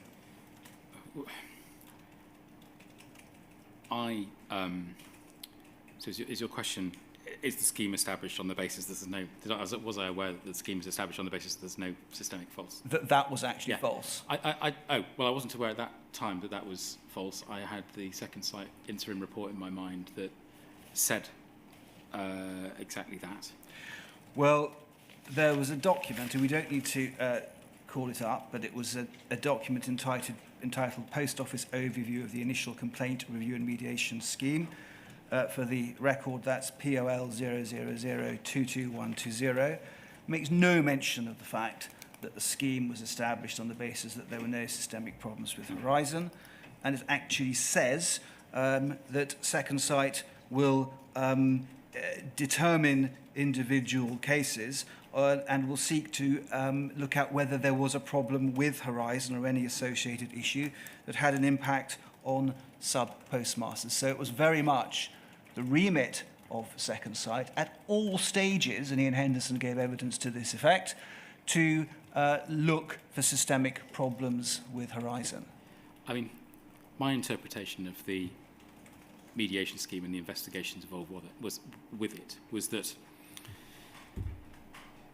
the interim report had found there was no systemic failures, but there were nevertheless sub-postmasters who said there is still a problem. So I thought a sensible reaction to that, which predates me, is that each individual case should be investigated by Post Office, then Second Sight, and then go to the working group for potential mediation. I wasn't really concerned about systemic failures in that sense, because I thought, well, a very sensible way to look for problems with the system is to, rather look top-down, is to look at the things that people are saying and investigate those individually. And they may find problems which either are systemic or aren't systemic. It doesn't really matter. They'll find, if they find a problem, that's good, because then it will explain the loss. Yeah. But that statement in bold type is not true. And didn't it strike you as odd that the Sparrow Subcommittee is saying that a scheme which is to include a Second Sight investigation on the Horizon issue in individual cases wouldn't consider whether there was a problem with the Horizon system?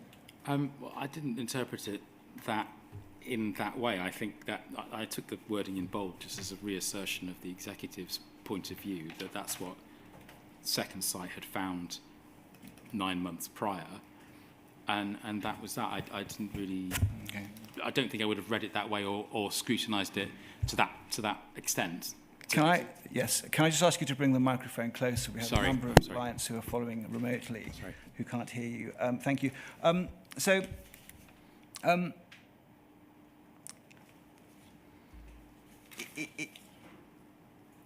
Mr. Warmington gave evidence in June, he criticised the fact that the whole scheme was predicated on the principal subject of the investigation, of Second Sight's investigation, the Post Office, being the paymasters. And what we see here in this document is the Sparrow Subcommittee taking what is understood, probably incorrectly, to be the interim findings of Second Sight, and translating that into the whole scheme when the whole scheme did not operate on that basis. My question to you is, isn't that an example of the sort of abuses that are inherent in a scheme where the subject of an investigation is the paymaster? Do you accept that I can see why that you was think an issue? There might be a conflict in that sense, but I got the very strong impression that Second Sight were quite independent and went about what they wanted to go about without really worrying about what Post Office, whether who was doing the paying.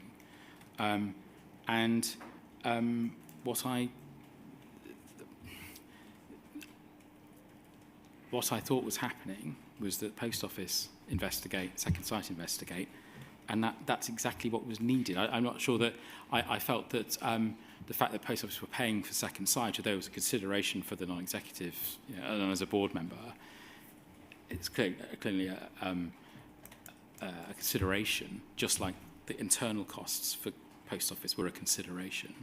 But I don't recall taking decisions at the subcommittee on the basis of cost and cost alone. Mr. Callard, as the shareholder non-executive director, are you concerned that at your first Sparrow subcommittee meeting, which you attended as the government representative, the representative of the owner, you were told in a document something that was plainly untrue? Doesn't that worry you? Well, I didn't see it as untrue at the time. I saw, if you're talking about the paragraph, with the sentence with the bold. Well, I think I've got this point. Yeah. I was going to ask my final point about curiosity and whether he asked about this at the time. Perhaps if I could just conclude. Well, I'm pretty sure he didn't, Mr. Very Jacob. well. Yes, because I don't recognise that. Very well. I don't have any further questions. Thank you. Thank you. Mr. Henry. Thank you, sir. Panel Kerr, Foster, Arthur Anderson, Deloitte, specialised in government and infrastructure. What was your knowledge of IT systems before you became shareholder, Ned? Very limited. Very limited. So it never occurred to you that Horizon's failures did not have to be system-wide. They could be intermittent, sporadic, random glitches. Never occurred to you that those intermittent bugs could be capable of causing losses for a small cohort of sub-postmasters? It did occur to me, which is why I was reasonably comforted by the investigations into each and individual case. So interim report says no systemic errors. Get that. But then Post Office is still looking at the individual cases where, as I said, I didn't get hung up on the word systemic. If there's an error, what I hoped would be found, or not found either way, is a clear error in Horizon that can be shown to cause loss, whether it's systemic or not, or repeats or not. You had a growing number of sub-postmasters who were complaining about bugs, errors and defects, using their own language, but that they were getting losses. Mm-hmm. You did not get a grip on that, did you? I was looking for Post Office to get a grip on that, and what I understood the mediation scheme and the investigations were about exactly that, understanding what had happened at for that particular sub-postmaster, which was investigated by Post Office and then investigated by Second Sight. So, to my mind, those instances where it might be just a single one-off were being investigated, and if there was a problem, I hoped, with a combination of Post Office and then Second Sight looking at it, that error would be found. We've heard that at the end of this sorry tale in 2019, Tim Parker said that 959 people had been prosecuted on Horizon evidence. Mm-hmm. Did you ever ask for data and statistics to explore the percentage of sub-postmasters who were being prosecuted apparently on the basis of dishonesty? That figure was provided at the first board I observed in February of 2014. And did it not occur to you then that this is extraordinarily high? Well, I didn't consider it extraordinarily high. I reflect in hindsight. Why didn't you? Well, hang on. It's vastly over the normal norm of dishonesty in a business. The percentage that yes. I understand was 0.1%, which I should have benchmarked, but it felt very low because the Post Office is vast. And so you've heard the 68,000 users, etc., etc. The way I had it in my mind with regard to the mediation scheme was that there were 136 sub-postmasters, which spread over 14 years worth of Horizon's existence, was 10 a year versus 68,000 users. And in fact, there'd been around over almost 500,000 users over those 14 years. So that figure didn't seem high to me. But there were much more than 10 being prosecuted per year. Oh, sorry, I was talking about the, you're right. There were what was in the 40, 50 people being It was 40, prosecuted. 50, yeah, which is less than 0.1%. So that didn't strike me as being particularly high. In retrospect, I should have benchmarked it. Right. Can I move on to the second point? Prior to becoming the head of the shareholder team and the shareholder NED for the Post Office, you were part of the Royal Mail shareholder team. So you were aware of the background of the conjoined asset, weren't you? Yes. Were you part of the Royal Mail shareholder team during the flotation? Yes. I had 2 specific roles in that.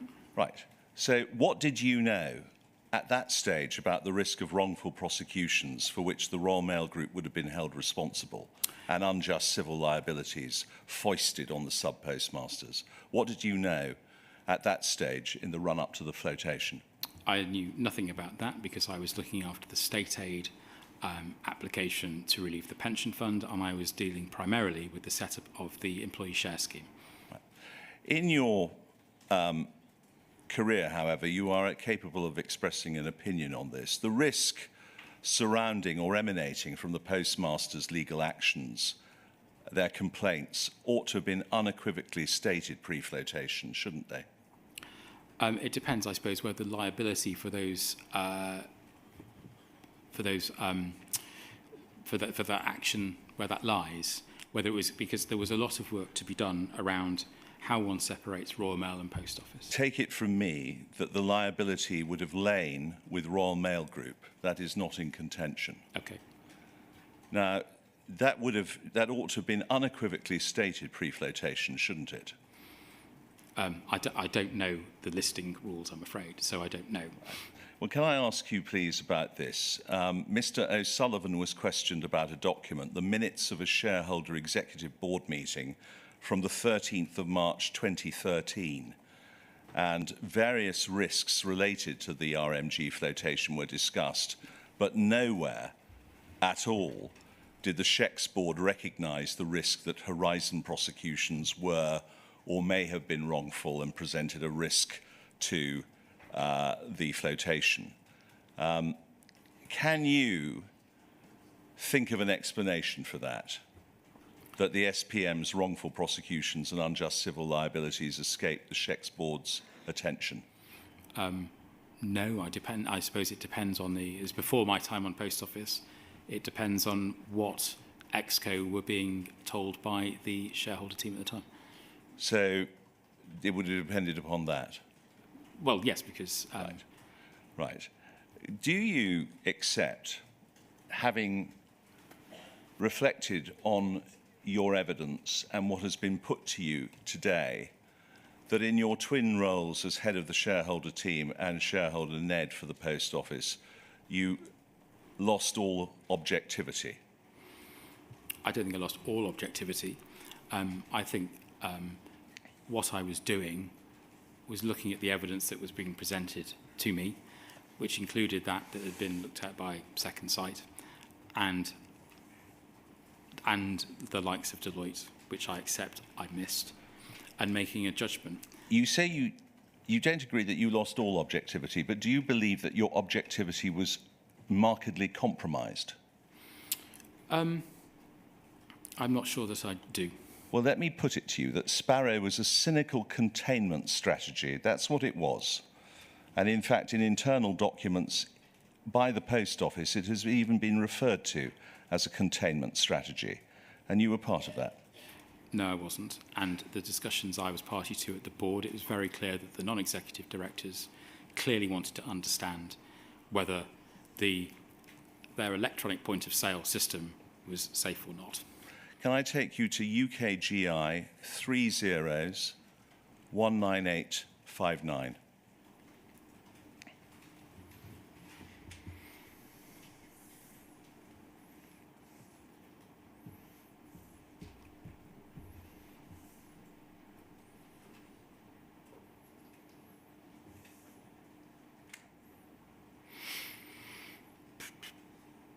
And you did not write the email that I'm going to take you to initially, which is from Tim McInnes. Yeah. But he is writing about a meeting with Baroness Neville Rolfe, and he states, I'm not going to read out the whole thing, but in general, there is a certain tone of derision towards the minister. But let's go to the second bullet point. As she's mentioned before, she thought that Horizon was another example of a government IT debacle and that innocent sub-postmasters were the victims. Clearly, this is wholly untrue in two respects, probably untrue in a third. And then when Paula, Al were explaining things, she jumped to an understanding and it was difficult to bring her back from that first impression, correct her. Then I omit words, but you can read for yourself the remaining bullet points. Can I go to your response at the top, please? What did you mean by positively Wilcoxian? If you look at the first bullet below, there's clearly some confusion, still some confusion about what Royal Mail and what is Royal Mail and what is Post Office. Baroness Wilcox was our Lord's Minister, right, and we often had to, we had to explain the difference between Royal Mail and Post Office, as indeed we do with most people, including myself, before I joined government. I see. People aren't clear. So that's a sort of, that they're both peas of the same pod, Tweedledum and Tweedledee, they make the same mistake. No, they were making the same mistake because before I joined Checks, I didn't know the difference between Royal Mail and Post Office, to be honest. The Minister, however, got it right, didn't she did. Over that bullet point? Yep. But she was...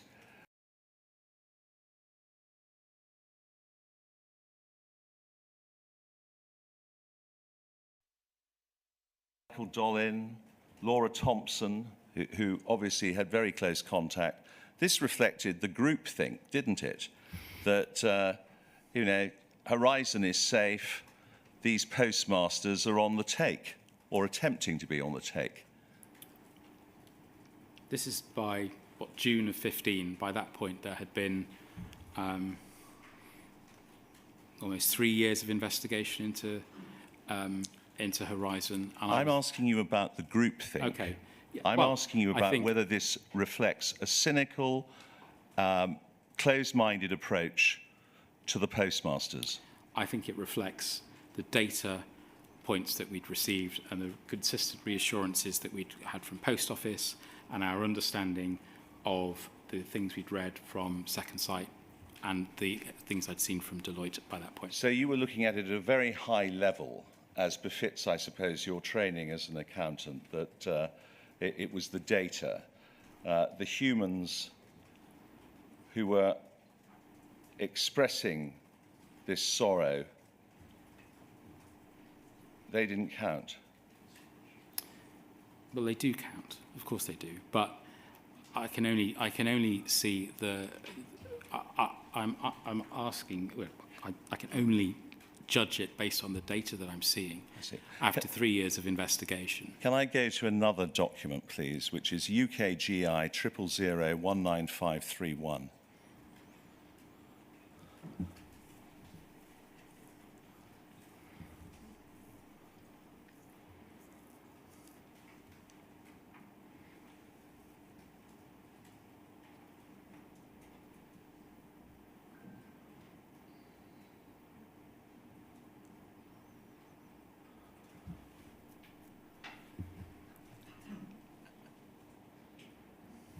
And could we scroll up, please? This is Sparrow questions, and we can see that it's in December of 14.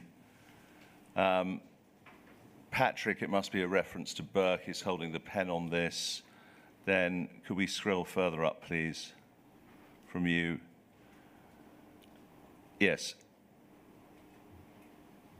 Do you see the pro-penultimate paragraph which begins, I would be happy to discuss these? And then it says, even if we don't speak publicly of some of the questions needed in here, we still need the answers to provide Joe privately with the confidence to rebut James Arbuthnot's claims.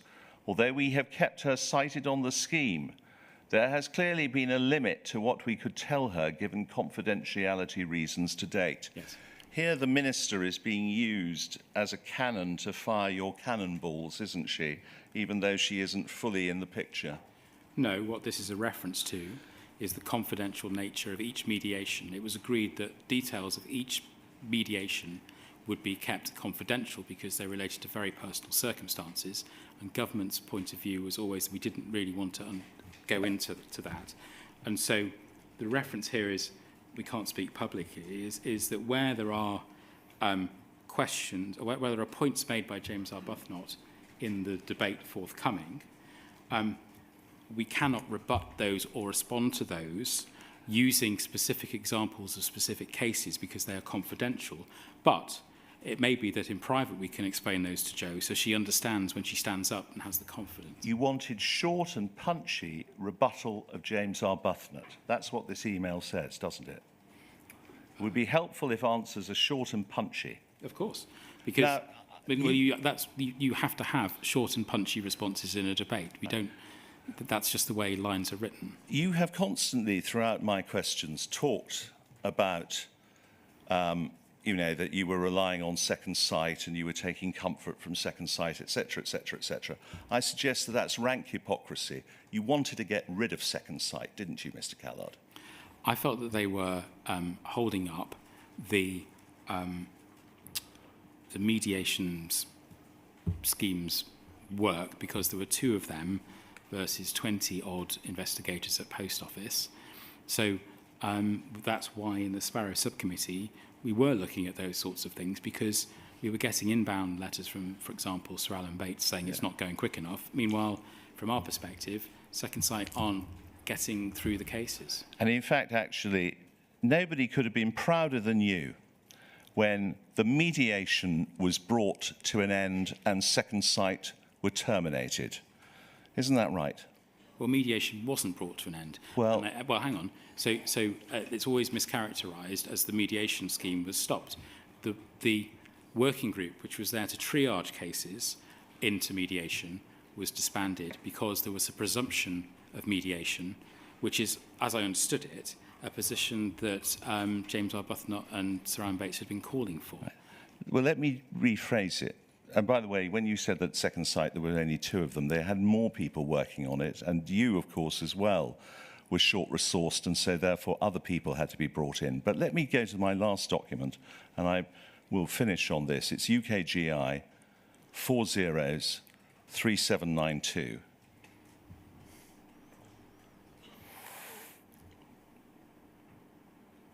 Second sight have been terminated.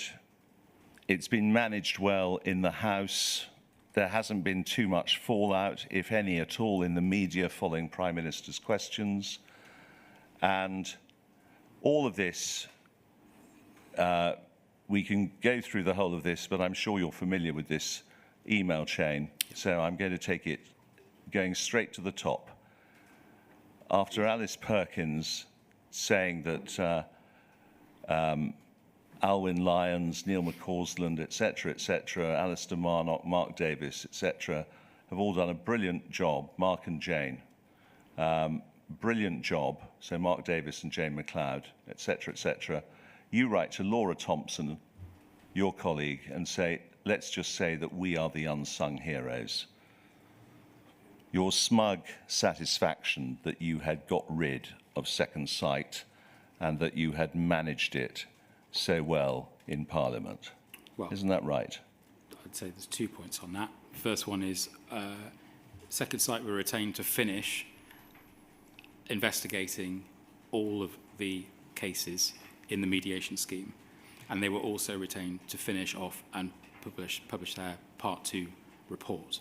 So that's the first point. The second point is this was an off-the-cuff remark to Laura about how Alice was thanking Mark for all the work he was doing in managing the media and parliamentary scrutiny that this was going to get, and didn't consider the fact that Laura had been working long hours in the background at the government end, and that was not a unusual occurrence where, we'd be the first to get moaned at by Post Office, but we wouldn't get thanked. I'm not concerned so much at Mrs. Perkins' lack of politeness or consideration towards either you or Ms. Thompson.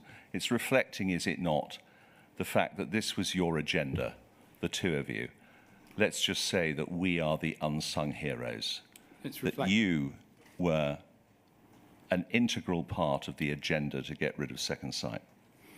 A decision had been made in an effort to speed up mediations, that there be a presumption of mediation.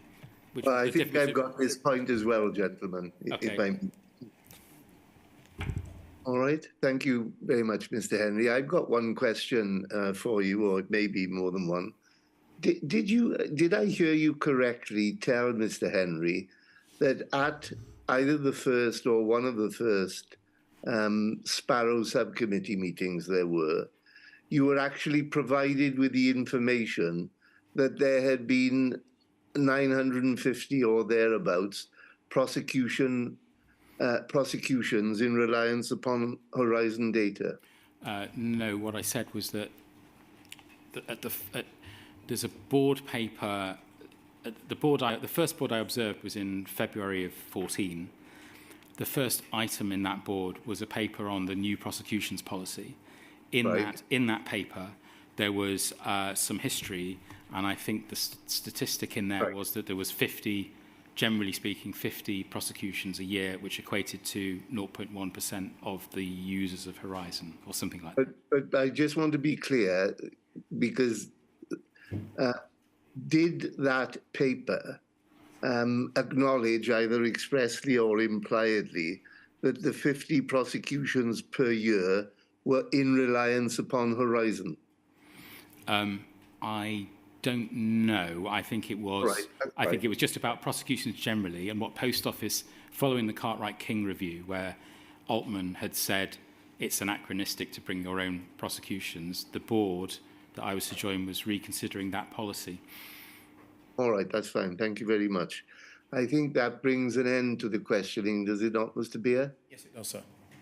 So thank you, Mr. Callard, for your very detailed witness statement and for answering questions during the course of the day. The inquiry and I are very grateful that you've done that. Thank you. Thank you. So I think it's 12 noon on Monday with Sir Stephen Lovegrove. That's my understanding too. So we'll adjourn until then. Thank you, sir.